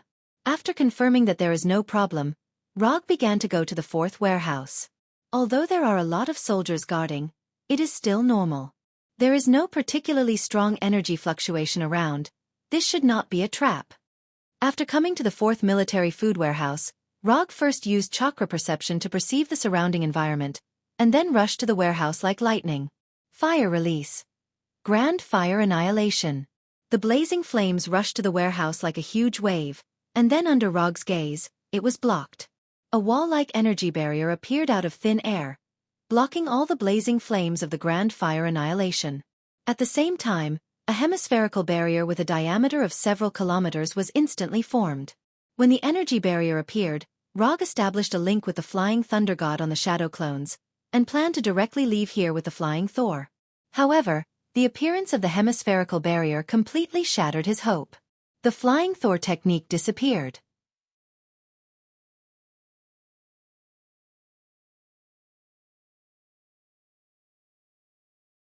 Chapter 109. No, it didn't disappear. It's that the entire space was completely isolated.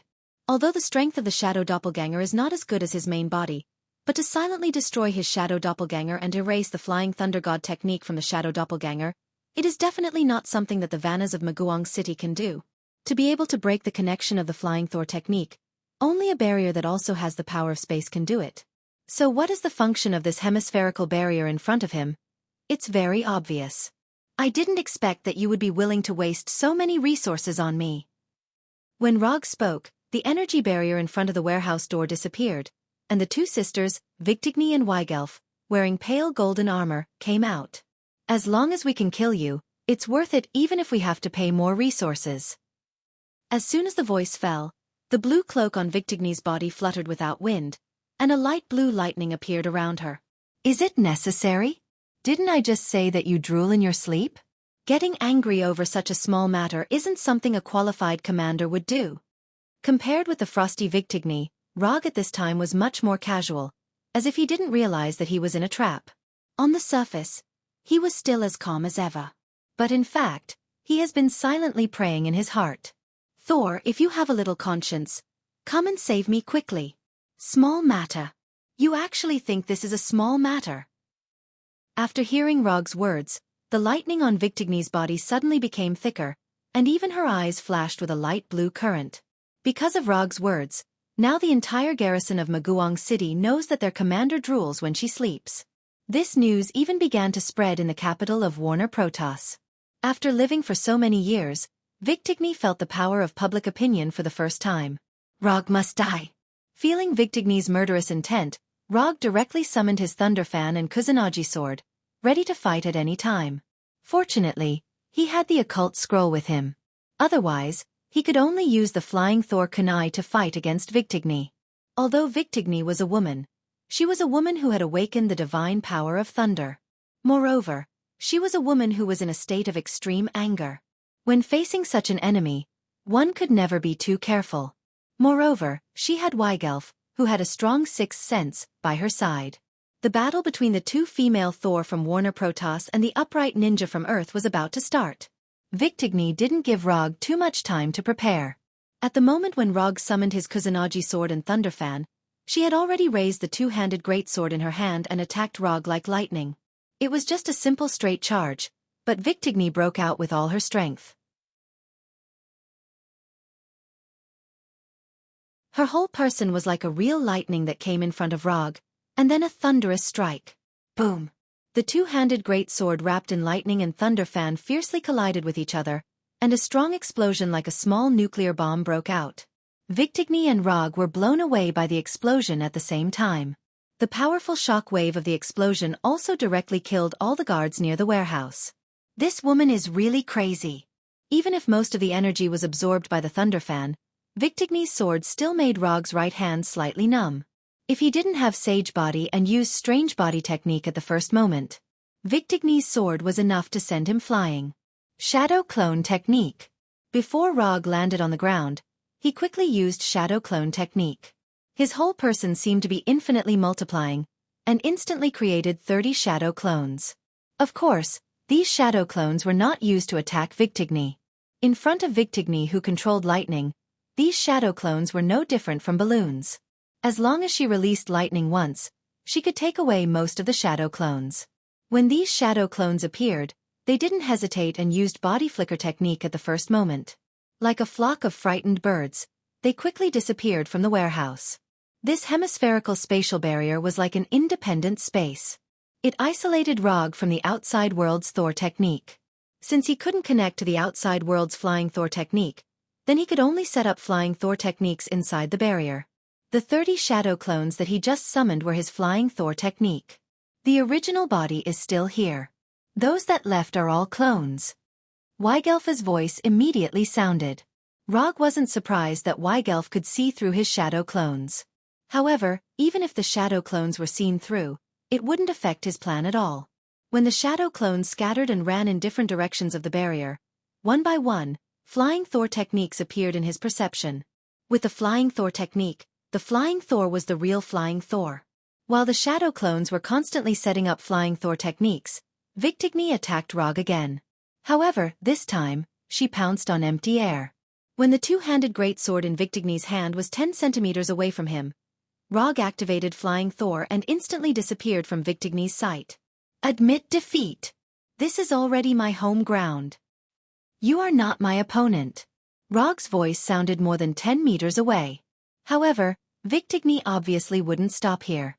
The moment she saw Rog's figure, she once again waved her great sword and rushed over. Victigny's speed was indeed very fast. However, for Rog, who already had enough coordinates to teleport, this speed was still too slow. Boom! A 10-meter deep pit appeared on the ground where Rog was standing. However, there was nothing in the pit other than gravel. Why bother? Rog sighed helplessly. Can't they just sit down and have a good chat? Why do they have to fight to the death? And Victigny, as the commander of Maguang City, shouldn't she put the city defense first? Why must she make things difficult for an upright ninja like him? It seems that she couldn't bear to see her sister Victigny being teased alone. Weigelf also joined the battle. Compared with Victigny's two-handed greatsword, Weigelf's weapon was much more normal. It was a one-handed rapier of normal length. When Victigny once again attacked Rog like a violent lightning, Weigelf also launched an attack at the same time. Boom! Victigny's attack once again missed, and a normal house was blasted into ruins. Through Flying Thor, Rog easily avoided Victigny's attack. But at the moment when he had just completed the teleportation, a strong intuition of danger emerged in his mind, prompting him to instinctively use Flying Thor again.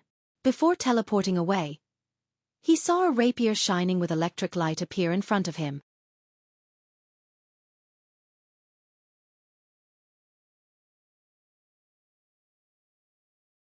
Chapter 110. Referee, I want to report, someone here is cheating. Rog's teleportation coordinates at this time were randomly selected by him, but Weigelf seemed to have known that he would be teleported here and came here in advance. If his speed was slower, then the thin sword with electric light would have skewered his head like a stick of sugar-coated haws. Does your sixth sense have to be so strong? Do you want me to live? Although he avoided Weigelf's attack at the last moment, Rog couldn't help but break out in a cold sweat. This little girl was much more ruthless than her sister. Victigny had a fiery personality and was easily impulsive. This could be easily seen from the weapon she chose and the behavior she showed. Weigelf was just the opposite of Victigny. She was the kind of person who didn't talk much, but once she made a move, she was ruthless. Moreover, her speed was faster than Victigny. Compared with Rog, Weigelf was more like a professional assassin. In order to avoid such a situation, Rog did not continue to stay near the warehouse, but teleported to a roof hundreds of meters away. Until this time, Thor, who was outside Maguang City, finally found that something was wrong. He waved Thor's hammer and flew into the air. He saw a space barrier with a diameter of several kilometers suddenly covering an area of Maguang City, exuding a moonlight-like light. This kind of large-scale barrier consumed a lot of energy every second. Even if Maguang City had sufficient energy supply, this was an extremely extravagant and wasteful behavior. Thor silently looked at the space barrier, and a thought involuntarily emerged in his mind. Did Rog really just go to inquire about the defensive line of Maguang City tonight? Could it be that although he didn't know what Rog had done, as the commander of an army, Thor knew what he had to do now. The warriors of Asgard quickly mobilized, and a siege battle that was not part of the plan began. When Thor led the Asgard warriors to attack Maguang City, Rog was also thinking about the next tactic. Now, there were only two paths in front of him.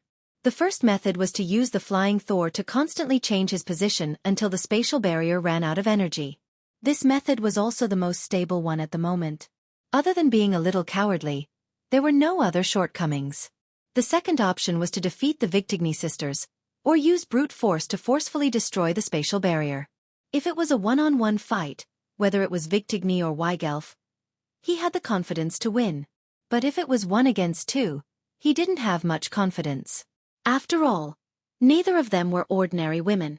Even Thor, who was also good at discharging electricity, could not gain the upper hand when facing the two of them, let alone him, an earthling with a weaker body.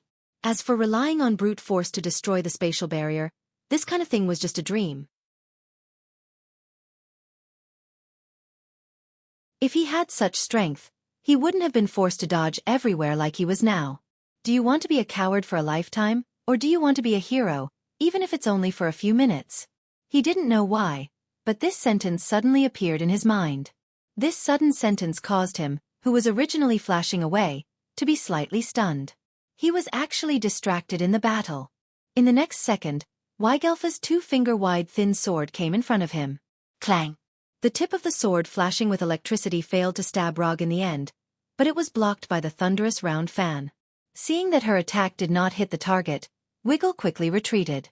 Just at the moment when Weigelf had just made space, Victigny's 2-handed giant sword followed and slashed at Rog.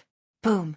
The raging electric current was like an out-of-control dragon, attacking everything around it. The violent energy did not differentiate between friend and foe, attacking everything around it. Victigny took advantage of the situation and retreated, avoiding the violent energy storm. In the middle of the energy storm, Rog, who was holding the round fan, was motionless like a wooden man. If it wasn't for the strong chakra light shining on his body, Victigny would even suspect that Rog had directly lost consciousness, so he stayed in the energy storm stupidly. At this time, Rog was very awake. It could even be said that he was very awake. Although there was the protection of chakra, the electric current in the energy storm still gave him an incomparable stimulation. The reason why he didn't Flying Thunder God was that he wanted to personally feel the thunder power released by Victigny, and compare it with his newly developed ninjutsu. Without the subsequent energy input, the energy storm, which used thunder power as the main energy source, completely dissipated in the air after more than 10 seconds. When the energy storm dissipated, Rog put the round fan behind his back, and directly condensed a Rasengan in his right hand. It was just an ordinary Rasengan, there was no change in nature, and the size was also the normal size of a palm. However, in the next second, Rog began to inject the thunder attribute chakra into the Rasengan. In the past, Crown Prince Kamui created the strongest ninjutsu of the wind release ninjutsu by injecting the wind attribute chakra, Futon, Rasen Shuriken. After fighting with the 3 Storm Brothers, Rog also began to develop his own unique Rasengan. Compared to Crown Prince Kamui, Rog was more proficient in thunder and fire release, so his Rasengan certainly couldn't be based on the wind attribute chakra. The Rasengan, which was originally the size of a palm, instantly expanded to the size of a basketball. At the same time, a light blue lightning appeared on the surface of the Rasengan, and it madly flowed irregularly, and showed a phenomenon of electric current discharge. Raiton. Spiral Railgun. Strictly speaking, this ninjutsu was in an incomplete state, because Rog didn't do any actual combat testing of this ninjutsu. However, it was obviously not the time to care about these small details. The moment the spiral railgun was formed, Weigelfa's 6th sense sent out a strong warning signal. Danger! Retreat quickly! Without any hesitation, Weigelf came to Victigny's side like lightning, and directly pulled Victigny's right hand, and quickly retreated. Looking at Victigny's figures retreating quickly, Rog slowly raised his right hand, and silently aimed the spiral railgun at the 2 sisters. The reason why he named this ninjutsu spiral railgun was, on one hand, because this ninjutsu had a super long attack range and super fast attack speed, just like a real railgun. On the other hand, it was his little faith. The electric sparks dancing on your fingertips are my undying faith in this life.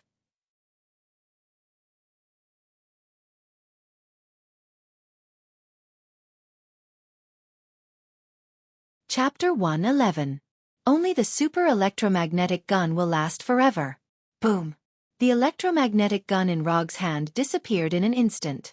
A light blue beam of light entwined with an electric snake emerged out of thin air and crossed the entire Maguang city. The electromagnetic gun first hit the 2 sisters, Victigny, and then it penetrated all the obstacles in the attack path without any reduction in power. Houses, enchantments, city walls. Nothing could stop this light blue beam of light. It wasn't until it hit a small mountain more than 10 kilometers away from the city that the beam of light finally stopped. The next second, an orange-red fireball soared into the sky like the sun. The earth began to shake. The hurricane formed by the shock wave struck the surroundings like a tsunami. Wherever it passed, it was a mess. When the flames of the explosion dissipated, When everything began to return to calm, the hill that originally stood outside Maguang City had completely disappeared. Instead, there was a circular deep pit with a diameter of several kilometers. Electromagnetic gun. One shot. Soul.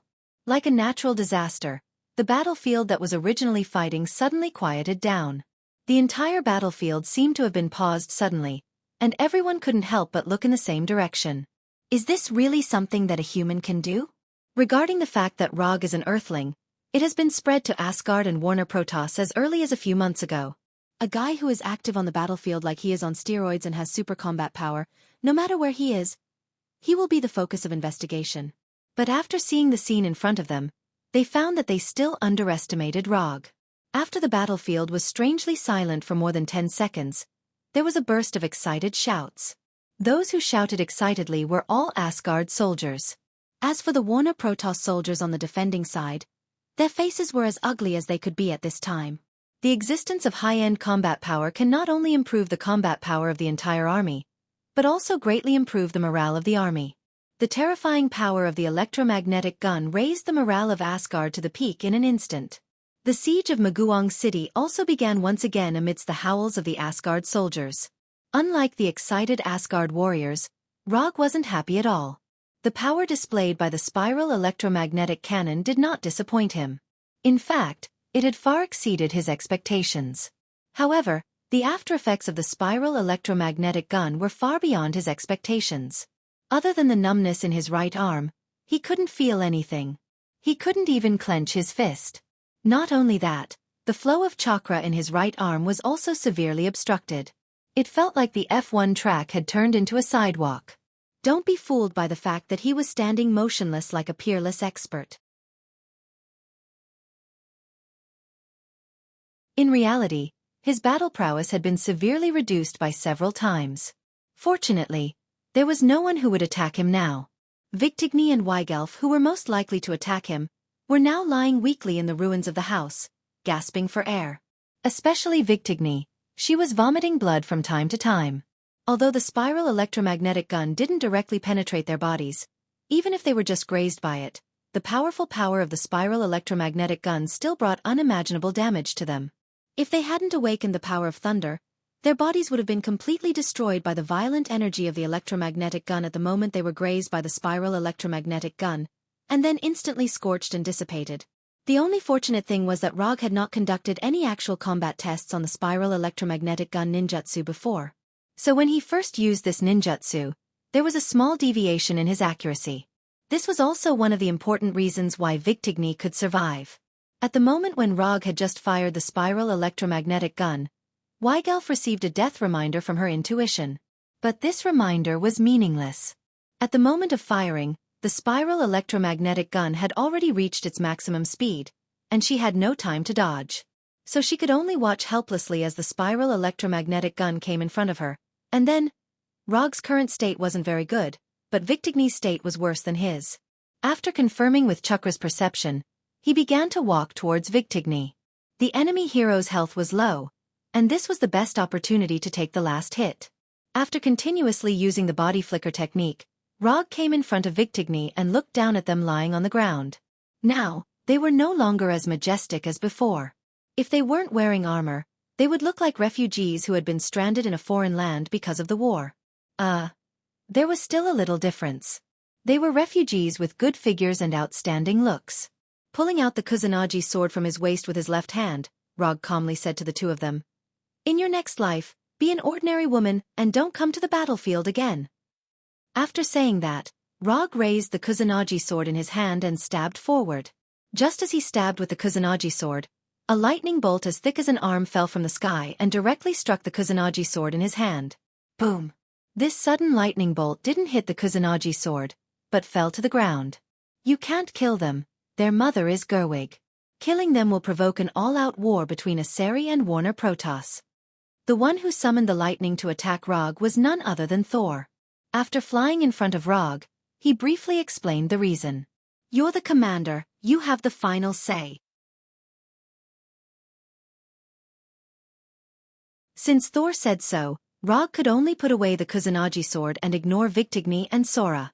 Although Victigny and Sora avoided death, They also became Thor's prisoners of war. Maguong City eventually fell into the hands of Thor. After capturing Victigny and Sora, it was only a matter of time before Maguong City fell. Except for some stubborn generals who led the troops to break out, most of the garrison chose to surrender. Asgard successfully took down Maguong City, a city with great strategic value. According to the post-war statistics, Maguong City had more than 40,000 garrison troops. Nearly 5,000 people died in the siege, 30,000 people surrendered, and nearly 8,000 people successfully escaped. Asgard, as the side that attacked the city, also paid the price of more than 6,000 people. Although Asgard's total force in Warnerheim was more than 50,000 people, more than 10,000 of them were garrisoned in 7 camps, so the troops that really followed Thor to fight were less than 40,000 people. The army of less than 40,000 people had to watch over 30,000 prisoners, and at the same time, they had to defend Maguong City and guard against the counterattack of Warner Protoss. Thor was having a headache now, but he wasn't the one with the biggest headache because Rog was having a bigger headache than him. My right hand won't be wasted like this, right?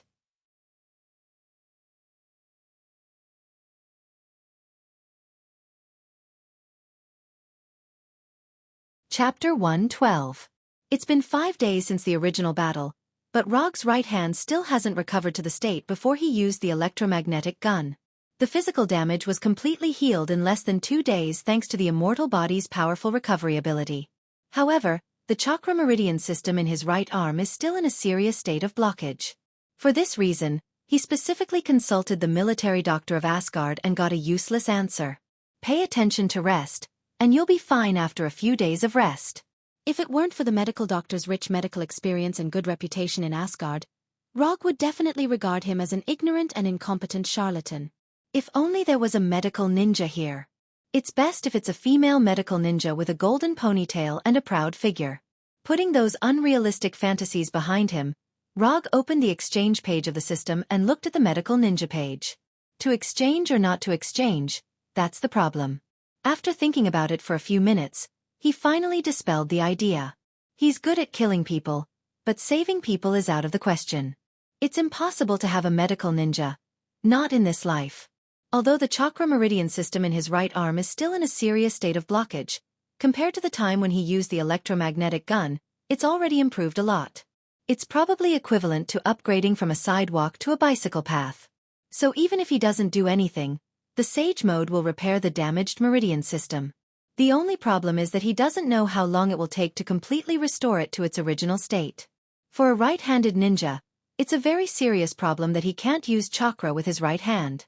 This will not only affect the ninja's strength, but also affect the ninja's self-confidence. So he intends to solve this problem in his own way as soon as possible. If he guessed correctly, the blockage of the meridian system in his right arm should be related to his imitation of the Thunder God's power. The electromagnetic gun is a brand new ninjutsu that he created based on the Rasengan and added the Thunder God's power to chakra, and then borrowed the railgun, Baijidama, Thunder God, and other things. Most of them were reliable. The only thing that wasn't reliable was the divine power of thunder that he had imitated. Of course, it is also possible that the side effects of ninjutsu are too great, beyond the tolerance of the meridian system, so this situation occurred. However, no matter what the reason was, he could not allow anything to happen to the golden right hand. He doesn't know any medical ninjutsu, and there is no way to quickly improve his sage body, so he intends to use a simple and violent method with high success rate to solve this problem by force. Since chakra couldn't solve the problem, he would use the immortal technique chakra to solve it. If you remembered correctly, the sage mode of the Shikatsu forest had the ability to borrow natural energy to greatly increase the vitality of the body. Not only could it increase one's speed and defense, but it could also increase one's attack range and power through natural energy. As for the Senjutsu chakra, it can increase the power of his ninjutsu, taijutsu, and genjutsu by leaps and bounds. This is not something he needs to pay too much attention to at the moment. It is said that when the sage body of Hashirama meets the sage mode of the Shikatsu forest, there will be some wonderful changes. As for whether this information is reliable or not, Rog can't be sure. Unspent ninja coins. 395. The sage mode of the Shikatsu forest required 400 ninja coins. As long as he completes one more commission, he will have enough ninja coins. Thor, he can directly exclude him. He shouldn't have any commissions in the near future. The 3 warriors of Sengoku, their URU metal quota for the next few hundred years has already been used up. As poor people, they won't have any commissions for the time being. Sif, although she has enough URU metal quota, she doesn't particularly approve of Rog's commission. It can even be said that she is very against it, so she can also be excluded. As for the rest of the officers and generals who have URU metal quota, forget it, I won't consider them. After thinking about it seriously, Rog found that there are only a few potential clients in Asgard. How about expanding the scope of business, or adding Warner Protoss to the client whitelist? Although he has killed a lot of Warner Protoss people in recent months, strictly speaking, he is just a hired thug by a Sari. But this can only be thought in his mind. Compared with the commission, Warner Protoss may want to know how to kill him. Using that kind of inhumane, bloody and painful way to kill him. After sighing helplessly, Rog left his room and walked to the other side of the city. After 5 days of reorganization, Asgard has completely controlled this extraordinary city. Although there are still some stubborn people who launched some meaningless attacks from time to time, it didn't affect Asgard's control of Maguang City. After passing through a few streets, Rog came to a manor that was strictly guarded by Asgard soldiers and didn't hesitate to consume energy. Lord Rog. When he came to the gate, the Asgard soldier in charge of guarding the gate immediately saluted Rog. I'll go in and take a look, you can continue with your mission. After saying that, he passed through the specially set up spirit formation gate and entered the magnificently decorated manor. Although the area of this manor is not very large, the decoration is extremely exquisite. Even Rog, an earthling, had to sigh at this ingenious alien architectural style. When he came to the hall of the manor, he saw 2 familiar faces.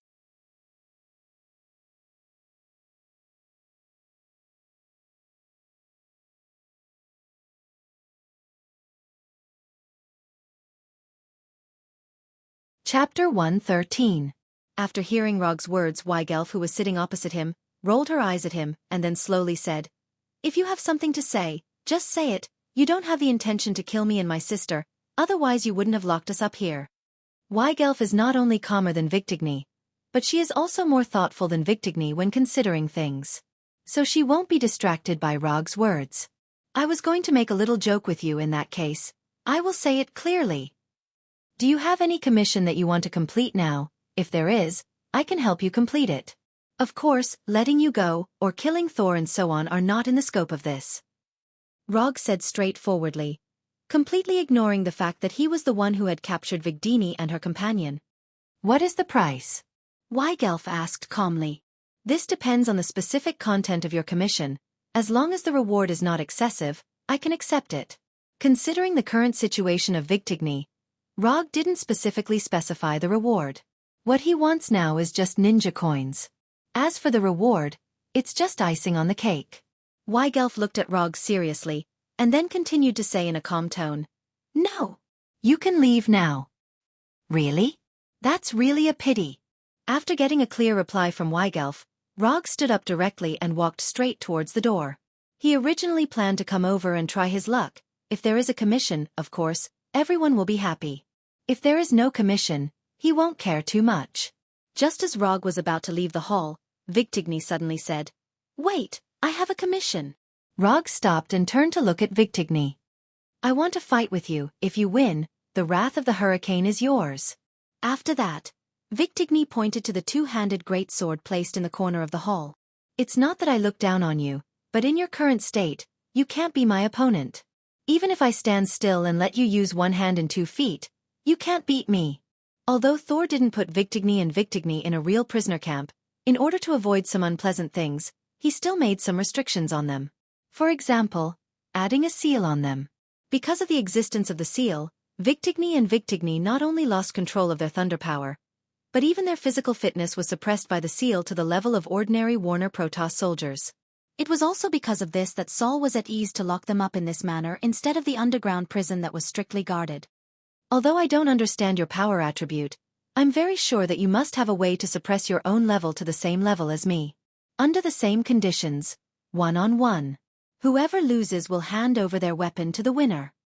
Victigny said as she walked towards Rog. When she finished, she was less than a meter in front of Rog. Being too competitive isn't a good thing, but since you insist, I don't mind fulfilling your little wish. As soon as his voice fell, a commission scroll appeared in Rog's hand. The commission is for me to fight with you once, and the reward is for your Wrath of the Hurricane. You think you can win? I've never lost in front of a woman. Although she was not very happy with Rog's current tone and attitude, Victigny still took the commission scroll and wrote the content. When Victigny finished writing the commission, the system also gave the result of the judgment, and a new commission task appeared in the commission page. Commission content. Fight with Victigny once. Commission status. Incomplete. Commission reward. 5 ninja coins. 5 ninja coins commission reward. Just as Rog had expected, the system had given him the lowest reward. When do you want to start? As soon as Rog finished speaking, Victigny's fist came in front of him, showing his answer with practical action. Although Victigny's attack was very sudden, it was limited by her current sealed body. Her punch was not only weak, but also not fast. With this speed, Rog could avoid it with his eyes closed. But at this time, not only did he not avoid the punch, but he also took the initiative to stretch out his right hand, letting his right palm take the initiative to appear in front of Victigny's fist. It turned out to be this level of strength. After blocking it with his right palm, or after feeling Victigny's current strength, he took a step back and took the initiative to open the distance. Obviously, Victigny did not think too much about it. When she noticed that Rog had retreated, she immediately rushed forward and launched a series of quick attacks. Rog didn't resist Victigny's fist like before, but kept retreating, and at the same time silently remembered Victigny's current speed, attack speed, and reaction speed. After getting enough information, he suddenly accelerated his retreat, and instantly opened a distance of 4 or 5 meters from Victigny. You cheated, Victigny said discontentedly. Let me correct you, I didn't cheat just now, I just wanted to confirm what level you are now. Next, it's the official battle. Even if he didn't use chakra, Rog's physical strength was far beyond the sealed Victigny. So in order to make Victigny accept her loss, he still needed to deliberately control his strength and speed to maintain his level as much as possible to be on the same level as Victigny. After saying that, Rog took a starting position that Victigny had never seen before, and said very seriously. Wing Chun, Rog.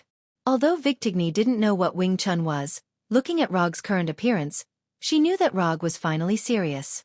Next, Rog and Victigny staged an informal martial arts competition between Earth's martial arts and Warner Protoss fighting skills in this hall. Spread, arms, prone, small thoughts, bridge seeking, index, wooden dummy technique. Although Rog hadn't officially learned Wing Chun before, after gaining the Sharingan, he silently copied this famous fist technique.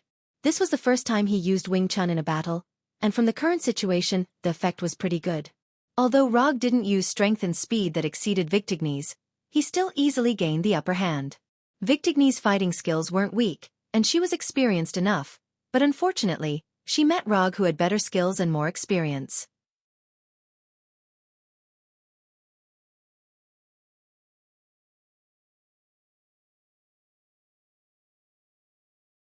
Chapter 114.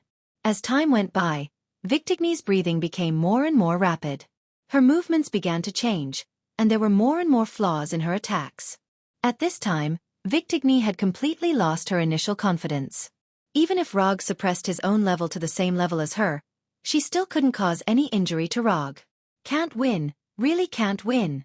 This discovery made Victigny begin to despair. She originally thought that as long as Rog didn't have those fancy abilities, she would be able to defeat Rog. But it turned out that even if Rog didn't use ninjutsu and chakra, she still wasn't Rog's opponent. Disappointment quickly enveloped her entire heart. After persisting for a few minutes, Victigny stopped attacking, then without saying a word, she lowered her head and left the hall. It's finally over. When Victigny stopped attacking, Rog finally breathed a sigh of relief. Although he didn't have any interest in the Hurricane's fury, but in order to complete the system's commission, he picked up the Hurricane's fury and then left the hall. Looking at her sister Victigny and Rog leaving the hall without saying a word, Weigelf slightly frowned. After leaving the manor, Rog opened the system's commission page and took a look to confirm the completion of the commission. Commission content. Fight with Victigny. Commission status. Completed. Commission reward. 5 ninja coins sent. Unspent ninja coins. 400. Finally, he had enough ninja coins to exchange for the Sage Mode inheritance. Rog planned to return directly to his room and then begin to exchange for the Sage Mode inheritance. But just as he was about to return to his room with the Flying Thunder God, he suddenly remembered something. I'm going to leave for a while. I'm not sure how long it will take. If the war ends early, help me give this hurricane's fury to Victigny. Rog found Thor in the City Lord's hall, and then under Thor's confused expression, he gave him the hurricane's fury and gave him a kunai. Before Thor could ask, he returned to his room with the Flying Thunder God, and then threw all the Kusanagi sword, round fan, armor, and other things back into the summon scroll.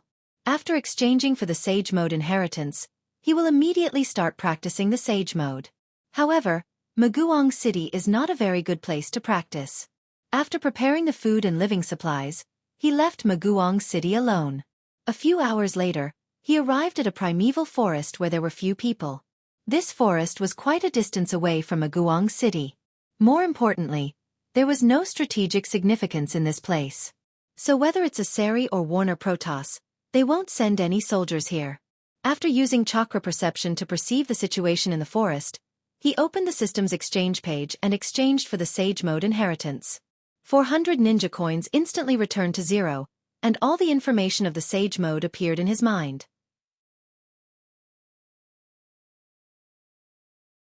Sage Mode, in a strict sense, is also a kind of ninjutsu.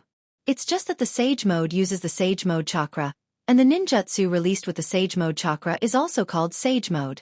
By fusing physical energy and spiritual energy, one can obtain the ordinary chakra. On the basis of physical energy and spiritual energy, plus natural energy, one can form the Sage Mode chakra. The principle is very simple, but the difficult part is that the three types of energy must maintain an absolute balance, that is, according to a strict 1/3 ratio, to obtain the Sage Mode chakra. If the natural energy is more than 1/3, it will be swallowed by the natural energy and turned into stone. If it's less than 1/3, it can't fuse chakra, and naturally can't enter the Sage Mode. Rog has known the principle of chakra for a long time. But the key is that he doesn't know how to absorb the natural energy, and he doesn't know how to use it. In the Sage Mode information of the Shikatsu Forest, there is all the information he needs, including a set of training materials and notes. As for which senior these notes are from, there is no note in the information. Under normal circumstances, the Sage Mode can only be practiced in the 3 inheritance grounds, namely Shikatsu Forest, Mount Mayaboku, and Ryuchi Cave. The system considerately considered this problem, so it gave him a new ability. Inherent Barrier, Shikatsu Forest. Once activated, it can create the real Shikatsu Forest and replace the surrounding space with the real Shikatsu Forest. Simply put, the real Shikatsu Forest will replace the real world, but only for the duration of the Inherent Barrier. But compared to the real Shikatsu Forest, this Shikatsu Forest is very different. In the real Shikatsu Forest, there is a living slug that has lived for a long time, and its size is unknown. But in the real Shikatsu Forest, there is no living slug. If he wants to have a living slug in the real Shikatsu Forest, he can exchange it from the system. But the exchange price is a bit expensive. It's just a little cheaper than a tailed beast. After going through the information about Sage Mode in his mind a few times, Rog finally focused on the new ability, Inherent Barrier, Wet Bone Forest. He now has sufficient evidence to prove that the reason why the Sage Mode can be sold for 400 ninja coins is because of the Inherent Barrier. If there is no Inherent Barrier, the exchange price will be at least 50% lower, or even more. After confirming the activation method of the Inherent Barrier, Shikatsu Forest, he decisively activated the Inherent Barrier. In just a moment, the alien forest in front of him disappeared. It was replaced by a tall, Earth-style rainforest. Looking at the scenery in front of him, the Shikatsu Forest is not mysterious at all. Except for the high humidity in the air, there is not much difference between this place and an ordinary rainforest.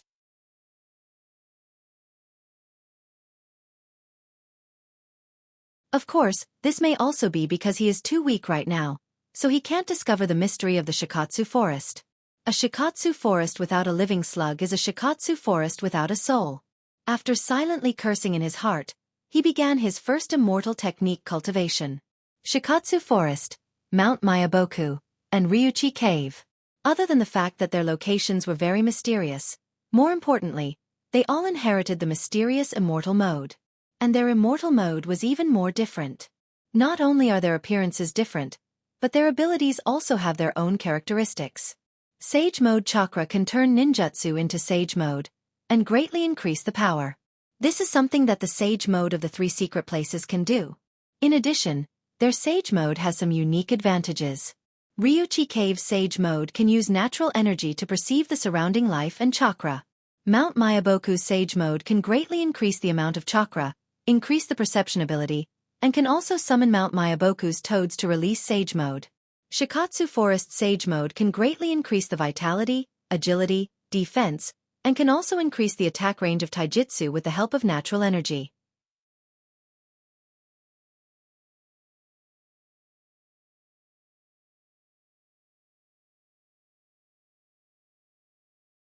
Chapter 115. A strong physique, a huge amount of chakra, and a tenacious will. These were the three main points of cultivation in the Shikatsu Forest's Immortal Mode cultivation notes written by a senior who did not wish to reveal his name. For an ordinary ninja, these three prerequisites may be a bit difficult to achieve. But for Rog, these three prerequisites are basically non-existent. Hashirama's Sage Mode, Ichibi's chakra, and his tenacious will, Shikatsu Forest's Sage Mode seems to be tailor-made for him. Of course, this is just a fantasy in his mind. After adjusting himself to his best condition, he sat cross-legged on the ground according to the requirements of cultivation. Then, he began to empty his mind. Relaxing the mind, letting the chakra flow naturally. Perceiving the chakra in the body, perceiving the natural energy in the world, perceiving the whole world. Then, his hands began to form seals. Zi Chou In Mao Chen, Si Wu Wei Shen, Yu Su Hai. After rapidly forming 256 seals without stopping, Rog finally felt the legendary natural energy. Vast, pure, and filled the whole world, as if everything in the world was born from it. He didn't have time to sigh. This energy forced into his body. Swelling, tearing, swallowing, decomposing. All kinds of heart-wrenching pain instantly enveloped his whole body. At this moment, he finally understood why the note specifically said that the practitioner needs a tenacious will. Although he tried his best to keep himself awake, the pain acting on his body and mind at the same time was like the power of heaven and earth. He couldn't resist. 1 second, 2 seconds, 3 seconds. Just when he thought that his spirit was about to collapse, his consciousness suddenly entered a world that was only white. There was no color, no substance, and no energy. Rog was like a leaf that fell into a river, floating aimlessly in this world. After floating aimlessly for a long time, a green planet completely made of trees appeared in front of him. When he saw this green planet, he suddenly remembered something. Isn't this the planet he saw when he transplanted the Sage Mode? When this memory appeared in his mind, the pure white world suddenly disappeared. Instead, it was replaced by a vast starry sky. Rog didn't have time to think about it. His whole body rushed to the green planet like a meteor. Just when he was about to hit the green planet in an incomparably tragic way, all the scenes in front of him disappeared, and his consciousness instantly returned to his body. With the return of his consciousness, the first thing he felt was an uncontrollable strong hunger. Under the stimulation of hunger, his body's senses began to quickly return. Vision, touch, smell, hearing, and other senses were instantly restored. Until now, he had time to look at his current situation. His body, his limbs, and his IQ is still online. Except for the low amount of chakra, everything is fine.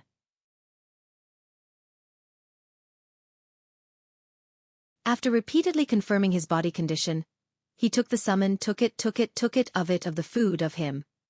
After eating and drinking his fill, he casually laid on the ground and began to recall the inexplicable scene from before. According to the records, when every cultivator perceives natural energy for the first time, they will have an inexplicable experience. The duration of this experience also varies from person to person. Some people can return to normal in a few minutes, some can return to normal in a few hours, and some can never return to normal. As for what the length of time means, there is no accurate answer at present. After all, the number of samples is not enough, and it is difficult to draw any effective conclusions. However, as long as one can feel this wonderful experience, it means that the cultivator has completed the first stage of the Sage Mode, the cultivation of sensing natural energy.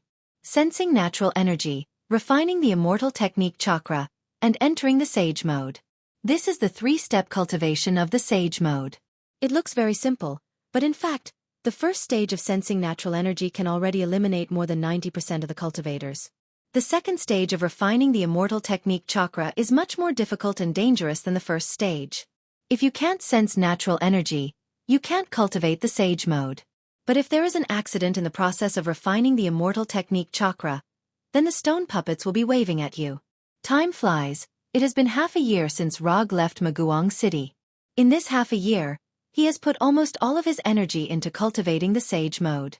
For this reason, he deliberately referred to Prince Ming's accelerated cultivation buff. He has to say that the shadow clone jutsu is a very useful ninjutsu. In particular, the experience and memories would return to the original body after the seal was lifted. It was as if it was tailor-made for cultivation cheating. Due to the selfless dedication of these shadow clones, his immortal mode cultivation progressed at an unimaginable speed. With a clap of his hands, the eyeshadow appeared. After spending half a year, he finally mastered this rapid makeup technique and inherited the sage mode from the Shikatsu forest. Although the red eyeshadow can only last for 15 minutes, for the current him, it is completely enough. And as he guessed, the sage mode of the Shikatsu forest, the sage body, and the wood release have some unknown mysterious connection. After mastering the sage mode of the Shikatsu forest, he can clearly feel the changes in his physique, physical strength, and recovery ability have been improved qualitatively. The most intuitive feeling is that even if he releases the electromagnetic gun 3 times in a row, his right arm will not have any problem. The further improvement of the sage body also led to a further increase in his chakra capacity.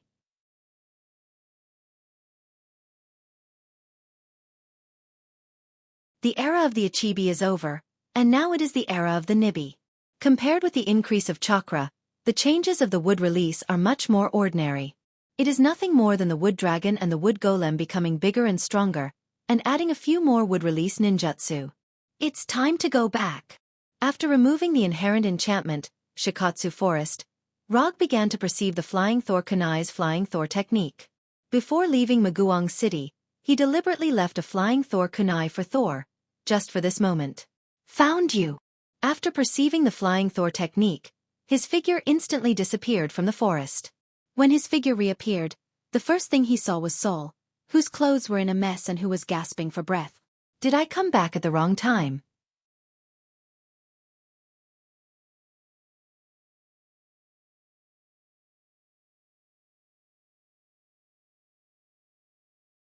Chapter 116. Thor's hammer was carelessly placed to the side, the armor on his body was also taken off, and sweat was dripping down his face. Beside him was a similarly exhausted Sif. How did you become like this? At this time, Thor was in an indescribable state, as if he had been ganged up on for several days. The god of the ocean, Njord, personally made a move. In order to cover the retreat of the army, Thor fought Njord alone. Thor didn't say anything. The one who answered Rog was Sif. Njord? What did you do to make Njord personally deal with you? The god of the ocean, Njord. His position in the Warner Protoss was probably equivalent to the position of the father of the gods, Odin in Asari. Although his strength was not as strong as Odin, in Warnerheim, he was definitely worthy of the title of the strongest. Under normal circumstances, Njord would absolutely not make a move against Thor and the others. Because once he made a move, it meant that the Warner Protoss broke the final agreement of kings not to participate in the war, and raised the level of the war to the level of an all-out war. In this way, the battle between Asari and Warner Protoss was no longer a small local confrontation, but an all-out war between the two races. To put it in simpler terms, Njord and Odin were Warner Protoss and Asari's nuclear weapons. Because both sides had nuclear weapons, even if there were some unpleasant local wars, both sides could maintain the most basic rationality. But if someone disregarded the agreement and used nuclear weapons, then what awaited them would be the same nuclear attack. Do you still remember the 3 Storm brothers that you killed? Thor looked at Rog with some helplessness, then said, Of course I remember. If it weren't for the 3 Storm brothers, he wouldn't have practiced Sage Mode in advance. So to a certain extent, he had to thank the 3 Storm brothers. If it weren't for their selfless contributions, he wouldn't have been so motivated to cultivate. They are Njord's descendants, and they are the more outstanding ones.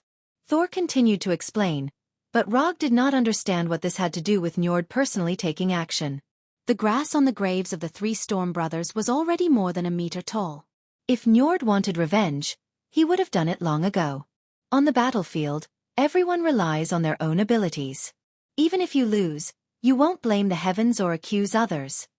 But someone used this to make a big deal out of it.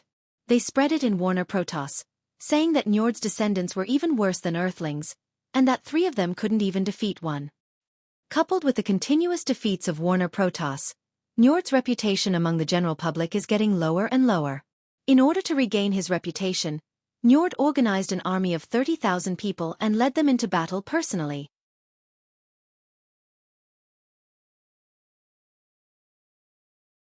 This reason sounded reasonable, but Rog still felt that this reason was a little too far-fetched. Would Njord, an old monster who had lived for God knows how many years, be so impatient? It was impossible that he didn't know what it meant for him to personally take action, but he still chose to do so. In order to regain his reputation, he didn't hesitate to draw out Odin. This didn't seem like something a king would do, especially when his own strength was not as good as Odin's. Don't you feel that something is wrong? Rog asked in return.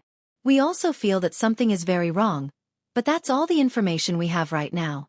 And Njord really did take action. Thor naturally noticed this, but Njord's action made them have no time to think about other things. The most important question now was how to stop Njord.